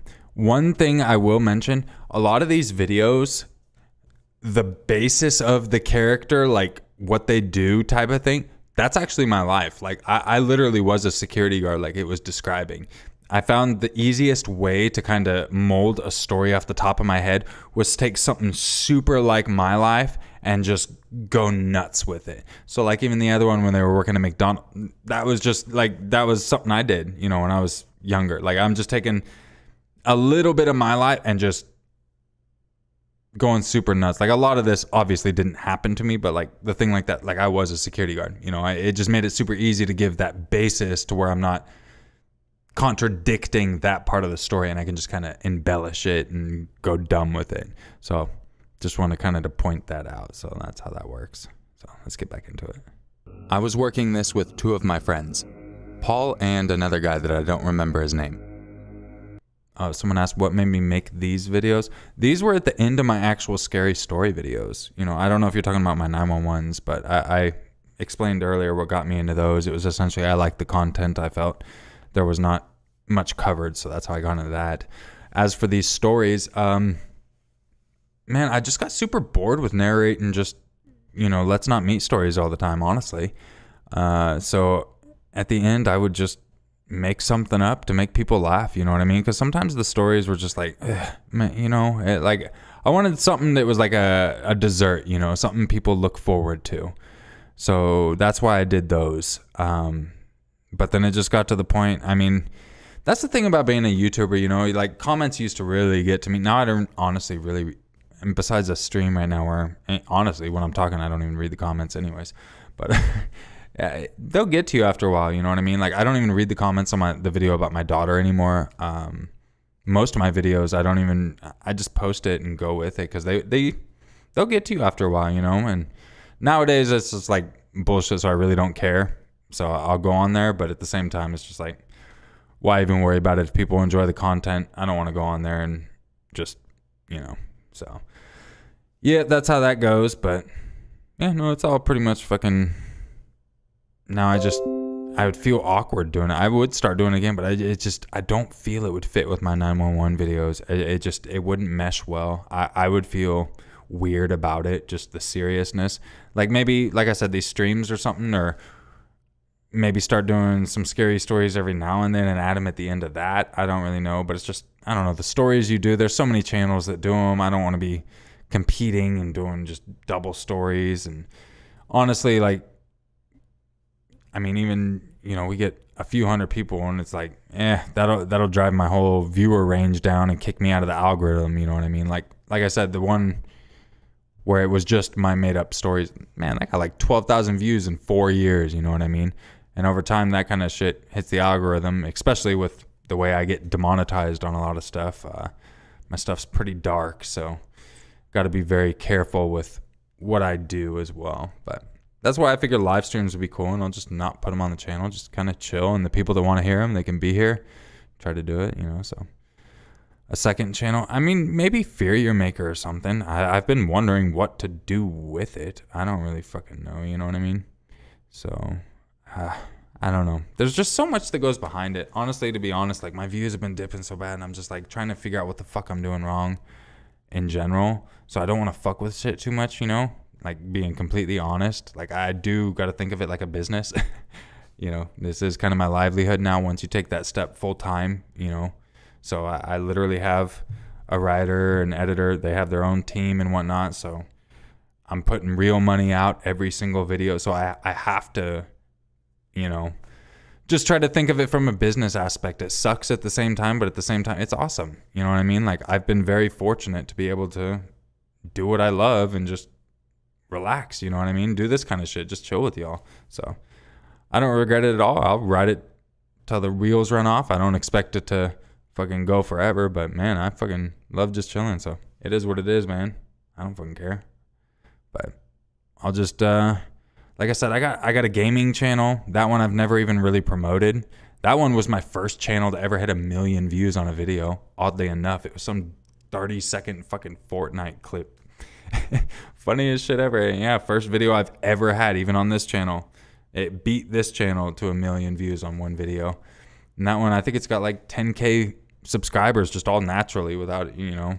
I really enjoyed the gaming aspect. So I was like, I want to give it a go again, but I don't want to just get my viewers over. I want to feel like I was actually able to accomplish it. You know what I mean? Like a personal goal. So that's the one they told me I have 30 days to upload because it's been a while. They told me I have 30 days to upload or they'll remove me from the partner program. I'm like, shit. I do have footage, so I just got to edit it down.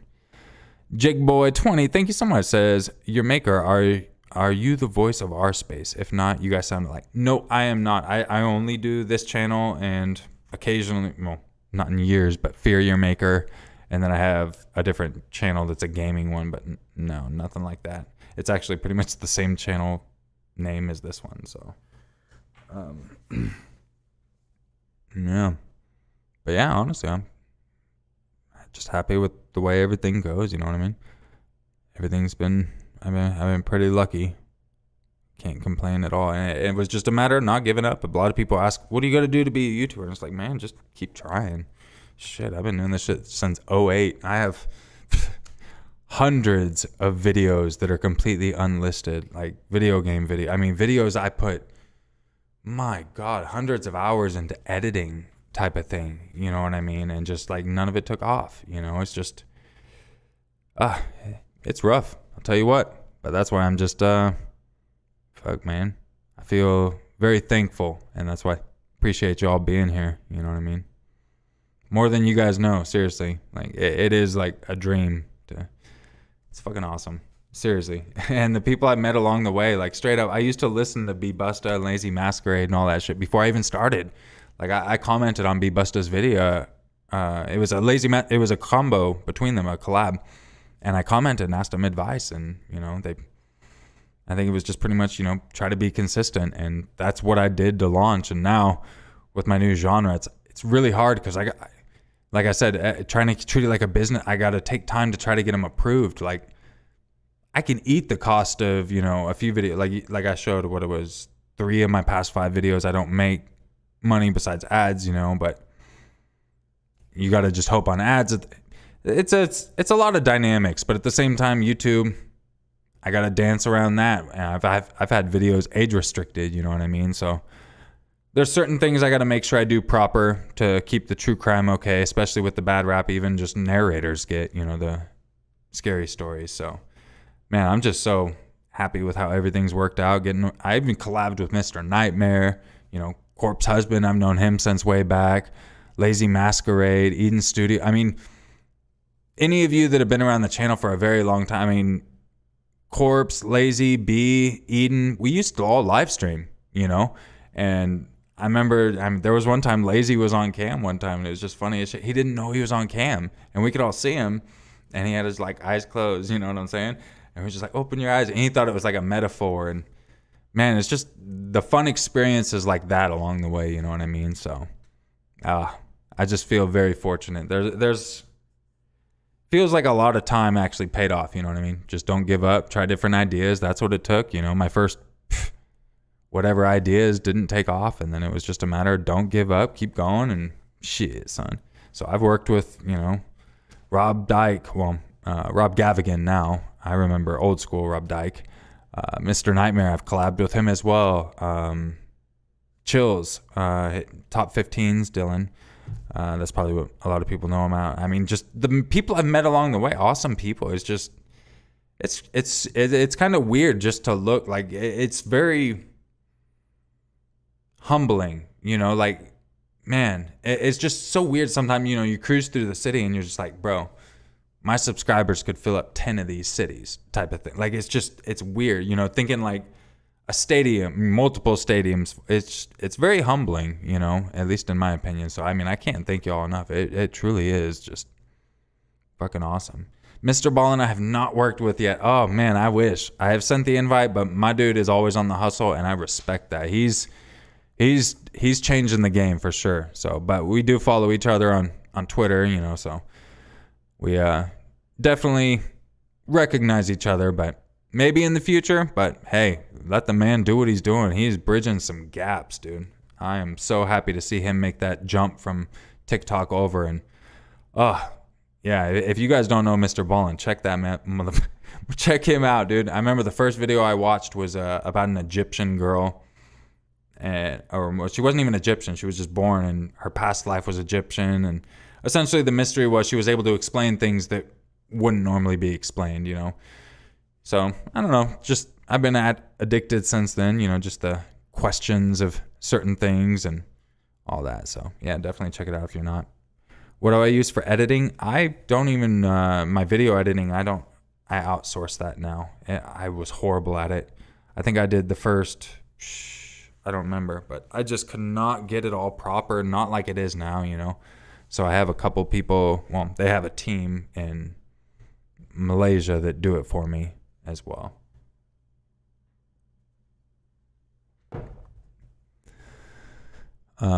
But honestly, for my audio editing, I use Cubase and Audacity. Like, I know I could just use Cubase, but I'm so used to Audacity. It's so easy for me to edit on there. I just do that, and then I just do all my extras in Cubase. So, Mr. Black Pasta, The Disturbing Truth is his other channel. He helped me out getting my audio set up for this and getting me on Cubase and all that. I still have another mic I just haven't used. I probably should. It's the one all the streamers and everyone uses. I like the way this one sounds. You know, I paid like $80 or something for this mic. I mean, I paid like $500 for the other one, but I like this one. You know what I mean? So I got the other one just because I figured with the way everything was getting harder to get, I'd rather own one in case I wanted it, or in case anything happened to this mic, have another one, you know what I mean, that's actually good quality that I know will work. But at the same time, I really enjoy the sound of this, so I have the other one. Literally plugged it in once just to make sure it worked, and then took it right off. So yeah.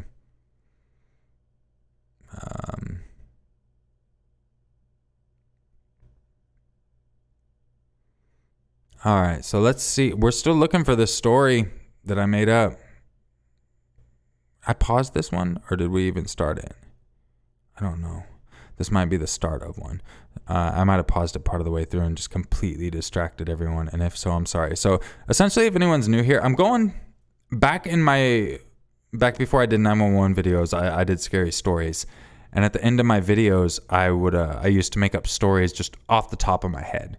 You know, just whatever came up, just let's say it. So that I'm trying to find 2 specific stories that I know are freaking hilarious. And along the way, I'm just finding a bunch of stories that I completely forgot about. So I'm trying to find exactly where I stopped making them up at the end of the videos, and then trying to find these ones. My goodness, essentially. So let's hope for the best. The other guy, I don't remember his name, was gay, and he told us after the party he was going to go find some bacon. And in his terms, bacon means he wanted to go find some guys. That's what got me so sidetracked. I remembered. It's because I was telling you guys this was actually kind of based on my life. And as soon as they were talking about, when I worked security, we literally had a dude who was gay, and he would come tell us, I'm going to go find bacon. And bacon, he meant other guys. Like, we would work on a wedding once, and we actually had to kick the father out because he was putting hands on the waitress. And after that, he's like, I'm going to go find some bacon. And oh man, funny shit. Not sure how he came up with that term, but that's what it meant. We each go off to our designated areas and keep an eye on everything that's going down. Not long after, the bride's dad gets into a fit because he's drunk and he starts beating up on a waitress.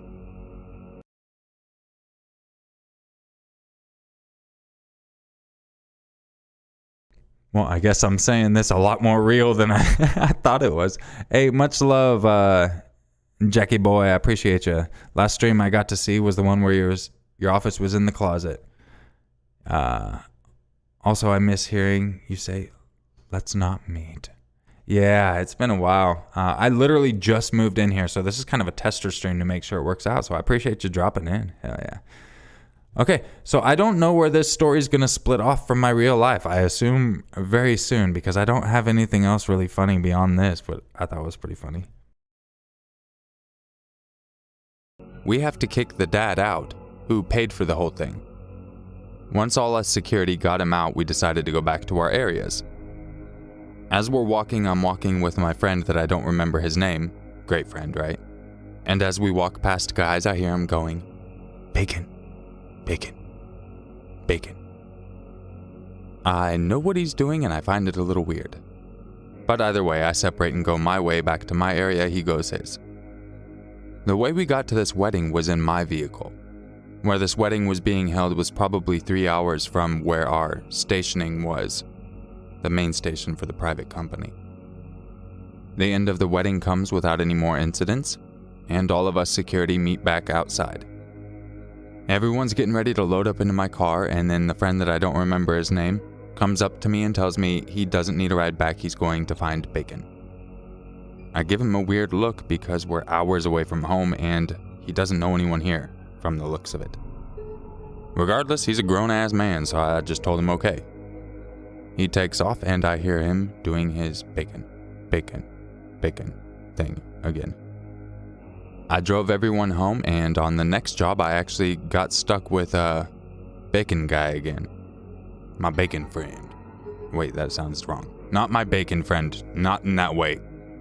My friend that I don't remember his name who likes to hunt down bacon that he means is a term for other men. But this time we were stationed at night in a desolate lot that was owned by a power company that was just like abandoned. It was probably 5 acres or so, and you'd have to drive around periodically to make sure no one was breaking into the fenced area, that kind of thing.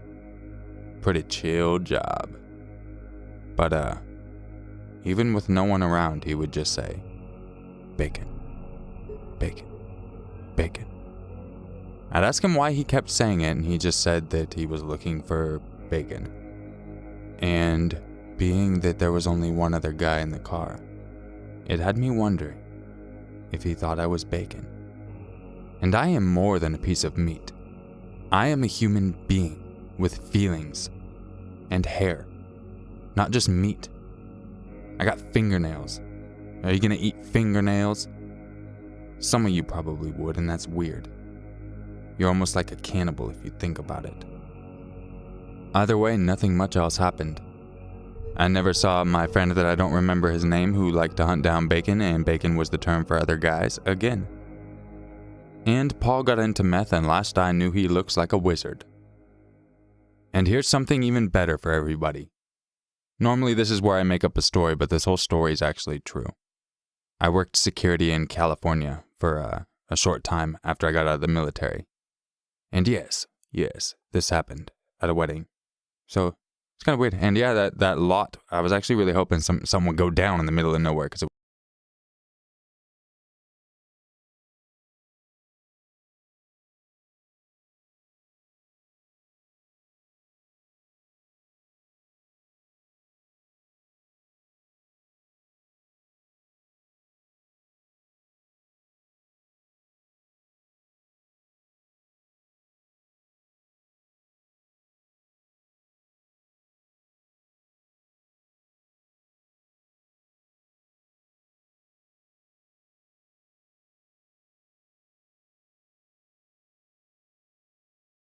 I'm always fucking muted, man. I hate that. I need to just leave myself not muted, but I'm afraid there's always an echo because I have my headphones going. God damn it.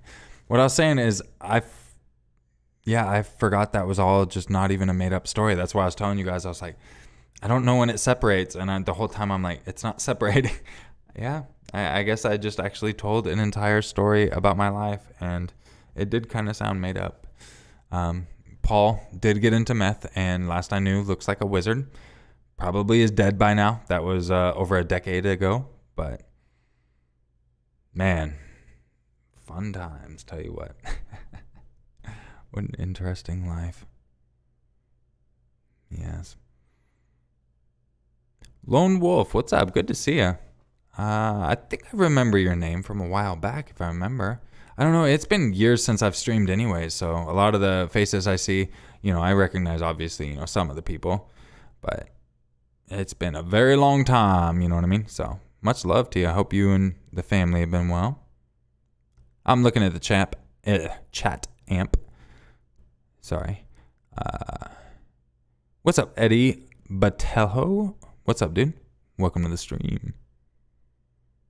And Lizzie, what's up? I don't know if I say hello to you, but much love. Crispy bacon, exactly. Eliza, what's up? Thank you for dropping in. Glad you can finally see my face. My face has been out there. This isn't a face reveal or anything. You could Google my face for the longest time. I think my face reveal was back in 2015, 2016. Even before that, if you follow my channel, I've been on my video pretty much since the start. So I just made all those videos unlisted. Yeah. I shouldn't be muted anymore. You guys should catch up at some point. I was definitely muted as soon as I got done. But those of you that were saying muted late, you're probably not live. So you're probably back behind a couple seconds. You can actually scan back in this. So once it's done, I'll probably just delete it all.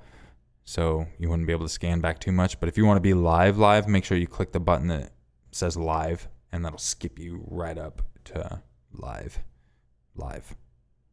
Dumb, I know. But it is cool that you can actually pause, go back, and all that stuff. So, yeah. Okay.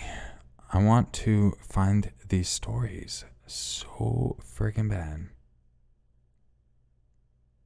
So freaking bad. Okay, so that was that one.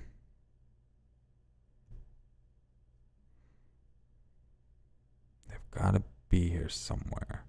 I don't know where I stopped. One of these ones coming up has got to be... I don't know if it was an old... Like, if they're old school stories that I come up with. I'm a 30-year-old woman. After I did the collab. I'm a 30-year-old woman. That was always the funniest thing to me when I was narrating a story. I'm a 30-year-old woman with the deepest voice ever. I've been in this profession for about 40 years. What is this? And I will catch you in the next video. What is this? And just remember, Let's find out. It's always scarier if it's true. Bad bye. Yeah, I can't believe I'm still alive too. It's been like 4 hours. I'm a plumber in a rural area in the desert. Oh my god! Holy shit. Y'all are gonna love this one. I remember this one. Bruh. I've been in this profession for about 40 years, and I thought I'd seen it all. But I was wrong. I got a call one day out to an old ranch. The caller reported that some pipes were busted, so it was urgent that I made my way out there. I packed up my stuff and immediately headed out. When I reached the address and knocked on the door, I was greeted by a very pleasant woman. She explained the urgency of the situation, and I went inside and found their issue. A big section of their main plumbing was going to need to be replaced. She mentioned that her husband was trying to split the main water line and get some water out to a mine they had in the mountains. I thought it was odd that they would try to do this even though they obviously had no experience. But whatever. Job security, I guess. I go turn off the main water line, and just as I'm standing up, I see someone staring at me in the distance. It looked like they were wearing a mask, but it was only like half of a mask, and it had giant bunny ears. Probably one of the weirdest and creepiest things I've ever seen. I go back inside and finish the work. Just as I finish up replacing their piping, I hear the front door open and someone walk inside. The footsteps continue through the house and stop right behind me. At this point, I was in the kitchen with the lady, going over the contracts and getting ready to collect the money. I turned around when I heard this person get behind me, and it was the same person who was staring at me off in the distance, still wearing this really weird mask. The lady pipes up and says that's her husband, says that he's not very friendly or talkative. I can't say I blame him. People are stupid. Y'all ready for this? This is gonna be pretty funny. Hope y'all ready.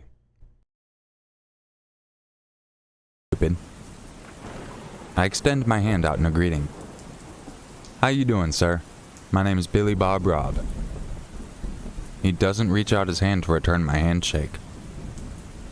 I decide it's best to just get the money. I turn back to the lady and let her know that everything's taken care of, and that if they have any further issues, just give me a call. Just as the lady's handing me the check, I hear from behind me. I walk your big steel rod deep into my mysterious cavern. That comment really caught me off guard. I assumed he meant he needed help getting water out to his mine, but the way he worded it was just weird.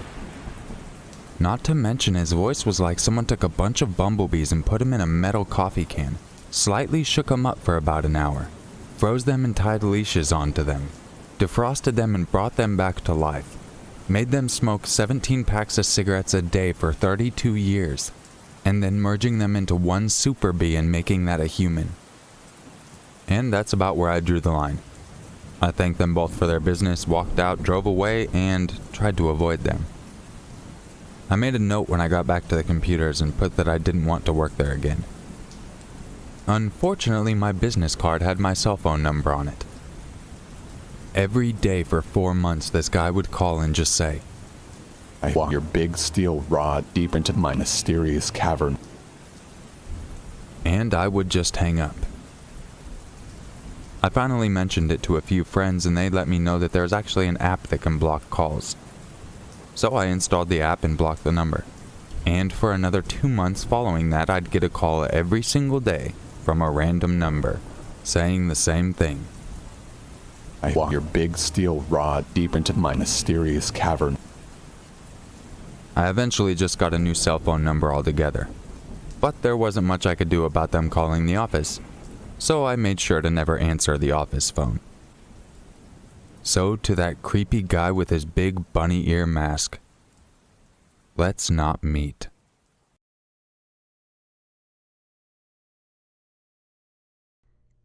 Okay, so no, that was I just took parts of Corpse's video, an old story video, and just made it say what I wanted it to say.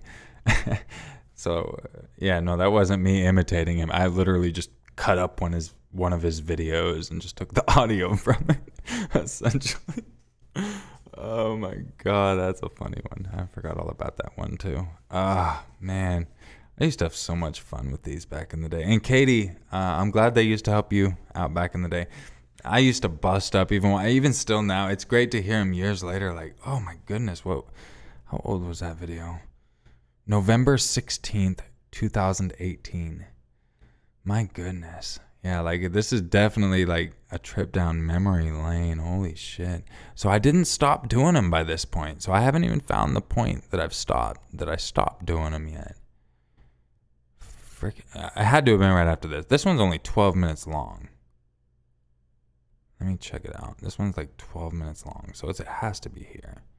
There's no way. No way that I had time to make one up for a 12-minute video. No, that had to be like, what are these credits? Sorry. That's not me. Big situation, in my opinion. Regardless, that's the reason. Okay, yeah, no, so I don't know if I stopped at this point or not. We'll check the next one after, but I'll say what's up to people in the chat. What's up? Lone Wolf. Now that's what I call recycling. Exactly. I have another video where I just chopped up someone and just made a video out of it. It was Blasphemous HD. I made like a 2.5 minute video or some shit like that, and it's just talking about him sucking off who was it, Kevin Hart or Cat Williams, yeah. And just how he did it every morning or making money in the morning. I forget, it was so funny, but that one I remember, so yeah, that's funny. Aylin says, I appreciate what you do. Amazing content. Keep up the great work. Thanks so much. I'm glad you made it in here. Yeah, so the people in here, these are kind of just stories I had used to make up off the top of my head. I'm trying to find two in specific. Still haven't come across them. We're just finding all these other ones that I used to make up a lot of stories. You know what I mean? So, yeah. Jody says, I can't believe I've been here for 4 hours. That says something. Your lives are dope. Thank you so much. I appreciate that. Yeah, it's been, oh my God, almost 4:20. Holy shit. 4:18:40 is how long I've been live for. Minus the me accidentally going live on my gaming channel instead. But shout out to Abby and Addie and I think 420 who made it over there even during that. Much love to y'all. That must mean you guys follow me over there as well. So yeah, at least we got to figure it out to get me on the main channel. I still want to find these two stories. I'll tell you what. Do I have a Facebook channel? I have a Facebook, but bro, I'm like never on there. I'm really not. Please upload this live in full when it's done. Nah, I'm not gonna do that. It wouldn't matter anyways. Most people wouldn't even freaking care, to be honest. It would just probably most likely make me worse than the algorithm again. I gotta be careful of that.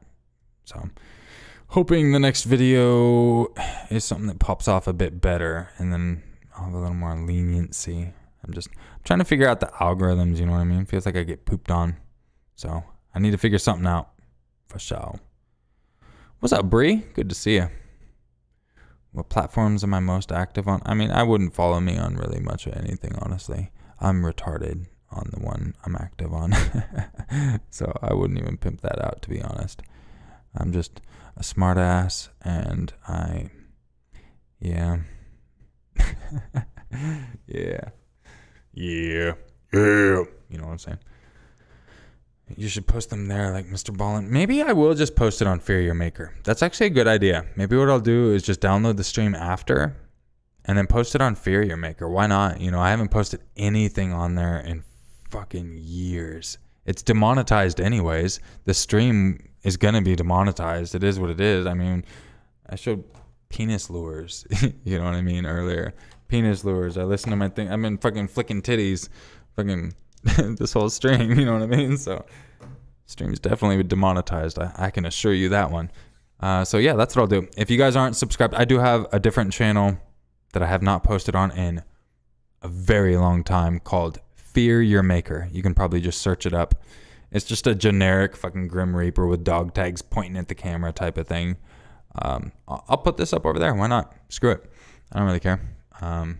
Yeah, so I'll just unlist it or something once it's done, and then download it, and then just upload it there. I really don't care, because at least that one, I don't care. You know what I mean? So, no, good idea. Whoever brought that up, thank you. Appreciate it. Much love. Blue Topaz says, hey, from New Zealand. Love your channel. Hey, much love. Appreciate you. Angela says, or Fear Your Maker. Yeah, that Fear Your Maker will be the one I upload it on once I get it. So I'll just, yeah, make sure you subscribe to Fear Your Maker. It hasn't posted in like years. I think that's where only my live streams are kind of anyways, actually. I think that's another live stream from a previous one where I'm on cam, if I remember right. And a lot of people thought this was a face reveal, and I'm like, no, man, I've been on cam. I just haven't streamed in like 2 years. And my last stream, I was literally shaving my head. So this is not a face reveal by any means, but I just don't stream very much. So I don't care if people know my face. If you see me in public, come say hello. Don't care. Just don't follow me home. I'm very particular about that. Don't follow me home. I'll follow you home, and you won't like it. But I also have been by the police station, talked with all them too. Be like, yo, keep an eye out for swatting just in case. Here's my phone number, my address, yada, yada. Angela, thank you so much. I appreciate the 99 super chat. Doesn't leave a message, but much love. I hope you're having a wonderful evening or morning wherever you are. Wow, your last video was 5 years ago on there. Yeah, it's been a long time. Maybe it was 5 years ago. I thought it's been a couple years. No, I got locked out for over a year. That's right. For the longest time, I was locked out of my channel over there. I couldn't get it back even through the support and blah, blah, blah. And then eventually got it back. So then I bought a Titan key so I wouldn't get locked out again. And then I think that's probably my last community post there is, oh, I finally got this account back. And that was probably like 3 years ago, 2 years ago. I was locked out for a little bit. I don't really remember, but I just didn't know what to do over there, you know. So, no, good idea. Put the stream up over there. Why not?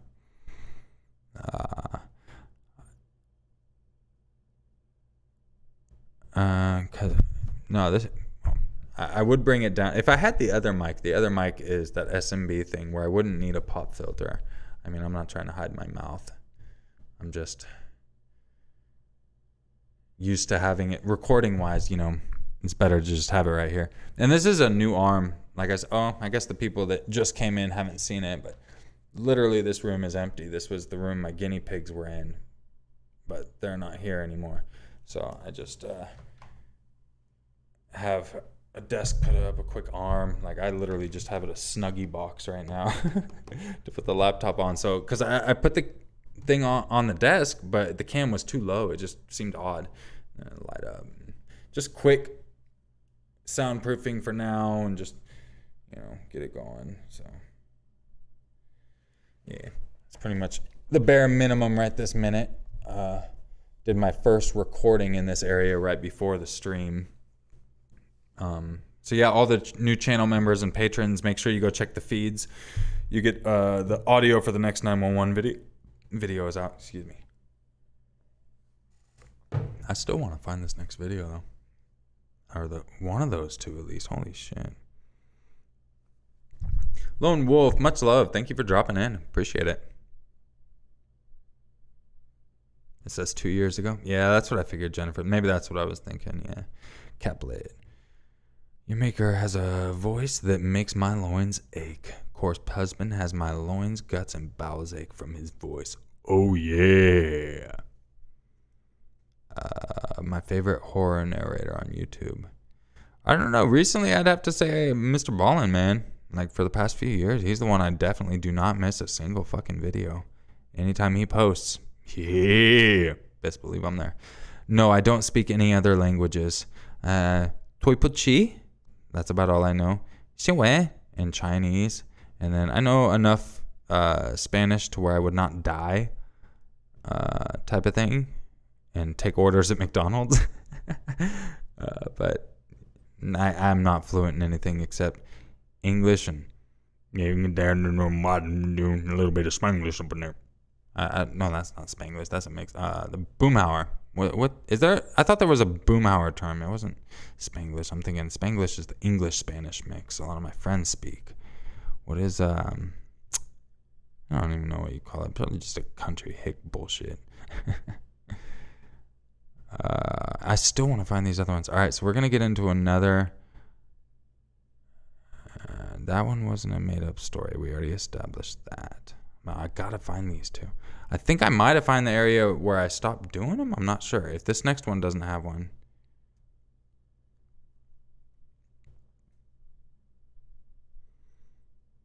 Let me see.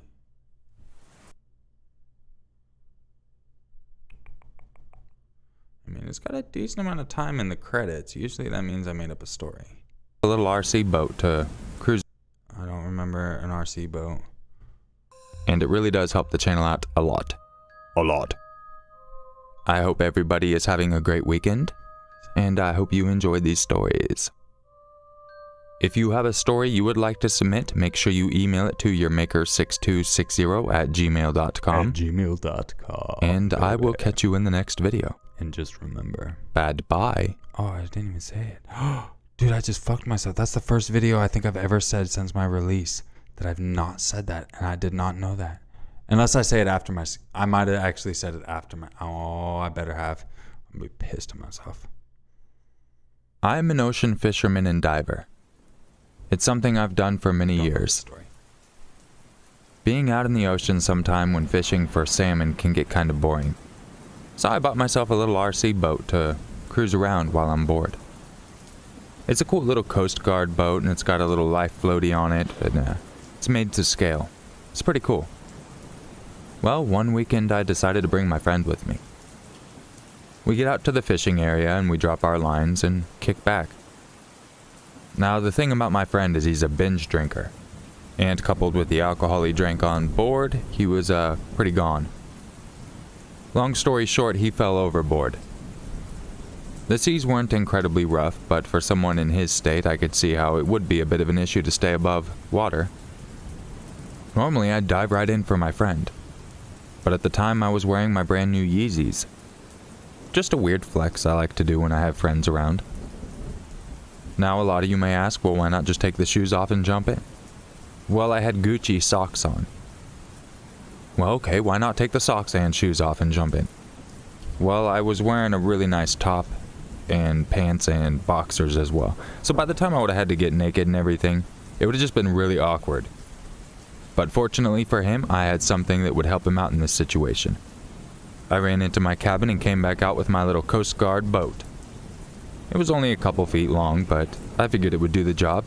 Plus, the life preserver was about the size of an arm floaty, so at least he could have half of his body bobbing up in there and type of thing, you know? Not fully submersed, so he can kinda breathe at that point. So I decided to check the fuel in my boat and make sure everything's connected. All the while my friend's screaming, something like that. But I keep doing my boat, make sure it's good, because I don't want to ruin my boat. This thing was expensive. I'm talking like a couple grand for a little RC boat. This ain't no toy, kitty kids. You ain't touching this. This is my big boy boat. So I get it in the water and everything, and I turn back around to look for him, and I can't really see him anywhere. My fear is he's drowned and I'm not going to be able to find him, and then I'm just wasting gas in my little boat, and that can get expensive. You know, the fuel in those little boats is really not the cheapest, but it's alright. A friend is worth it, you know what I mean? Fortunately, his head comes above the water, so I was like, cool. Start my boat up, cruise it on out to him, and it's got this button I press and it lets go of the little life raft, because I don't want to get too close to him, because in his panic state he might grab my boat, and that's just a no-go. So I detach it probably 15 feet away. I'd say it was about 15 feet away. I detached the little arm floaty life preserver and cruised my boat back. It even had sirens. I forgot to mention that. Little sirens, so it was type of thing, you know. It was really cool. Lights and all that stuff. So I get my boat back and I'm loading it up, and all the while I've been yelling at my friend to go grab the preserve. It's right there. It's right there. But he doesn't. I don't know why. He might have just been drunk. That's the only thing I could assume. He was drunk and he just wanted to argue and be... Thank you for dropping in, Patricia. I hope you make a wonderful dinner for your family and have a wonderful night. stubborn and all that kind of stuff. You know, big old macho guy. I don't need a arm floaty. But he didn't come back up. This was a couple weeks ago. I'm still convinced he's probably holding his breath out there or something, you know, hiding under the water, trying to get the attention he thinks he needs. But I wasn't about to drive my little Coast Guard boat back out there in case he was just trying to mess with me and break it. Because he always gives me a hard time about my flexes. Whether it be my RC boat, my Yeezys, my Gucci socks, even Gucci condoms, you know? Just everything. I guess at this point I digress. Overall, it is something I'm pretty scared of time to time, thinking about if he's still out there holding his breath or if he really did have an issue. But if he had an issue, there was a arm floaty right next to him, so I guess it's his fault if anything bad happened.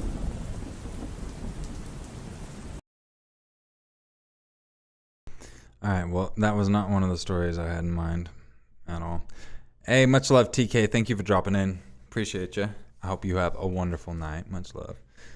Krista, welcome back. Yeah, I'm surprised I'm still alive, too. We're taking a trip down memory lane. I'm trying to find 2 stories that I made up. And we're not coming across them. We're finding gems along the way. So we're already committed at this point, you know what I mean? So we're going to find those fucking stories. I want to know where they are. Someone asked me, they asked me like freaking 3-4 years ago in an email. They're like, yo, where was this story? You told it and it was hilarious. And I could not find it. I remember I went through for like an hour and just could not find it. So we're going to find it. We're going to find it. And it's going to be amazing because I remember that story. There's 2 stories I remember vividly, and I have not come across those. And those are the only 2 I remember.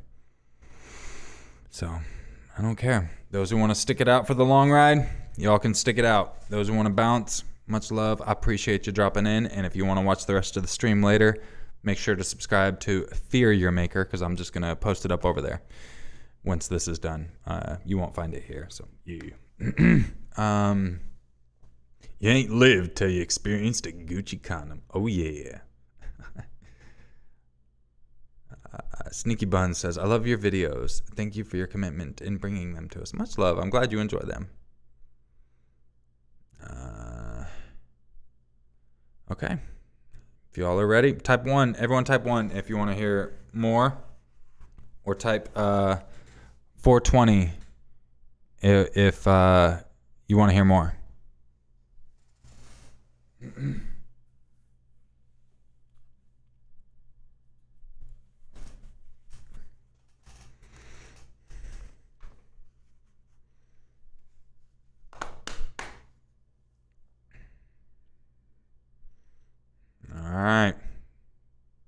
All right. Looks like we're looking for the next one. Let's see where I stopped these, because there was one point I did stop them, and then we got to go back from there. Before.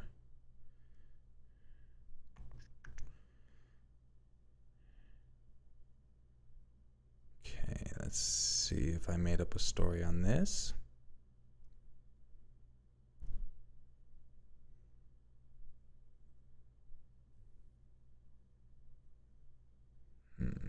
Hard to tell. I gotta actually open the video to try to get a. I don't think I did one in there. That's too short. So I'm not there.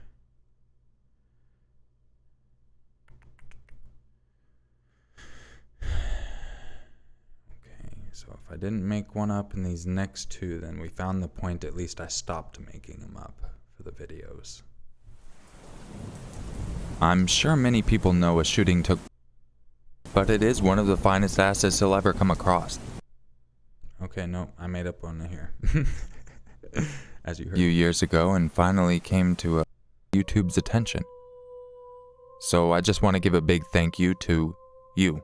You. Bad bye. This all started a few years ago and finally came to a peak last week. I'm a donkey farmer in Wyoming. To me, there's nothing more exciting than seeing a nice ass. Jackass, of course, but ass for short. This has been something my family's done for 13 generations. We have some of the finest ass you will find in the state. That being said, we attend every state fair, selling as many asses as we can. It's a tiresome job, but it's got its perks. One of those being you get to look at ass all day. Jackass, that is. Donkey, that is. So at our very first state meeting, a guy comes up and asks how much one of our asses are. I tell him $1,500. He explodes on me and tells me that's way too much for an ass. I tell him yes, but it is one of the finest asses he'll ever come across. He tells me there's no ass worth $1,500. I tell him he's free to his own opinion and he can leave any time. He gets irate and says that he will get even. Then he storms off. Keep in mind, this was the only time we've ever talked to the guy up to the point. In fact, this was our first event ever and our first customer experience. Not a very good way to open it up. We continue to go to the event for years and make a good name for ourselves for having the best asses around. Until last week, we hadn't ever seen that guy again. He randomly comes up to the booth and starts yelling again, talking about how he now has the best ass and he wants us to pay him for our ass because we're taking the name of the best ass from his best ass. I'm completely perplexed at that moment. I have no idea what this guy's going on about. If you want a good ass, everybody knows you come to us. That's how it goes. We've raised asses for generations. Before I can even respond, he pulls out a knife and his phone and turns on the recording. He pushes his phone in front of my face and says, "Admit that I have the best asses in town." I don't know what this guy's doing, but at this point it's obvious he has issues. I figure I'll just tell him what he wants to hear, so maybe he'll leave. You, sir, have the best asses in the state. No one has finer asses than you. He seems pleased by this.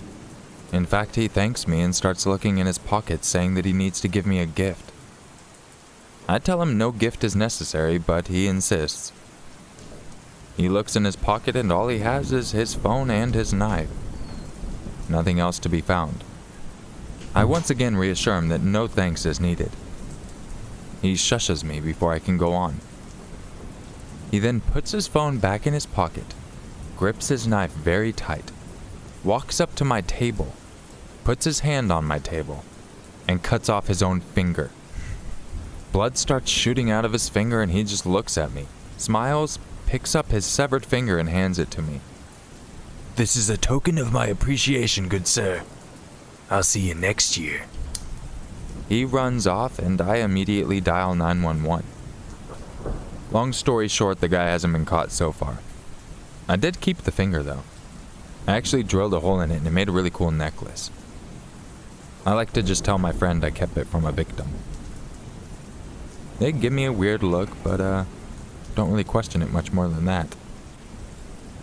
So, I got a finger necklace. This story was stupid. Bruh. Yeah. For those of you that are just coming in, we're listening to stories back in the day when I didn't do 911 calls, when I narrated scary stories. I would make up a story at the end of my videos. I'm trying to find 2 specific ones that I made up. A lot of these I don't remember because I literally just made them up, whatever came into my head. So I'm just kind of, it's a trip down memory lane, but I'm also on a mission. We need to find these 2 stories that I know are hilarious. And we're just going to find these hidden gems along the way. Essentially what I'm looking for now is at some point I stopped doing that. I still did scary stories, but I stopped making up stories at the end of my videos. So I'm trying to find that point. And if I can't find those stories by that point, then I already have a point where I need to go back from. So we've listened to probably, 10, 15 of these made up stories. So that's what we're doing now. So if you're looking for actual horror content, I would just go check out my most recent videos if you missed them. Right now I'm just kind of chilling with you guys. It's been a very long time since I streamed. A lot of this was a test to make sure I can even stream from this area. I just moved in here. So right before the stream, I recorded a new 911 video. So all patrons, channel members, check your feeds because you have access to the audio early. Hasn't even been sent to my editors yet, which will happen tonight. Everyone else, it'll be out within the week. So, if you're broke or don't even want to spend no money, all good. Video will come out, but if you want early access, audio versions out for Patreon channel members, check it out. But yeah, hopefully it doesn't have too much of an echo. I don't think it would. I didn't fully soundproof it yet, so I just tried to get something up so I can record and come out of the closet. You know what I'm saying?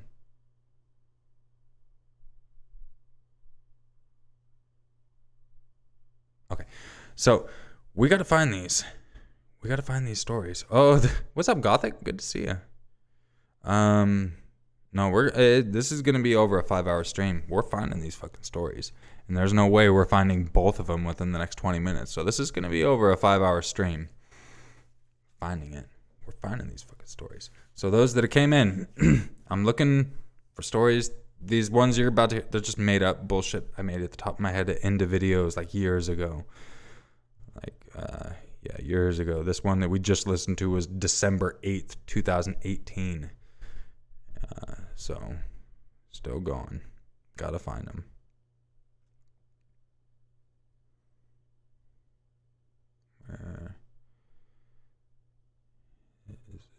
Okay. Hopefully, there's going to be a point where I stopped making them up. So, once we find there, if I haven't found those 2, then I know where to go back from.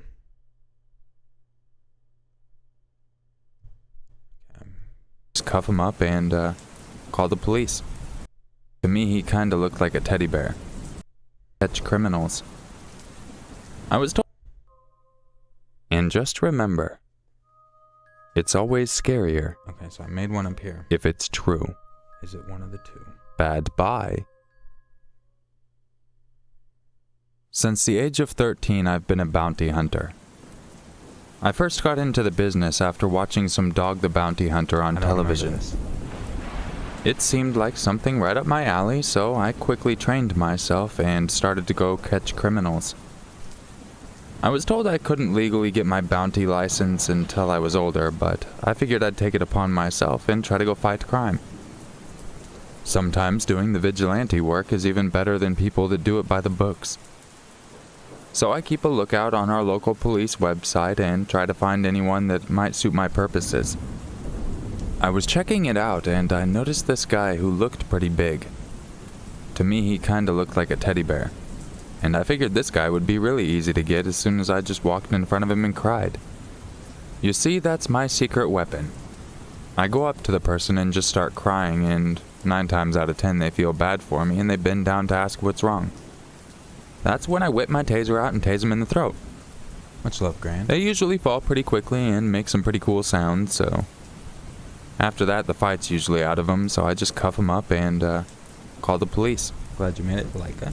The police have told me many times to stop doing what I'm doing, but I love what I do. I'm helping people. So I do some searching around about this guy, and I find out where he's located. I show up at the address and find out from his mother that he's at a park. Much love, So, Sherry. photo in Thank you so hand, much. I head down to the Super park sticker. to identify the man. I find him rather quickly sitting alone on a park bench, looking shady. Appreciate you. I put his photo back in my pocket and pull out my taser while cupping it under my shirt. I walk up to the bench and I start crying. Within no time, he notices me and stands up to try to comfort me. There, little guy. What's going on? How can I help you? His voice takes me by surprise and I can't help but let out a giggle. Much love. For a man of his stature, his Hey, voice Cameron. was not fitting. Oh, I figured you'd laugh at my voice, little boy. I get that a lot. So tell me, what's wrong? As he's reaching out for me, I realize that this is my opportunity. I rip my taser from under my shirt and jam it into his throat while pressing the button. These are old stories that I made up. I'm looking for two in specific. So that's what's going on if you just joined in. So these stories you're hearing are just ones I made up like years, literally like 4 years ago. I'm trying to find two in specific. Just as he grabs my arm. Much love, Ashley. Now Thank I'm you. going to fill you all in on a little something. I appreciate you. If you're not familiar with tasers or how electricity works, when someone's being electrocuted, you do not touch them, because that electricity can travel through them and into you. Well, with Someone's like, do that voice again. Well, if you would really like, I can do that voice again. And we can get some tea and crumpets and be so happy together. Or, if you would like, we could try to go a little bit more this way. We get a little bit crazier. You know what I'm saying? Yes. It's hard to try to tune it in, but at the same time, you could try to pitch the pitches a little bit. You know what I'm saying? Yes. Crumpets. I love saying crumpets when I'm doing that voice for some reason. my special top-of-the-line 15 million volt taser that I custom built in my dad's garage, all that electricity traveled into the man. And as soon as he touched my arm, it traveled into me as well. Not only that, it clenched my muscles, so I was stuck holding the button down and he was stuck grabbing onto me. So we're both there getting fried to a crisp. Non-stop. Fried to a crisp. I can't move, but I can still think about everything that's going on. The first thing that hits me is the smell. It smells like someone lit up a barbecue, and my first thought is, damn, I'm hungry. Then I start hearing the popping and blistering. Both of our skins are starting to bubble from the extreme voltage that I put into this thing. It's at that time that I start to wonder about everything I've done. Why did I build this extra strong taser? Why am I at 13 years old in a park trying to catch criminals? Why did I tase him in the throat instead of the balls? These all fly through my head within a matter of a second.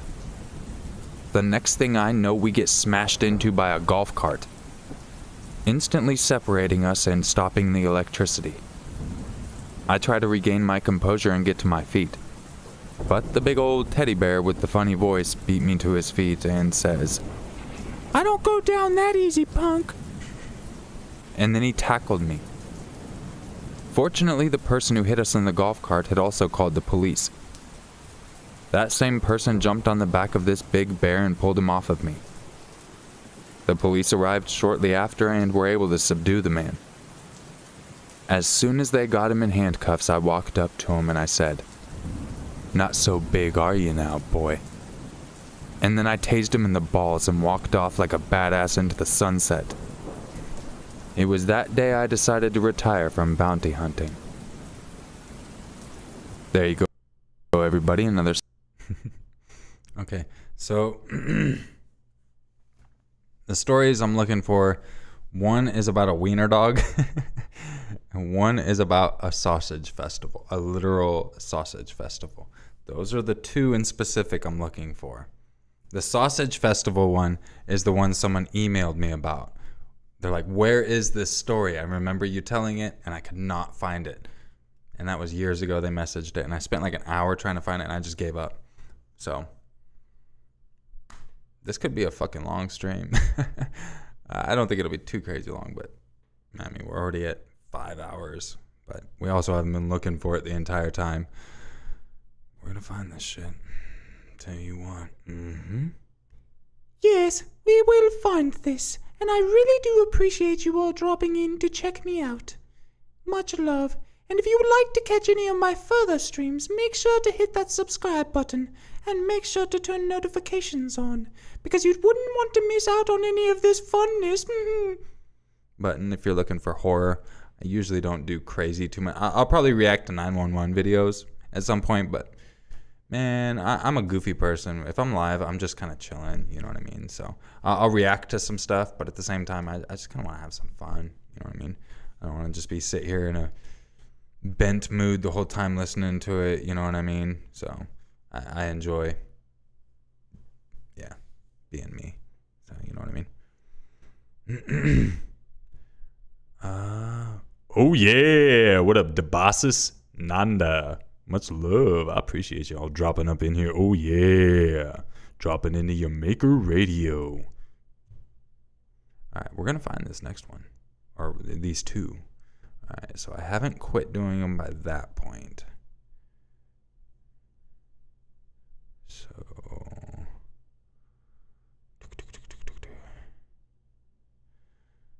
That's just a compilation. So I don't think I would have made one up at the end of that. I should check, because if I don't think I made one up and then I just skip it and I can't freaking find this, it was a compilation. I don't think I would have put one at the end of there, but I would feel so dumb if I didn't look. So I might as well check real quick.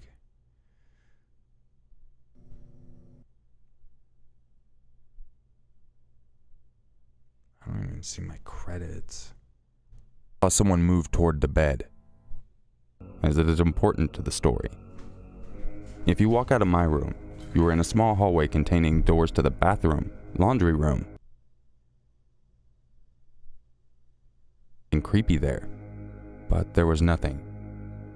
I was relieved, but still terrified, as I still couldn't move.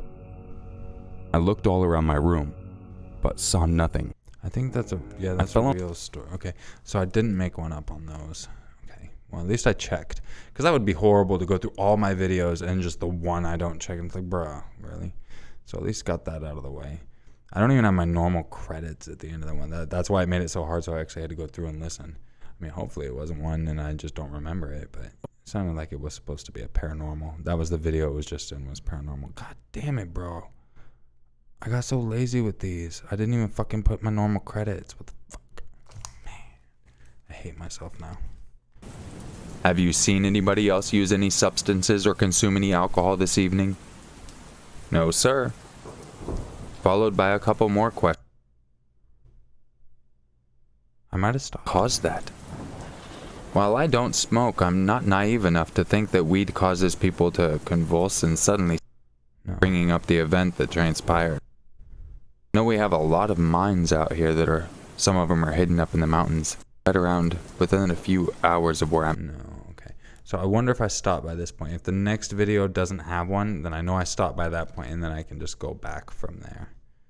So, bro, it's so hard even with my 911 series to even find like ones in specific. I did such a horrible job in labeling them, because they're just, I don't know if I should just focus on maybe one call at a time, so that way I can properly label it. But it seems like 3 is good for duration wise, but at the same time, it makes it hard to properly label it. You know what I mean? Because you only have so much and you got to be catchy. Like, I got to figure something out for that. Definitely failing in that department, that's for sure. Angela, thank you so much. I appreciate you. I'm glad I went to look at the chat.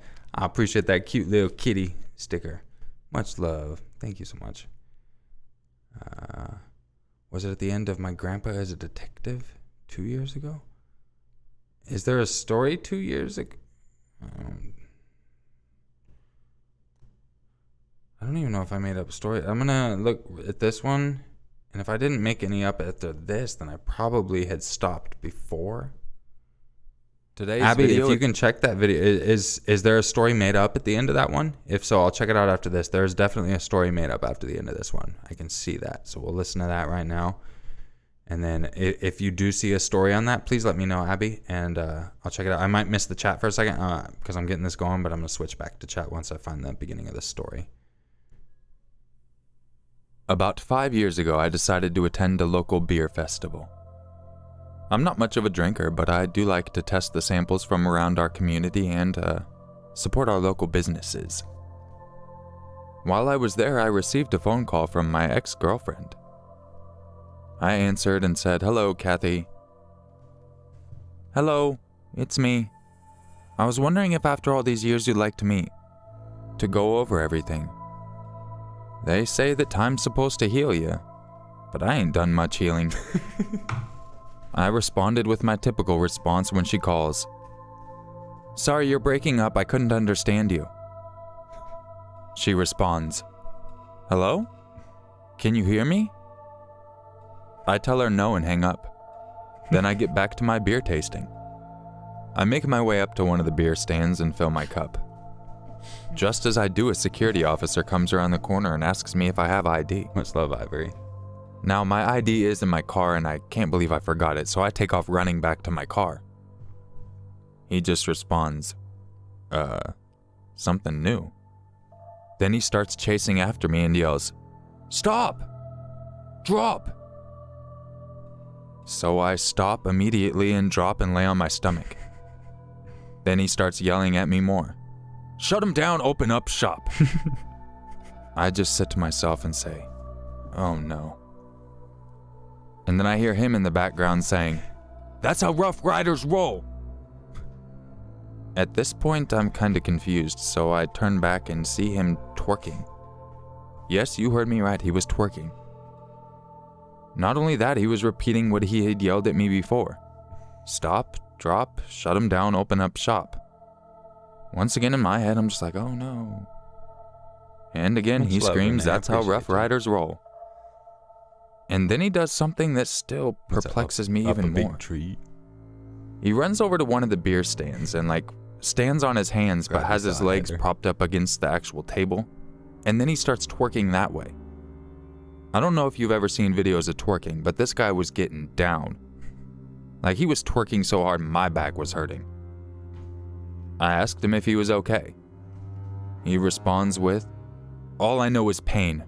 All I feel is rain. How can I maintain with mad shit on my brain? I resort to violence." That statement alone lets me know that I shouldn't get any closer. About this time he gets done with his twerking. I assume he's winded because he's been going at it for about 3 minutes now. He stands back up out of breath and walks up to me, introduces himself as Officer Ellis. And then he tells me that he doesn't even work there. He's not a security guard. Bro, for those of you that don't know, a good friend of mine, he started as a subscriber, but he's a good friend of mine, even on my private Facebook. He's a mod, Discord mod, all that. He's a cop, and Officer Ellis, and that was just a joke on him. I think he saw that or heard it too, and yeah, that was essentially him twerking. You'll see him around chat sometime. I haven't seen him in a while. I know he's working a new job now, but yeah, it was funny as fuck. That was essentially a call out to him, Officer Ellis, type of thing. And that was just super funny. He's just a guy who got dressed in a uniform to try and come have fun at the beer festival. But he did tell me he knows where I live and he'll come find me anytime he wants and hurt me and my family, if I can't beat him in a twerk-off. I'll save you all the embarrassing details, but I demolished him. He might have thought he was a good twerker, but nobody twerks like me. I don't even need music, I just sit there and twerk. After that, I took off out of the beer festival. I didn't want to risk having too much beer and not being able to drive and get away from this guy. So long story short, I think I saved myself a lot of trouble with a creeper who was going to creep on me after the beer festival who was pretending to be a security officer by the name of Officer Ellis. But thank God my twerking skills are next level. So, yeah. Okay. So there's that one. We gotta find this. That's not the one I was thinking of. Much love to everyone who's still here. And if you're just joining, we're trying to find... Years and years ago, I used to make up stories at the end of my videos. And I'm trying to find 2 specific ones. And we are not there yet. But we will get there. Yeah, so much love to everyone who's still sticking around. Yeah, these are pretty dumb stories. That's for sure. All right, let's move on to the next and hope for the best. It's gotta be here somewhere. Let's see if I made one up after this.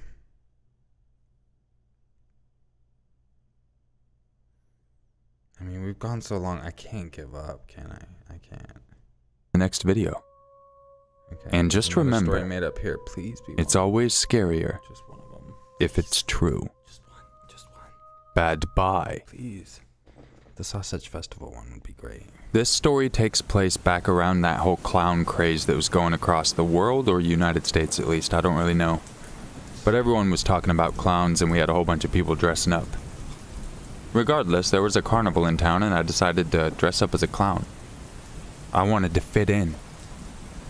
I make it to the carnival and it's packed, and I see a lot of clowns around. I walk up to another clown that was similarly dressed as me, with the teardrop and everything like that. I grabbed their flower and squeezed it and it sprayed me in the face. And then I smacked them because that was rude. They smacked me back and said it was for me smacking them. I informed them that their flower squirted me and that was very rude. They told me it was very rude to squeeze their flower. I realized their point and I apologized. And then they smacked me in the face for apologizing and told me to man up and I walked away. I made my way over to the mirrored section with all the funny looking mirrors so I could try to cheer myself up. I moseyed in there staring at the ground and found myself in there for 5 minutes without even looking up. I finally look up and looking right back at me was the clown I had seen earlier. I quickly turned around to try to see what he was doing. And he's just sitting there staring at me. At this point I knew it was a race for who could smack each other the fastest. So with all my might I swung my arm and smacked into a mirror and broke it.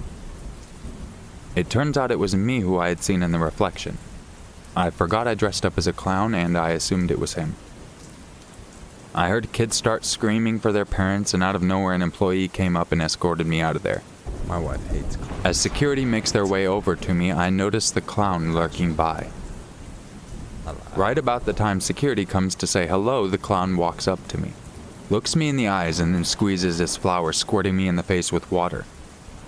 I go to swing at him and am quickly tased by security. Next thing I know, I'm screaming and spazzing out on the ground. I don't know what's going on either, I'm guys. promptly handcuffed and then stood back up. And then the clown and the security officers all take turns smacking me. After about 5 minutes of them taking turns one by one smacking me upside the face, they finally let me go and tell me I've been punished enough. On my way home, I see an old lady walking her poodle. So I scream at the lady's poodle and scare it. And then the lady smacks me. I do have a So I human smack her face, back yes. for smacking me, which knocks her out and she falls on the ground, hitting her head on the pavement. Unfortunately, a police officer was driving by at that exact moment and stops and tases me immediately. So I too smack my head on the pavement and start screaming and spazzing out once again. This time, however, I'm booked and sent to the jail. The older lady ended up being fine save for a couple scrapes and bruises, but I was ultimately charged with assault. Throughout my booking process, the officers removed my wig, red nose, and my clothes and gave me their normal jail attire. But they did not let me remove my makeup. I was quickly sent into general population and left to fend for myself. Immediately, the whistles started and I knew the best option for me was to go around and smack everyone I could all at once. That way at least I could piss everyone off so everyone wanted to hurt me, and that way they would have to fight over who got to hurt me, thereby minimizing who I actually had to fight. By the end of it, hopefully whoever's lasted is hurt enough to where I could just smack them a couple times and they fall. That plan turned out amazing and now I'm the king of the jail. The end. Is how I wished the story ended. But no, as soon as I smacked the third person, I was tackled by the rest of the population. From there, I proceeded to get the most severe beating I've ever had in my life. By the end of it, my face is completely covered in blood, and all I could think is thank God the makeup finally isn't visible on my face. I was taken to the infirmary, and then I was put into isolation, where I remained for about 2 months. This story makes no sense, and I don't know where to even go. I think we'll just end it right. Bro, at least at one point I just realized, where the fuck is this story even going? You know what I mean? For those just joining in, these are stories I made up years and years ago. I think we're like 4 years ago at this point. I'm trying to find 2 stories in very specific that I made up, and we're just going through all these others trying to find these ones. We're going to find these ones. Unless I happen to delete the videos. That would suck, dude. Ugh. But we're going to go through them, right? So much love to everyone who's sticking it out. I appreciate y'all. And anyone who's enjoying this, make sure to leave a like and type 69 in the chat. Why not? Let's do it. 69 in the chat if you want to keep going. At some point, I had to have stopped doing these. I remember. What's up, Venipera? Hope you're having a wonderful evening or night. Alright, we'll try the next.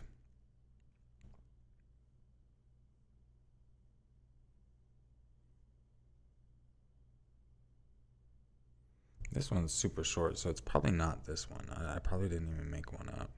Or maybe I did because it's This video is brought to you by my wonderful butthole. I'm a dumbass. Okay, so I didn't make one up there. Okay. So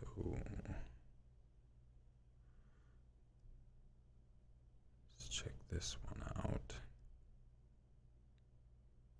This was a Crypt TV one. I probably didn't make one up, yeah, because that was a collab. That was with Crypt TV, a story that I wrote that was inspired by their Sunny Family cult. I had done one for them that I wrote. Oh my God, it sucks so much because I went way over the time frame. But my God, that story was beautiful. But I had to just hack the shit out of it to make it in their time frame so they could animate it.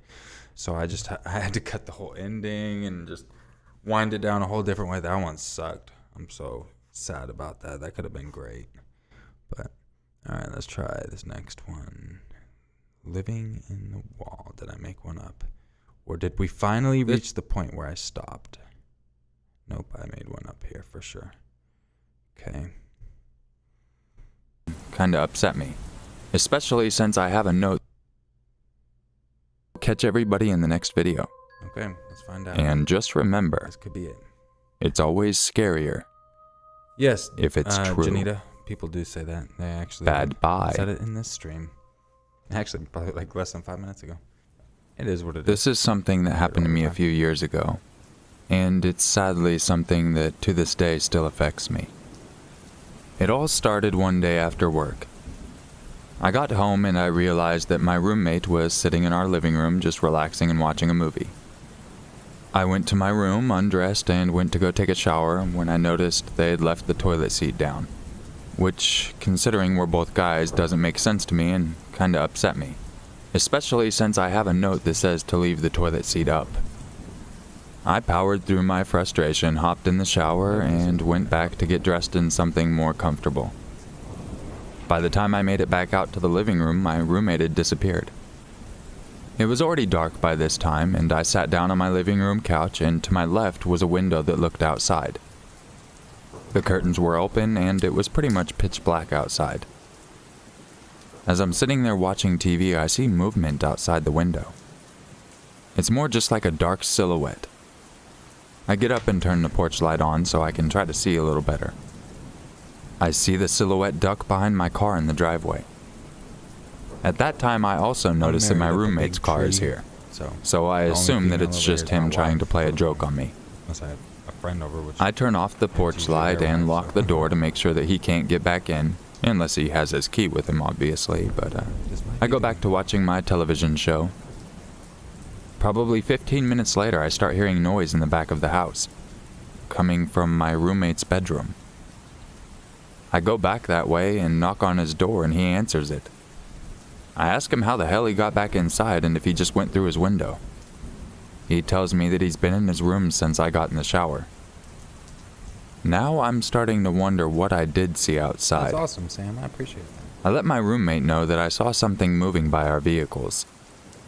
That gets a fire under his ass, and he pushes me out of the way, runs out front, turns the light on, and checks our cars. This is where the weird stuff starts. He calls me out to look at my car, so I put my shoes on and head out there. This isn't the wiener dog story. Someone had stolen my license plate and slashed his tires. He starts asking me if we should call the police, and I tell him that would probably be a good idea. He runs inside to get his cell phone and says he called the police and they should be on their way shortly. I start to walk around the property to see if anything else has been messed with. He tells me he'll wait up front for the police to arrive.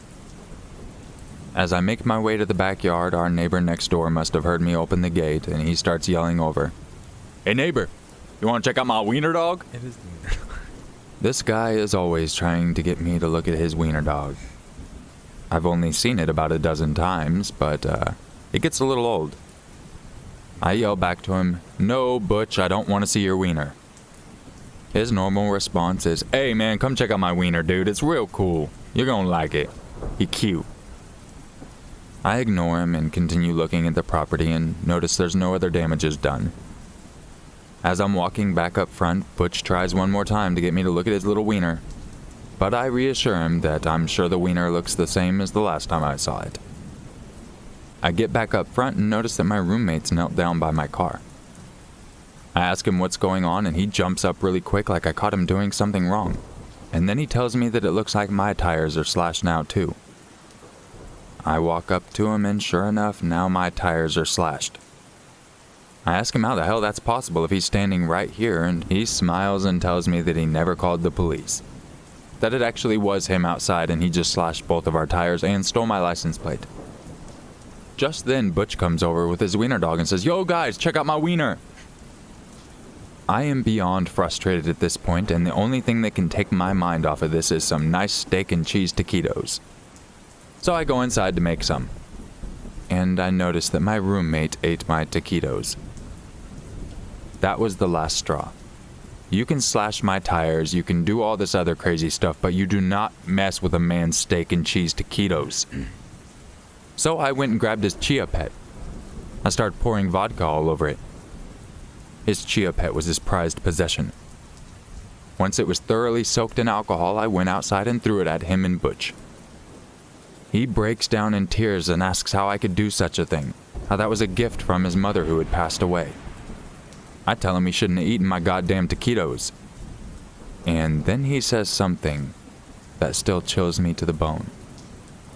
"You ate those taquitos last night, dick." And that's when it hit me. I did eat the taquitos last night. The end. Hey, check out my wiener. Those are pretty good. Hey, look at my wiener. Come on, it's a cute little wiener. My little wiener dog. All right, we found that one. Was the sausage one before that one? I want to say the sausage festival one was like super OG. I thought that was like one of the very first ones I came up with. But we got to keep going this way. That might have been one of the last ones I actually made up a story. Whoops. I don't know. Check this video and see if I made up a story. This one's not where I meant to go. Yeah, I definitely made up a story in this one. All right. I'll say what's up to some people in the chat. Elena asks, when you do stories again, bro? We really miss them so badly. I'm here to the You're Making Family for years now, and never enough from you. You're one of my favorite. Much love. Yeah, they just get hard to do because everyone, just does them, and it's just like doubles. And I have some set aside, claimed as true. As I read one earlier this stream, I doubt, honestly, but it's hard for me to really say that against someone's story. I don't know. It's just weird. I want to do more. I wish I had some unique ones. Like, it's just more of good stories that are just kind of unique. You know what I mean? I don't know if I should just like write some, because I can write some pretty badass stories. I have one that I wrote that's my favorite one that I kind of want to re-narrate that I think people would fucking love. But it was, yeah, we'll see. I would like to do them again as well. Those ones are nice. It's been a while. Hey, thanks, Nips. Appreciate you dropping in, man. Hope you and the fam have been well. All the new babies and whatnot. Much love. Heard about them. Haven't met any of them, but we definitely got to get together. Been a long time, brother. Hope you and all them have been well, dude. Definitely had to grow that out. Had to finally go away right around COVID's when I shaved it. So, yep, had to have some hair. All right, so I found another one of the made-up stories. So we're just looking for one of them, and that's it. And then we can end the stream because we've been live for 5 hours already. So essentially, for anyone who's just here, what we're doing is we're going through some old videos. At the end of my videos, I used to make up a story just off the top of my head, just random bullshit.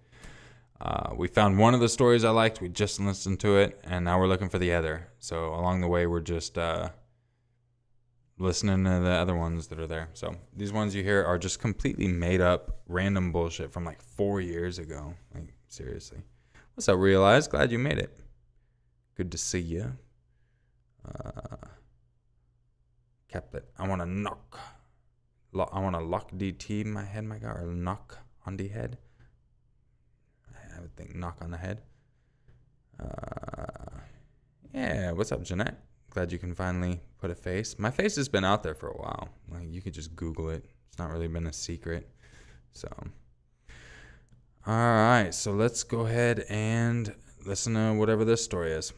And I also hope that the investigation goes quickly with YouTube. Regardless, I appreciate you checking out here, since I normally am not this obvious, but the next story you're about now if you don't want to waste your time. Because time is very valuable and you will never get it back. But if you're badass and you know you got a little bit of time to spare, I hope you enjoy. I'm a 12-year-old guy and this happened to me about 2 weeks ago. I live about 14 feet from my school. Pretty damn close. So I usually walk to school. Sometimes I'll get my parents to give me a ride, but sometimes they just tell me to stop being lazy. This story takes place on one of my walks to school. I guess I should explain the reason I live 14 feet from my school is because we live in a motorhome parked in the parking lot. So we're about 14 feet from what I consider to be the school grounds and about 100 feet to my classroom door. Which can get pretty damn exhausting if you're trying to conserve energy to learn in school. Walking across the parking lot to my school, I noticed a penny on the ground, so I bent over to pick it up. By the time I got back up, a man was standing in front of me. He asked me if I wanted a ride to school. Which, even though I was told at a very young age, stranger danger, I was 12 years old now, I could kind of defend myself a little bit better. Plus, this guy was only like 7'2", maybe 300 pounds. I could rip him limb from limb with my eyes closed if he tried to go anywhere else but the school. So I took him up on his offer. He brought me over to his vehicle, which ended up being a golf cart. And this is where the scary shit happens. Rather than heading through the rest of the parking lot to the school, the guy turns onto the road. Immediately, I start asking what he's doing, and he replies that he knows a shortcut. I sat back for a moment, trying to think if there was a shortcut around here that I might not know about. Hell, it might be able to cut my walk time down on a regular basis. So I sit there silently for about a minute. I heard that shit That's coming. when I noticed he wasn't going to my school. I had the new commander strips. I figured at about that time we should have been hitting the school if it was a shortcut. But the school was nowhere to be seen. I ask him once again where we're going, and he replies that we are going to school. And then he pulls out a knife. And then he reaches in his other pocket and pulls out some peanut butter. Then he starts using his knee to steer the vehicle and starts putting the peanut butter onto the knife and eating it off of the knife. This is where I got really bad vibes. Who eats peanut butter off of a knife? You at least need to have it on some bread or something, and with honey. Or apple butter or jelly. Strawberry jelly's good as long as you get the one with seeds. It kind of makes you feel like you liquefied a strawberry and put it in your mouth. She won't even talk. That sounds disgusting. Unless it's a That's why smoothie. people say she's Ooh, imaginary. I want a smoothie when I'm done in here. She's the one that just knocks So on as my he's door eating the and peanut hides butter, around the corner I and decide can't now's my time to get out of the vehicle, since there were no doors and our top speed was maybe 20 miles per hour. As soon as I go to jump out, his arm shoots over and he tries to grab me, but fortunately I get off the vehicle. He immediately starts screaming that I need to get back on his motorized personnel transportation unit.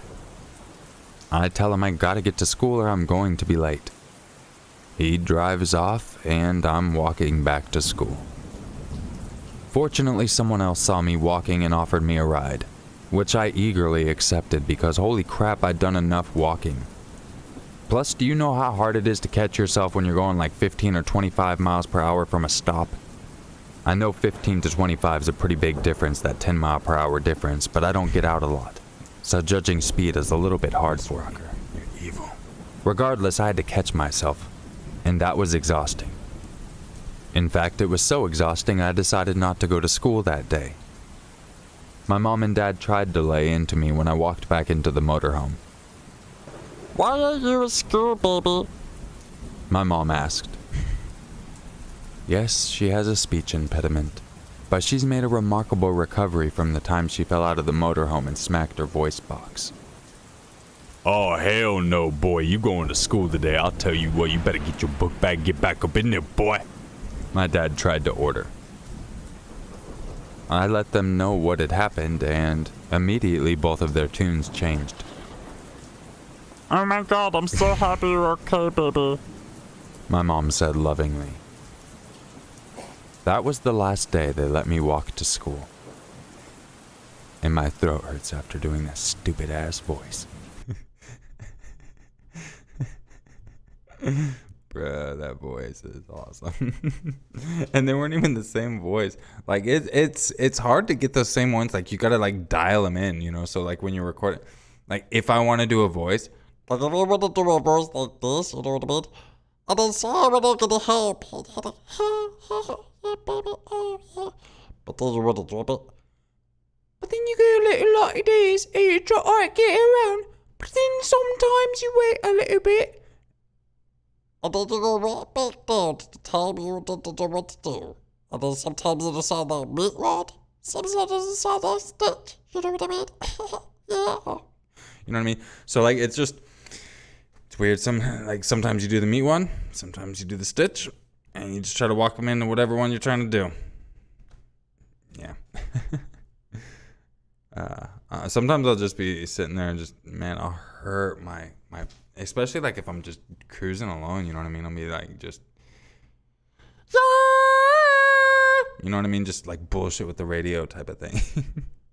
Just fucking around. So, yeah, let's see if we can find that one story, you know what I mean? Fuck it.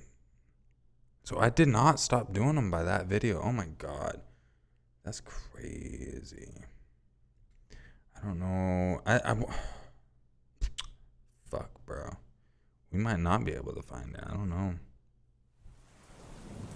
Because I've been this happened going, to me everyone my mods who are searching, I've been cruising through my newest ones ever since the compilation. So if you guys are looking, I know there was a couple that were looking. If you're looking, start going previous to my compilation. So that one where I just superimposed my face on that Impractical Jokers thumbnail. Look for the ones before that. Right now I'm trying to find all the ones. I'm going through all the ones after that and just trying to find where I stopped. So if you're doing that, that would be super awesome because I know a lot of you have listened to this anyways. Okay, looks like I didn't do any in that one. See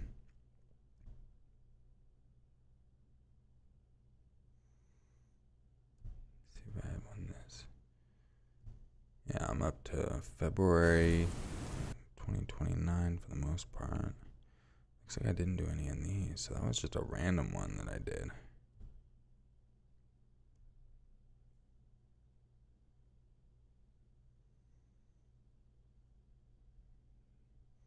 I had to have made up one in this. I literally titled it "Drugs Are Bad." Okay. There has to be a made-up story in this one, right? No. I just chose that title and didn't even put a made-up story in. Tisk tisk, okay. So that one really was just a random one, because this is like a lot of them without a made-up one. Oh, this was literally, I'm right at the era of 911 number 2. Today's Literally right there, because all these stories I did after, because like I said, they just weren't doing, the 911 weren't doing well back then, so I did mostly stories after. All right, so I did make up a story here, it looks like, so SQ. Yeah. Drugs are bad, okay. Okay. I can't do his voice. I don't think. I've never really tried, honestly. I don't even remember his voice. I'm a 47-year-old man, and I'm a hopscotch champion. I've been playing hopscotch since I was about 3 years old. I ended up making it to the finals of the hopscotch championship. That was to be held in California. So I took a plane from Missouri out to California, got myself a weekend hotel room, and went to the tournament Saturday morning. When I got there, I got ridiculed a little bit because I'm a little bit older than the normal crowd. But I just used that as fuel to compete even harder. I also cheat a little bit. Before everyone's performance, I go out and throw a whole bunch of cooking oil on the hopscotch course. I usually make sure to wear a disguise. I dress up like an old lady or an old man, and I just go out and pour it all over and go, "Oh no, whoops, sorry," and walk away. I had gotten away with it and walked off, and came back as myself and watched the championship before me. People started falling, breaking their legs, and I knew that my way to the top would be so much easier.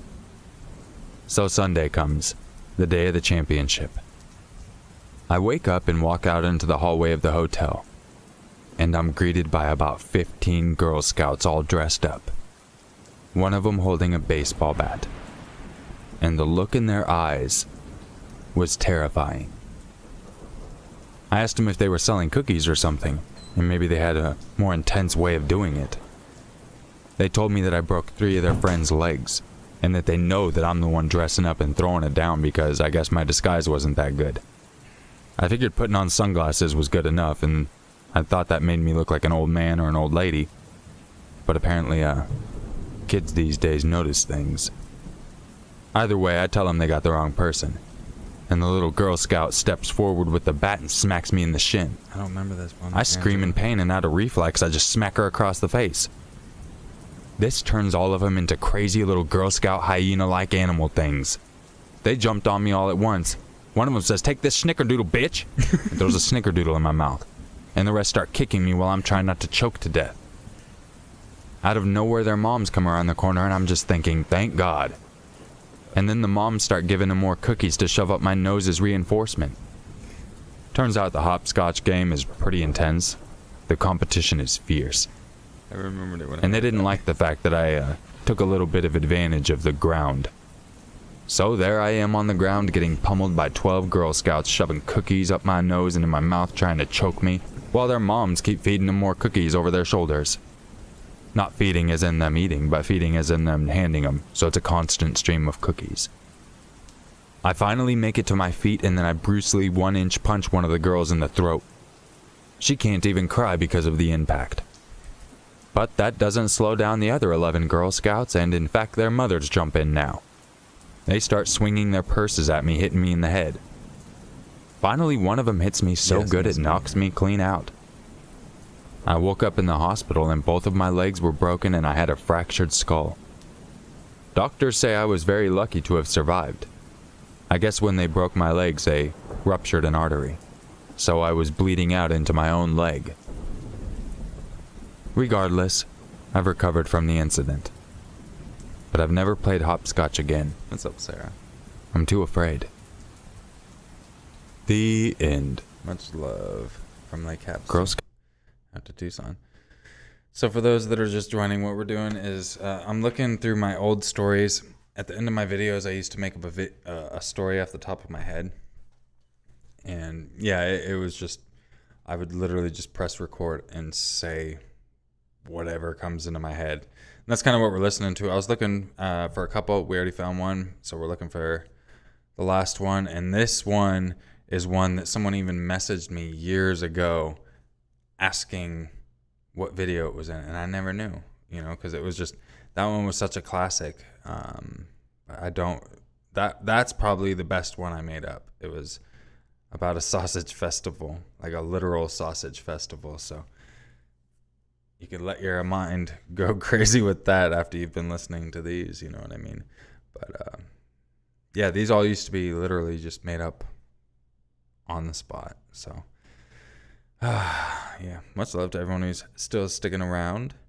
If you're enjoying the stream, make sure to press 1. Let us know that you're still here.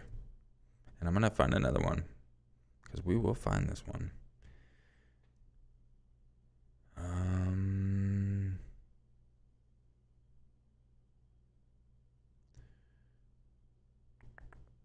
Where was... Oh, yeah, there we go.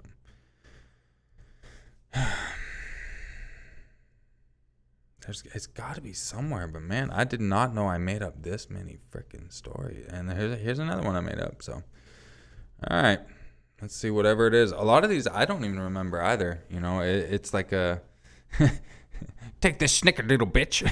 I don't remember that. Like, man, I mean, as soon as it was said, I remembered it. But yeah, a lot of this stuff, bruh, it's been so long. It's crazy. So I decided to fill my tank so that way I didn't have to do it on my way to work tomorrow. I think I might not went far enough. That way I could use my points from the story. I was 34 when this story starts. Okay. Scarier. Okay. If it's true. This. Bad bye. I don't know if I know this one. I don't remember anything about fuel points. I was 34 when this story starts. I had just gotten off a long shift at work and was on my way home. I decided to stop and get some gas for my motorized personnel transportation unit at the local grocery store. They had a way I could use my points from the store to get a discount on gas. So I decided to fill my tank so that way I didn't have to do it on my way to work tomorrow. It's about 3 a.m. when I pull up to the pump. I was about halfway done filling up my tank when a guy pops up out of nowhere wearing a hoodie and says, "Hey dude, you got any change?" I told him I didn't carry any cash on me. He gave me a look that gave off the vibe that he didn't believe me. I don't know the story at all. I told him that I was serious and I hope he has a wonderful night. He pulls out a knife and puts it up next to my car, saying that he'll rip my car apart if I don't give him any money. I tell him the only thing I have is my body. And the reasoning behind this is I was planning on doing a strip tease because if anyone has ever seen me strip tease, it chases people away. I've chased away probably 4 girlfriends with that method now and it seems to work flawlessly. So I figured what's the harm in trying? I lean into my car and turn the stereo up. I stand back up straight and get into my routine. All the while this guy is looking at me confused. I was probably a good 30 seconds into it, slowly lifting up my shirt at this point. Just as I took my shirt off and started swinging it over my head like a helicopter, the guy tells me to stop. I let him know that I'm only getting warmed up. He starts dragging his knife around the side of my car. So I take this as a sign that I need to up the ante and rip my pants off as fast as possible to get this guy out of here. Thankfully I was wearing breakaway pants, so I ripped them off. I grab them in my other hand and I have my shirt and my pants that I'm swinging around my head like a helicopter, one in each hand. The guy continues walking around my car, knifing it. So I start trying to do the party boy thing from Jackass. Fortunately, I'm wearing a Speedo, because everyone knows those are really comfortable, and especially if you're at work for like 8 hours plus, a Speedo is a great thing to have. As I get within 3 feet of the guy, I wonder if he's gonna stab me. But he pulls his knife back and starts running off, calling me a sicko.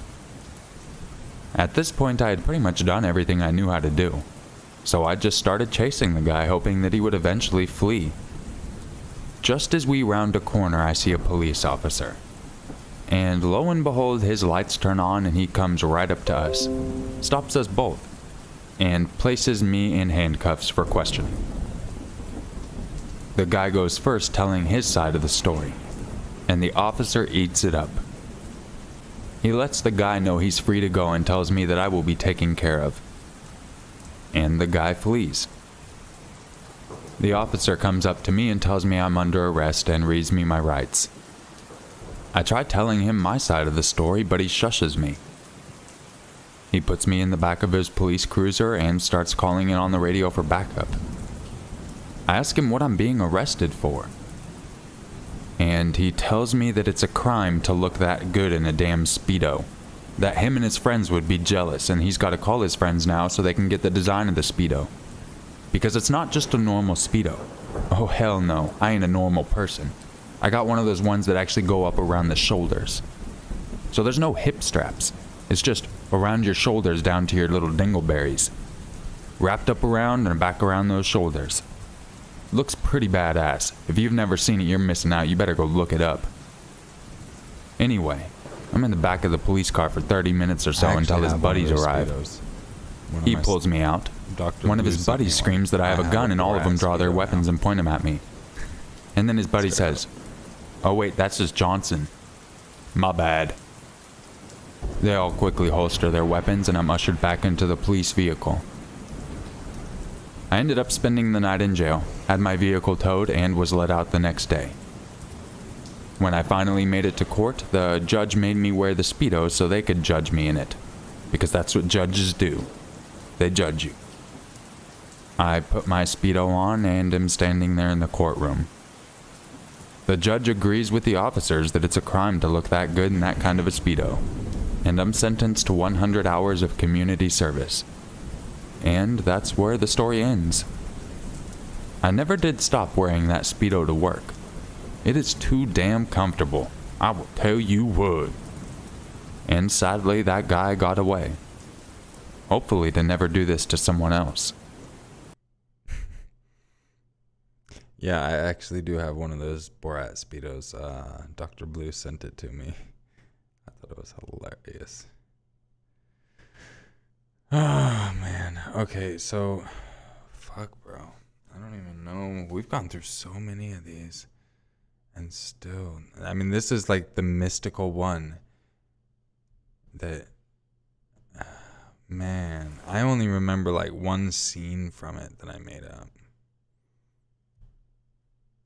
You know what? Let me just cover this the rest of the way up so that way, if he's in there, he's safe from any wildlife. Okay. And the entire time I've area of the woods that I go mushroom picking. My friend was a little bit hesitant. Okay, so this is a made up one as well. At least. Oh, man. Mr. Gray, my wife said Beavis and Butthead is back. We watched the movie and that shit was hilarious. I've loved Beavis and Butthead, man. That shit's hilarious. My favorite episode was forgetting how to pee when they forgot how to pee. Because that's so relatable. Sometimes when you stand there and you're like, fuck, I forget how to pee.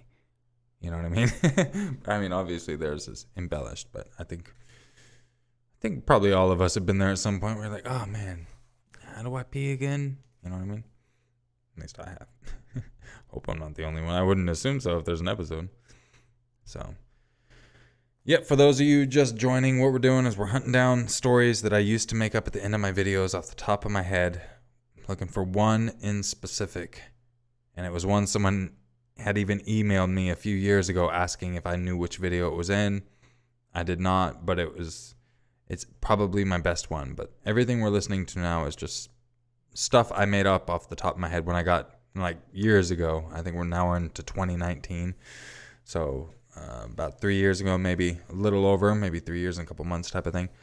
But we're trying to find these ones. So all of the stories that we've been listening to were ones that after my video, off the top of my head, I just press record and I would just make up and say whatever the fuck came out. And we just go from there. So that's what we're doing. And shit. Yeah, hopefully we'll find this one. I just want the Sausage Festival one, man. I know it's amazing. I just want it so bad. So, yeah. Here. Actually, I'm going to sneak out for a smoke, too. Because this one's next. We'll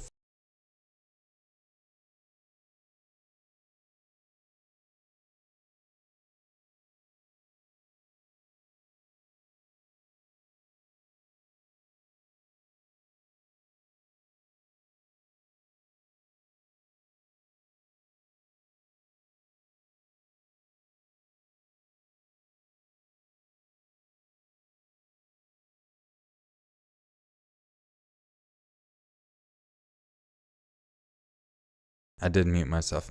Son of a bitch. What I was saying is we're going to watch this next one. And I'm going to run out real quick for a smoke. But I'm still right here. This one's like 5 minutes. It's really funny. I do remember this one. I just don't remember the beginning part. I just remember the end. But this one's also really freaking funny. Paula says, what if you find it? Are we done here? I'm not prepared for that. We have been live for 5 hours and 40 minutes right now. So,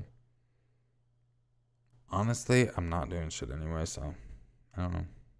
We'll see what happens, won't we? Right?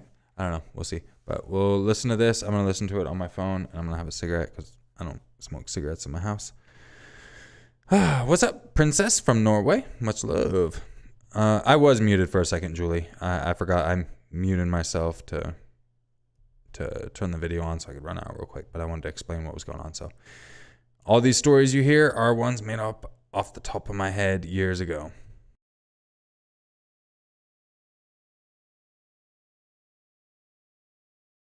If it's true. Bad bye. This story starts 3 years ago when I was a mushroom picker for my local mushroom picking facility. I decided to take my friend with me and go look for some mushrooms out in the woods. It had just rained quite a bit, and I knew that this was the best time to go find some mushrooms in the woods. So that's what I did. My friend was a little bit hesitant because he knew that I had a tendency not to come back with the people that I went into the woods with. And it's rumored around the city that I made those people disappear. But in reality, that wasn't me. They just tripped, fell, and got buried under dirt on their own. There was nothing I could do about it. I'm a mushroom picker. I'm not an excavator. So I finally talked my friend into going out in the woods to pick some mushrooms with me. I tell him to make sure to wear a ghillie suit, because I want him to be camouflaged so he can sneak up on the mushrooms because they move quite quickly. Obviously, mushrooms don't move at all, but for all I knew, he didn't know that. So he dresses in his ghillie suit, and I dress in my normal attire with my proper hiking shoes. Boots. Hiking boots. Because there's no hiking shoes. Well, there might be hiking shoes now, but I don't know if I'd trust those, especially in the area of the woods that I go mushroom picking. Regardless, I had hiking boots, and my buddy was in a ghillie suit. And we were out in the woods mushroom picking. An hour into the trip, I decide I get hungry. So I want to eat some of the mushrooms I've picked. But I've only picked 3. But I'm hungry for 3. So I decide to eat mine, kick my buddy on the ground and steal his so I have a little bit to make some money after I'm done. So I wash my mushrooms off in the creek, eat them quickly while my buddy's looking for more, and then kick him in the back. And then when he falls, I grab his mushrooms and I walk away, throwing my basket on him and saying, "Wow, dude, you haven't found any mushrooms. You suck at this. I'm never asking you to come out here again. Even with a ghillie suit, you can't even sneak up on these things." About another hour goes by, and the entire time I felt him glaring at me. He didn't try anything, though, because he knew that he would probably trip and accidentally get buried in the dirt, and I wouldn't be able to find him because I'm a mushroom picker, not an excavator. So, he finally, asks me when we're going home. I tell him to shut his mouth before I smack him upside the head. We're going home when I'm done mushroom picking. He shuts up, and we mushroom pick for another 2 hours. I turn around and ask him how many mushrooms he has. He only has 15 at this time, and I ask him why the hell he's so slow. He tells me that I've been eating all of his mushrooms every few hours, kicking him in the back and stealing them. I tell him he's a liar, and he tells me I'm full of shit. Just then, out of nowhere, he trips in a hole that's like 5 foot deep that came out of nowhere. It was just covered in twigs and branches. I screamed at him, "Billy, no!" But Billy was falling. He fell into this pit, and the only thing I could think to do, since it was so far down, is to like throw dirt in the pit so I could at least have a footing to get out and carry us both. Otherwise, we're both gonna die if I get in there. So I start filling in the hole as fast as I can, him screaming, "No, you're burying me alive," and I'm just saying, "No, I'm not an excavator, I'm a mushroom picker. I need to have footing so I can get out, otherwise we both die." The hole gets halfway filled, and his screams stop. I took this as a good opportunity to try to jump down, but when I jumped down, I noticed there was dirt everywhere. And I was wearing some really nice shoes, so I didn't want to get them dirty. Like I said, it had rained not long ago, so it was kind of muddy. Plus, I already ruined my shirt and everything, so I didn't even want to risk it. I figured I'd go back to town, tell people he went missing, they could come help me find him, we'll find him, everything's cool, you know? So I get out of the hole, and I'm even more worried about Billy. So I decide, you know what? Let me just cover this the rest of the way up, so that way, if he's in there, he's safe from any wildlife. So I fill the rest of the hole in, cover it with a little bit of branches, so that way any wildlife, you know, it'll be camouflage to them, type of thing, especially with him in a ghillie suit, you know? So, I go back to the city and tell my buddy Chuck Vin Diesel that Billy's gone. He's lost in the woods. He rolls his eyes and said, "Yep, had a feeling that was going to happen." I asked him what the hell he meant by that. And he said he didn't mean anything by it. And I said, "Oh, well, I'm glad to hear that. Well, since Billy's gone, I don't have a partner to come help me mushroom picking tomorrow. You want to go?" He looked me dead in my eyes and said, "Hell yes. Let's do it." Yeah. Billy, no! Oh, man. I remember that one. That was a classic as well. If I haven't watched Mitch Hedberg, please give him a shot. I would probably not even remember that, honestly. I'm super bad at even just remembering people when I meet them, names.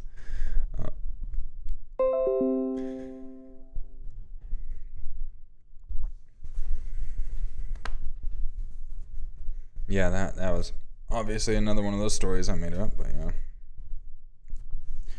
That's weird, Kai. I wonder if you can just turn down the quality. Maybe it's on HD and you just need to turn it down to 480, 720, maybe something like that'll work. I know, like, when I'm outside with my laptop, I have to turn things down to 720. Like, if it's an Apex video, I got to turn it down to 480 if I want to watch it, because it'll just lag just with a video. So, could be just something like that, you know. Who knows? Fortunately, for the most part, it's really just audio. So, yeah. Oh, yeah. Yeah, once again, I appreciate everyone dropping in. It means a lot to me. And if you're still awake in the chat, press 6-9. Yep, if you're awake, press it. I want to know you're still awake. Let's look for the next one, because we're going to find these ones. My goodness. I hope. I think I already did that one.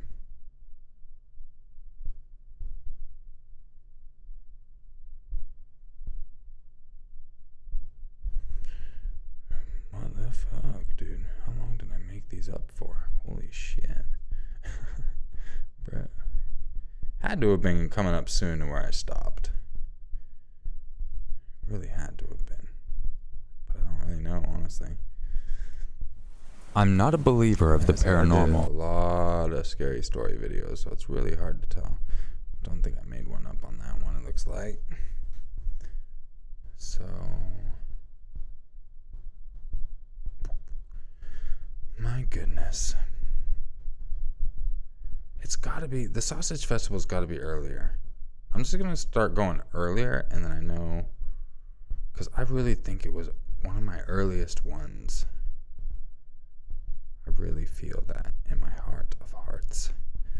And a lot of these ones, at least a few of them, I can just listen to the beginning and skip it because they should be in that compilation one. Bad bye. What's this? I've never wanted to be friends with someone over this game. Okay.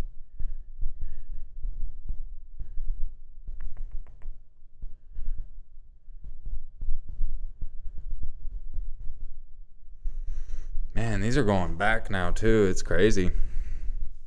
Some of these are super old. Okay, this one has a made up story. It's probably one that was in the compilation. As the few people who are this short will know, it really sucks. Okay, at least we're getting through those at least. Sarah says, was the story of your daughter real? Yes, yeah, it's real. Sadly, it is real. Actually, yeah, no. I was gonna say, I think I actually shared the box I made for her. I don't want to pull it out right now, but yeah, no, it's sadly and unfortunately very real.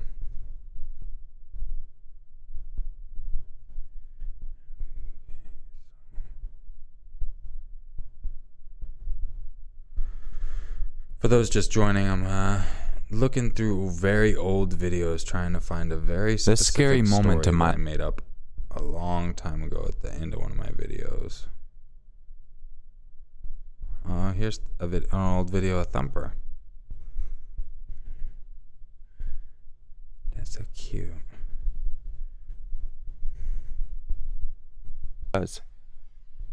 Don't argue with me. Stop arguing. You best stop that back talk.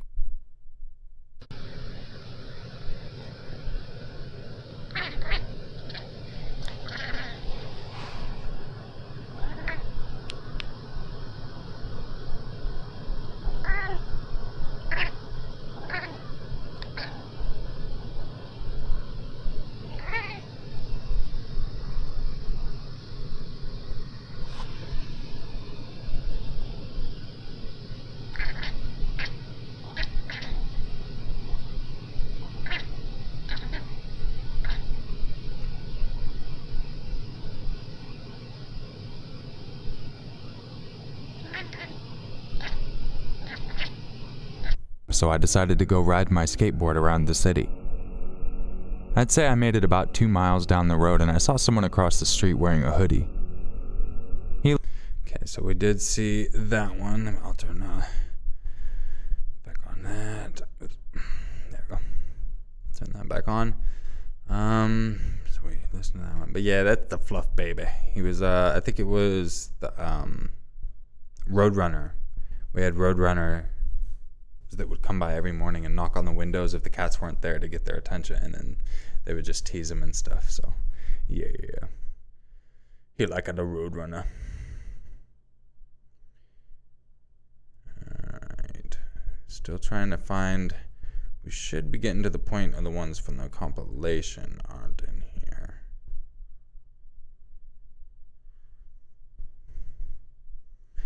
Man, I'm gonna be so sad if we end up not actually finding this. This is crazy.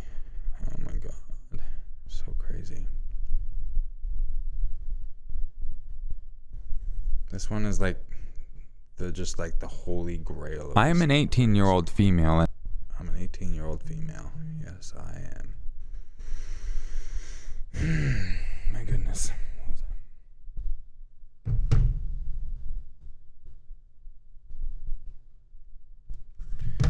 Okay.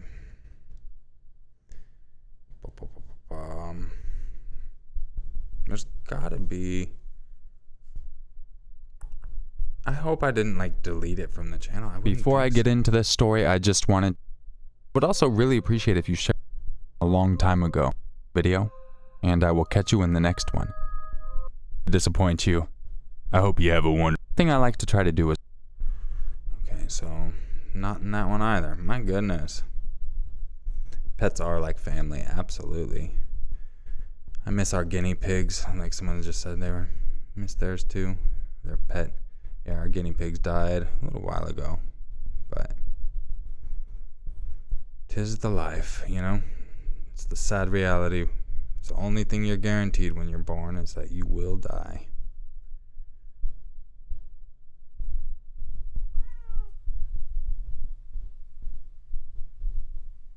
Don't be always interrupting me. I can't tell. Sing it, boy, this your spotlight. What the fuck am I Just doing? gonna be a little honky cat.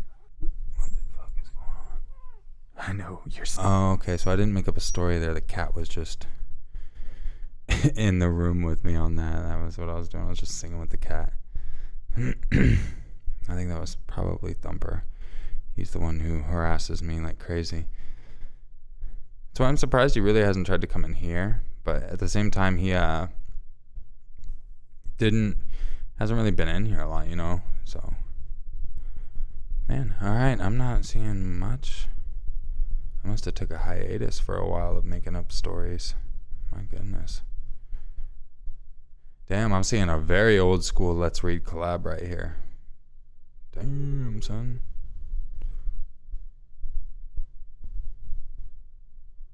I think these are just normal credits.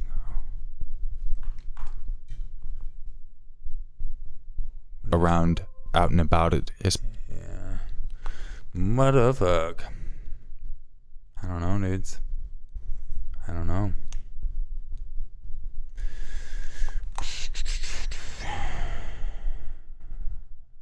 Gotta be. I hope it was one of my first ones I made up. I don't know. I'm not even seeing any of these others. So it was 1996 or 9. No, these are just normal credits. Damn, I stopped doing the things for a while, even before that compilation. I don't even remember where I started doing them either.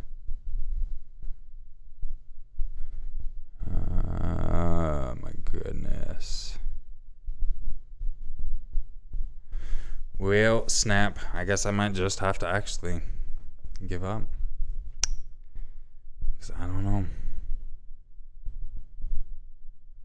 Oh, Lil Leroy. Shit, y'all. Lil Leroy.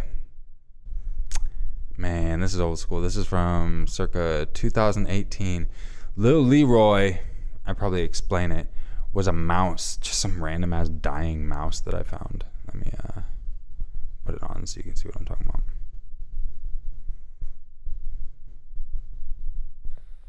This little motherfucker's chilling. Look at him. Look at him. He's chilling. Yeah. Chilling. Turns out he wasn't chilling. He was dying. Yeah, chilling real good. Look at him. Yeah, he's in a deep slumber. Mm-hmm. Yes. He's waiting for some excitement in his life. If you are too, make sure you call 1-800-WET-MOUSE. They can get you on. They can get you off. You just... He's not dead yet. He's just dying. I want to move him because he looks like he tries to get back to the state. I don't know what to do. I'm not going to kill him. He's still alive up in there. So little homie keeps crawling out. I put him back in there again. But he keeps crawling out to the side like over here. And not right this second, but he's going to die. But he'll have a happy death. A fucking happy death. I did end up having to actually put him down. Sad as it was. Yeah, there was no no pulling back on that. So, yeah.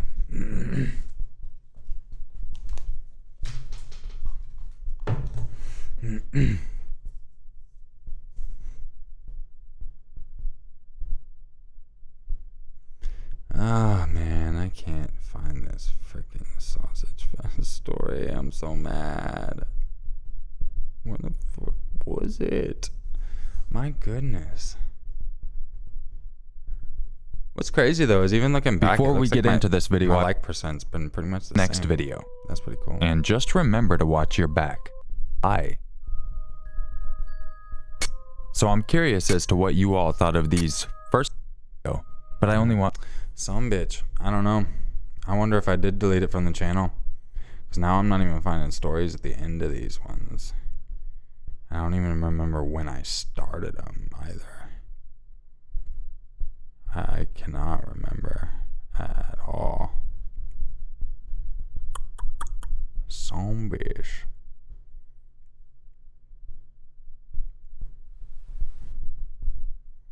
Yep. All right. I think we could just give it up. I can't find any of it. So, shit. That sucks. Well, at least we got to hear quite a few of them, you know. I think we just gotta cut it there because now I'm just sitting there going, dude. Misty Johnson, thank you so much. I appreciate you. I mean, in the spirit of Misty Johnson, we might as well keep going, I guess. Fuck it. Man, I'm just trying to find that one. Thank you again, Misty. No comment, nothing. Appreciate you. I hope you're having a wonderful night. Whoops. Accidentally clicked the wrong thing. Yeah, I hope you're having a wonderful night. Much love.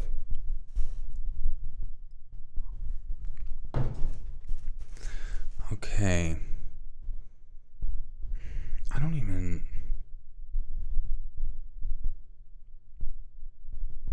Did I even do them back then? Man, that's what sucks so bad is they were just so random at the end of story or end of videos. You know, when it started, it was just like a random idea.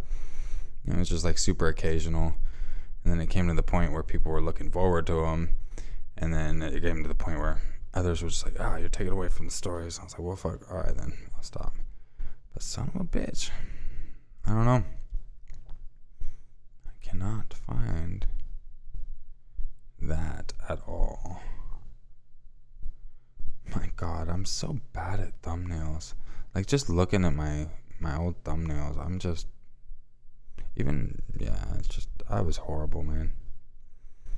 Even now I am. That's why I have a thumbnail artist, just because I'm so horrible. I come up with just the dumbest shit because I don't know what I'm doing. Alright, so I'm not seeing any of these, so it had to have been after this. I wonder if I deleted that freaking video. I'm gonna be so upset if I did. That's gonna suck so bad. Cause that one was the best one I've ever done. For sure.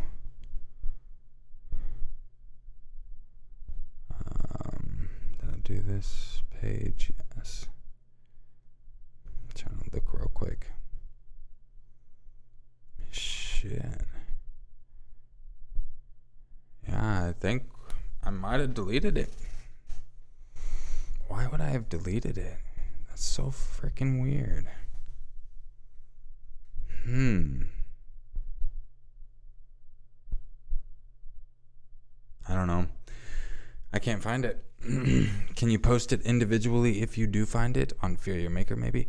I mean, if I did find it, I mean, I've looked for an hour previously and now we've spent hours. Well, we've been almost 3-4 hours just looking for it. So,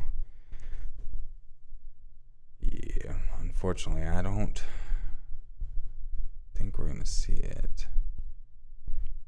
What's up, TK? Damn, you left 4 hours ago? God damn.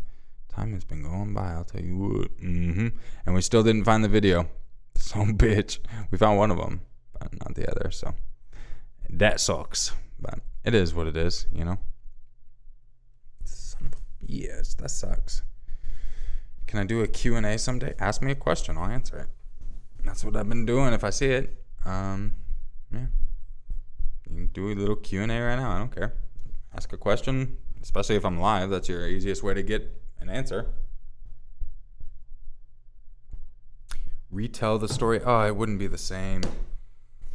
It wouldn't be the same. I can give like the highlight of the story part. Essentially, someone went to a sausage festival. And how long have I been on YouTube? I've been on since 2008. So you can do the math there. I think it was April 2008. So essentially the sausage story that I was looking for was a guy went to a sausage festival where everyone was cooking a bunch of different sausages. And he liked all the sausages, and then I forget how it led up to it, but they were trying to get a proper judging of the taste of the sausages. And so they told him to close his eyes, and they blindfolded him and all that. And then he started biting sausages, and then everyone started smacking him in the face with sausages, and then the juice started getting all over his face as they're smacking him in the face with the sausages, and he was just liking it, and it was just a freaking dumb story, but it was just hilarious. Yeah.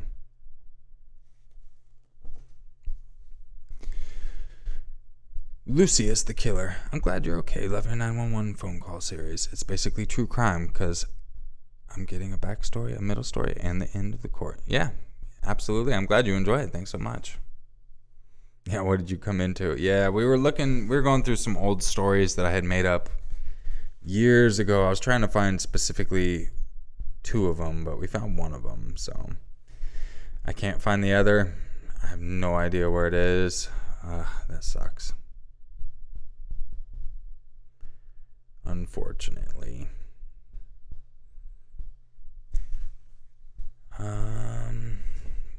Says, you've always been my favorite storyteller. I've had terrible anxiety, lost my big brother and dad, and this channel helps me escape from grief. Well, I'm glad I can help you. Sorry to hear about that. My condolences.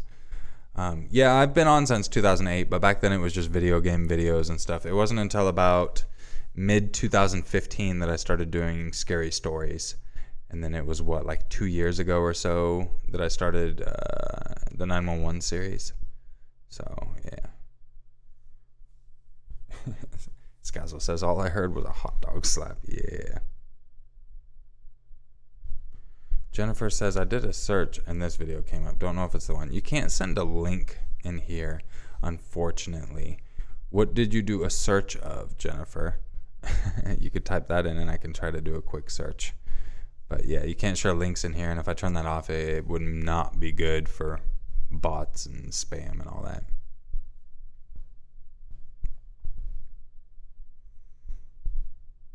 Kim says, I don't remember the sausage story. I've heard them all. Well, you must have missed one, because there was one that was amazingly funny. Paula says, I just found you like 1 month ago or something.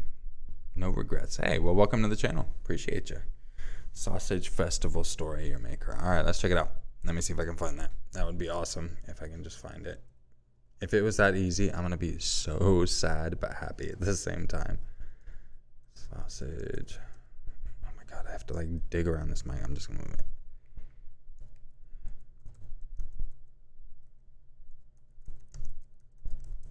All right, let's see. I don't know if it would be. Maybe it would be. Today's. No, it doesn't even look like I made up a.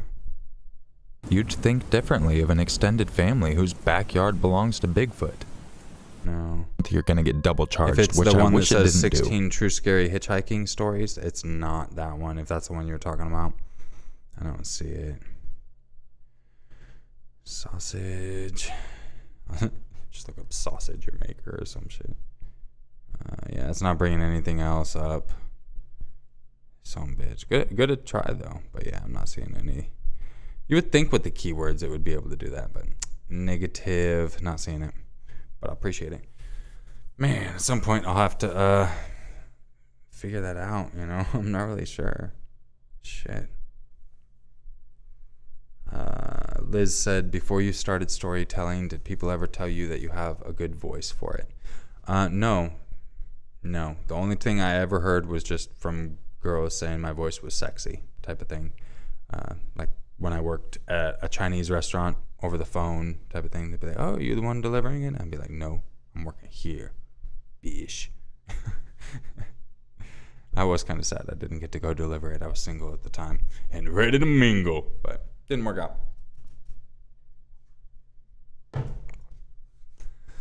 Oh, man. Okay, I don't really know what we would do with that, so shit. Probably just have to wind down the stream. Some bitch. But hey, shit, 6-hour stream, goddamn. I will put this up on Fear Your Maker. So for those of you just joining, I'm not gonna keep this on the channel. I'm gonna download it when I can. No, I'm not single now. No, that was back then. That was a long time. I'm married now. I've been married for quite a while. So no, I don't. I have a Twitch, but I only just donate on there. Like I'll give subs and stuff, but I'm never actually on there streaming or anything. I used to back in the day, but nah, screw that shit. Yeah, I appreciate everyone dropping in. Surprised we got to go this long, and at least I got to say hi to a bunch of people and kind of chill, you know what I mean? Hey, Selena, thank you so much. Selena, make sure you go through the Patron feed. I just shared the audio for the next 911 video, so you have early access to that. So make sure to check that out and enjoy. That'll be, yeah, like I said, the next 911 video. Same with any of the new channel members. Go check the community tab when we're done here, and you can listen to the next 911 video. It's just audio for right now. It's still got to go to my editors and stuff. But, yeah. Yeah, well, it seemed like my audio was good.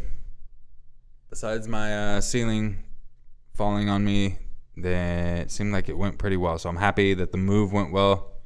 And then Misty drops another hundo. Misty, come on. Thank you so much. My goodness, thank you so much. Man, now I always feel bad for leaving. But motherfucker, I'm so hungry. But I feel so bad. Someone just drops a hundo and it's like, bruh, now I feel like a dick if I leave. So Damn, Misty, coming in clutch. Thank you so much. I hope you're having a wonderful night and you've been enjoying the stream. I don't mind bullshitting a little bit longer. If you guys got some questions, feel free to shoot it up. I really don't know what else to do. I didn't even expect to be on this long. I expected like a couple hours. So we are 4 hours over what I expected. That's kind of crazy, to be honest. Looks like it's finally getting dark now. So, yes. Yes.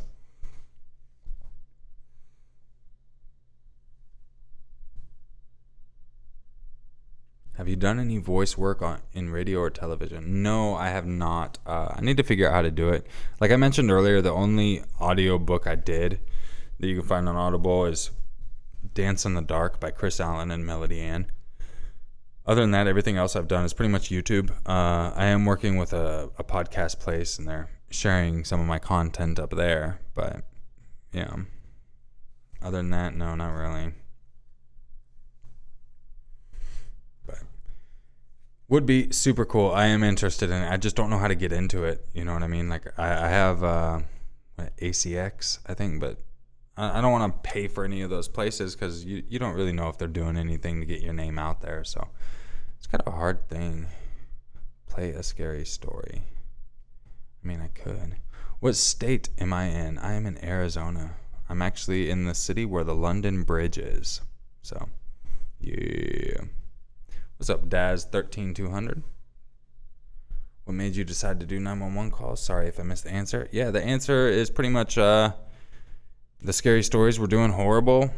I started actually listening to 911 calls anyways and found myself researching what happened around the call and then just kind of had an aha moment like, well, if I'm researching it, that means everyone else is probably doing the same thing. So, yep, that's kind of how it just originated. Kind of how my story came, actually my whole YouTube, yeah, starting with the stories and all that just came about from an aha moment. Ran out of all the content that I liked. Is that a kitty? I hear a kitty. Come here, kitty. Hey, baby.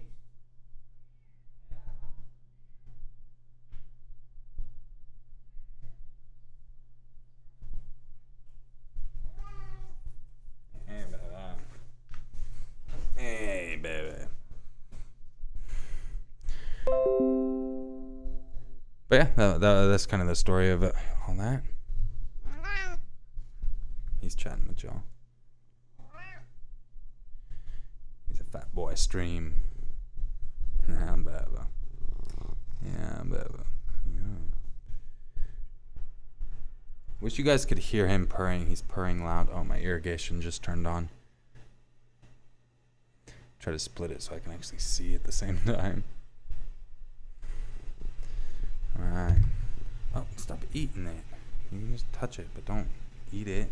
My goodness. He's a Maine Coon. Maine Coon. I don't know if that is the same as a Norwegian forest cat, but Maine Coon. Hopefully my mic still works. I don't know if it works from... It should work from back here, I would assume. Should boost it. But yeah, he's the fat baby. He's the fat baby. He's the one you'll always hear in my videos. Well, when you would hear him in my videos, because he comes in there and harasses me. That's why I gotta lock him out of the bedroom if I want to have silence. Yeah, he is a fluffy muffer. He's my fluff muff. That's what I call him. He just likes to get into everything, though. So he's kind of a pain in the bum. But Sam says, just cost me $533 for an emergency vet. Oh, I know. They're expensive. My goodness. I think it cost us like $1,000 when we brought Tigger in because he was diabetic and like the amount of testing and then insulin and like it's crazy. It's just as much as a human. And then Thumper, we just, a couple months ago, got him on his inhalers and all that kind of stuff. So, you know. He has had asthma issues earlier, TK. I gave him his inhaler, but he's doing good right now. Chihuahuas aren't expensive, but Chihuahuas are kind of useless, to be honest. These cats my wife had before we got together. This one especially just pretty much adopted me like I'm his, you know what I mean? But he's also my little sidekick as well. He follows me everywhere. But yeah, once these animals are done. We're done for a while. If we do decide to get one, we're gonna get a dog that's kind of useful. You know what I mean? Whether it be a husky or German shepherd, something like that. You know, just kiss him on his little face and rub his tummy. He likes to just be smothered like this. And you cover him. Oh, baby. That's probably the first time I've kissed him in over a year. Because I'm highly allergic to cats. So that probably was not the best idea. Well, they're dander. I don't think you really get allergic to a cat. It's the dander. But my goodness. Forgive me.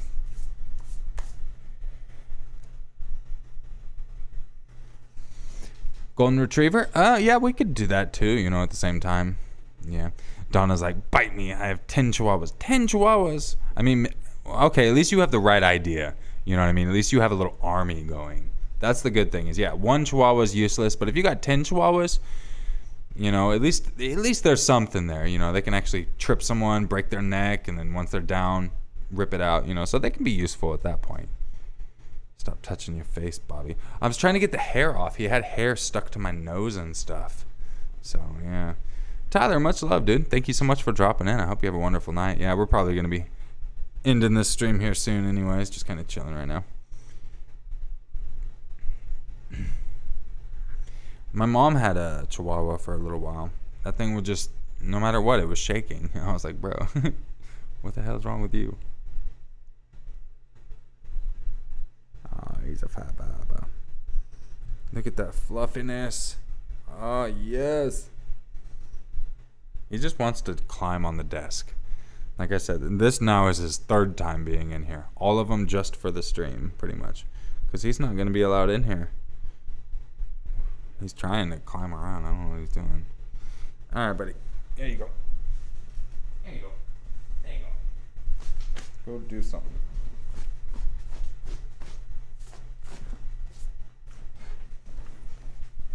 All right. Oh, that was the most pitiful meow ever. Yeah. Type of thing. You might be able to hear him on that one at least. Meow. Oh. What are you doing, Dougie? Had to make sure he's not trying to get into anything. He will eat any plastic he can if he comes across it. He's a madman. Mad lad, you know what I'm saying? How old is he? Oh my goodness, like 13, 12, 13. They're both really old. So they're both seniors, that's for sure. Bobby, is that what you are called? Yes, that's what I'm called. Well, at least in my real life. I can't even say I'm more frequently called Bobby because now I'm more frequently called your maker, technically. So, but yeah, Bobby's what I'm called in my private life. Hanbi says, oh my god, I can't believe you're still going. What have I missed for the past 4 hours? LOL. Just chilling. Some dumb stories and stuff like that, you know what I mean? That's pretty much what you missed. Pretty much winding the stream down now. Yeah, it's been almost 6.5 hours, so I'm hungry. Yeah, hungry. Thumper. All back there is stuff for my electric bike when it ever does come in. I don't know. I ordered it months ago and it's still not here. But when it comes in, I got fucking everything. Everything. So, I mean, even a horn. Check it out. Alright, goodbye, Cookie.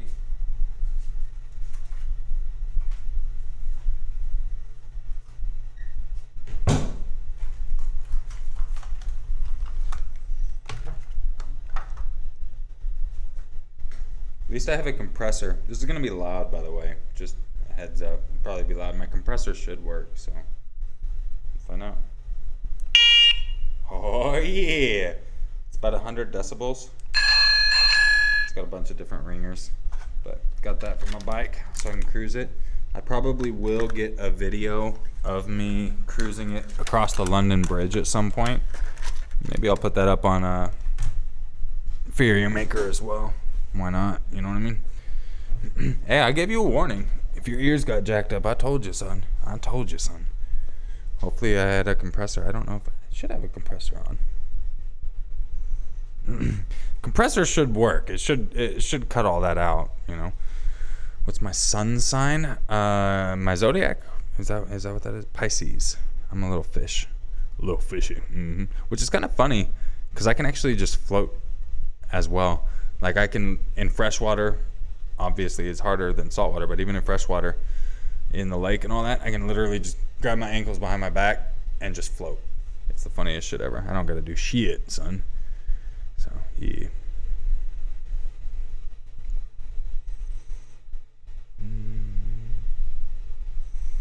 I'm originally from Northern California in a city called Fort Bragg, but now I'm in Arizona. My birthday's February 26th. Donkey. So, yeah. Shit, I think we'll call it there. I have a burger left over from last night. I was going to order food, but then I was getting down and I was looking at the price. I'm like, bro, I could just run to the store and buy this plus some for that same price. So that's exactly what I did. I was like, all right, let's go to the store. And I got a little overzealous. The burgers I made were just massive. But hey, still beat the hell out of ordering in, you know what I mean? Favorite cartoon? That's a good question. I don't really do cartoons much. I guess probably South Park would be one that I really would watch all the time. You know, if they had a South Park movie, I'd watch it. New South Park episodes, watch it. So probably that. More of the raunchy ones, like I'll enjoy Bob's Burgers every now and then, but I don't watch many TV shows religiously. I guess like Naked and Afraid. Alone sometimes, but that one I really don't watch religiously either. Yeah, I don't watch too many television shows. Can't get into them. Never even watched an episode of Stranger Things. My wife tried watching it, and I guess she didn't enjoy it. I think I've watched a couple minutes of Doctor Who, and I didn't like it. Never seen an episode of Game of Thrones. Yeah, I'm just not huge into the whole TV scene like everyone comes to a lot of that. So, yeah. Bro, I'm remarkably tired just from sitting here. That's crazy. Well, then again, I didn't just wake up and get on here, so I have been up for quite a while, so that's cool at least. Favorite band? Ooh, a band. I don't know. I guess it really does depend on my mood. I like Matchbox 20, Blink 182, Offspring. I don't know if, yeah, they're all rock bands and pop bands. Honestly, even I dig some Backstreet Boys songs. NSYNC, there's a couple songs I enjoy, and even Justin Bieber, there's a couple songs. I mean, not stuff you used to admit in school, but no, there's a couple songs I enjoy from. Just depends on my mood. I really don't care what people think. You know what I mean? Baby, baby. You know what I mean? That's my jam. I like that a lot. Yeah. Donna says they asked a question and I missed it. Dang it, Donna. Where is it, Donna? Last name. No, you're not sending me on. No, you're not. You're not gonna add me on Facebook.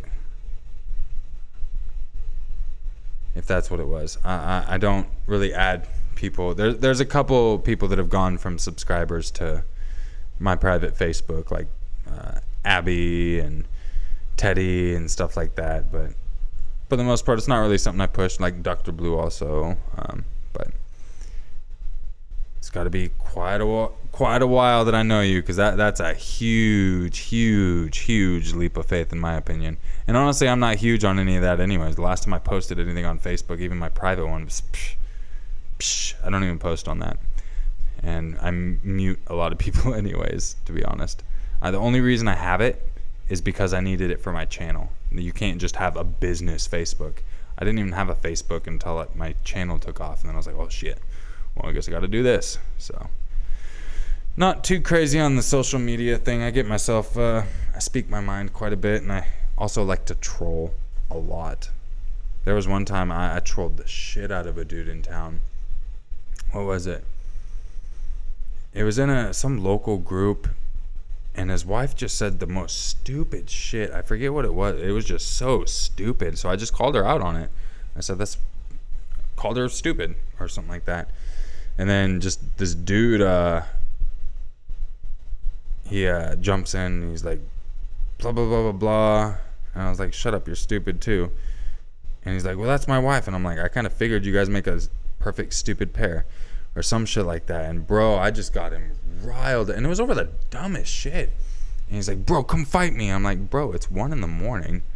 and I'm just some stranger. You wouldn't know if I showed up with a gun or anything. He's like, yeah, bring a gun. I'm like, bro, I'm not bringing a gun. I'm just saying you're dumb to do that. He's like, oh, you scared? You scared? And I'm like, bro, okay, meet me here. And I gave him a random restaurant. And I didn't leave. I was sitting at home.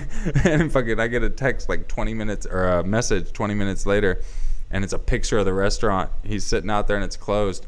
And he's like, I'm here. Where you at? I'm like, oh, I'm down the road. I don't have a car, so I'm walking. I'm about to get into the store, get me some water, and then I'm gonna come whoop your ass and introduce you to the pavement. And then I didn't message, and then 5 minutes later, he's like, where are you at? I'm like, man, sorry. Like I said, I don't have a car. You wanna come pick me up, and then I'll fucking whoop your ass. He's like, I'm not coming to pick you up.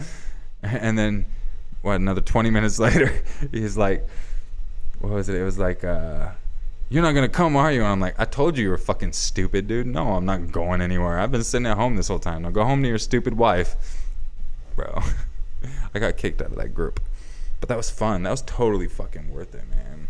Man, that was worth it. I have too much fun. People get so worked up. Man. There was one text message I got back when I had a police cruiser. And it was just one of those wrong text messages. And the person, I might have it saved on my phone, but it would take forever to find. But it was essentially, hey, you weren't okay to drive last night. I love you. Give me a call back, blah, blah, blah. And I just texted back, I'm not sure who this is. I think you might have the wrong number.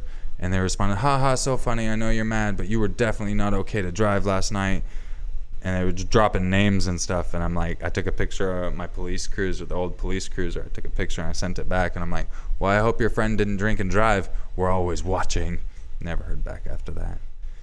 I love to just have fun with people, you know what I mean? Even if they get worked up. If you get worked up over some online shit, you know, it is what it is. You need to change your pattern, you know what I mean?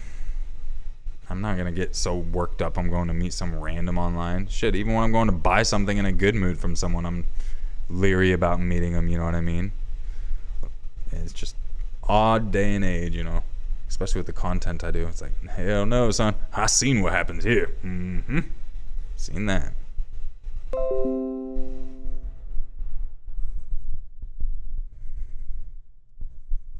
Did my live stream just die? I think my live stream just died. Or no. Okay, I don't know. The browser I was in did. I wouldn't be surprised if I'm gonna have some internet issues. I got a warning that we have flash floods and stuff coming, so I probably should get off of here and get everything prepped for in case we have some massive wind and all that stuff. My internet is very wonky during the wind, oddly enough. Yes. Okay, so yeah, much love to everyone. I'm gonna go ahead and head off of here, get something to eat, and chill for the rest of the night.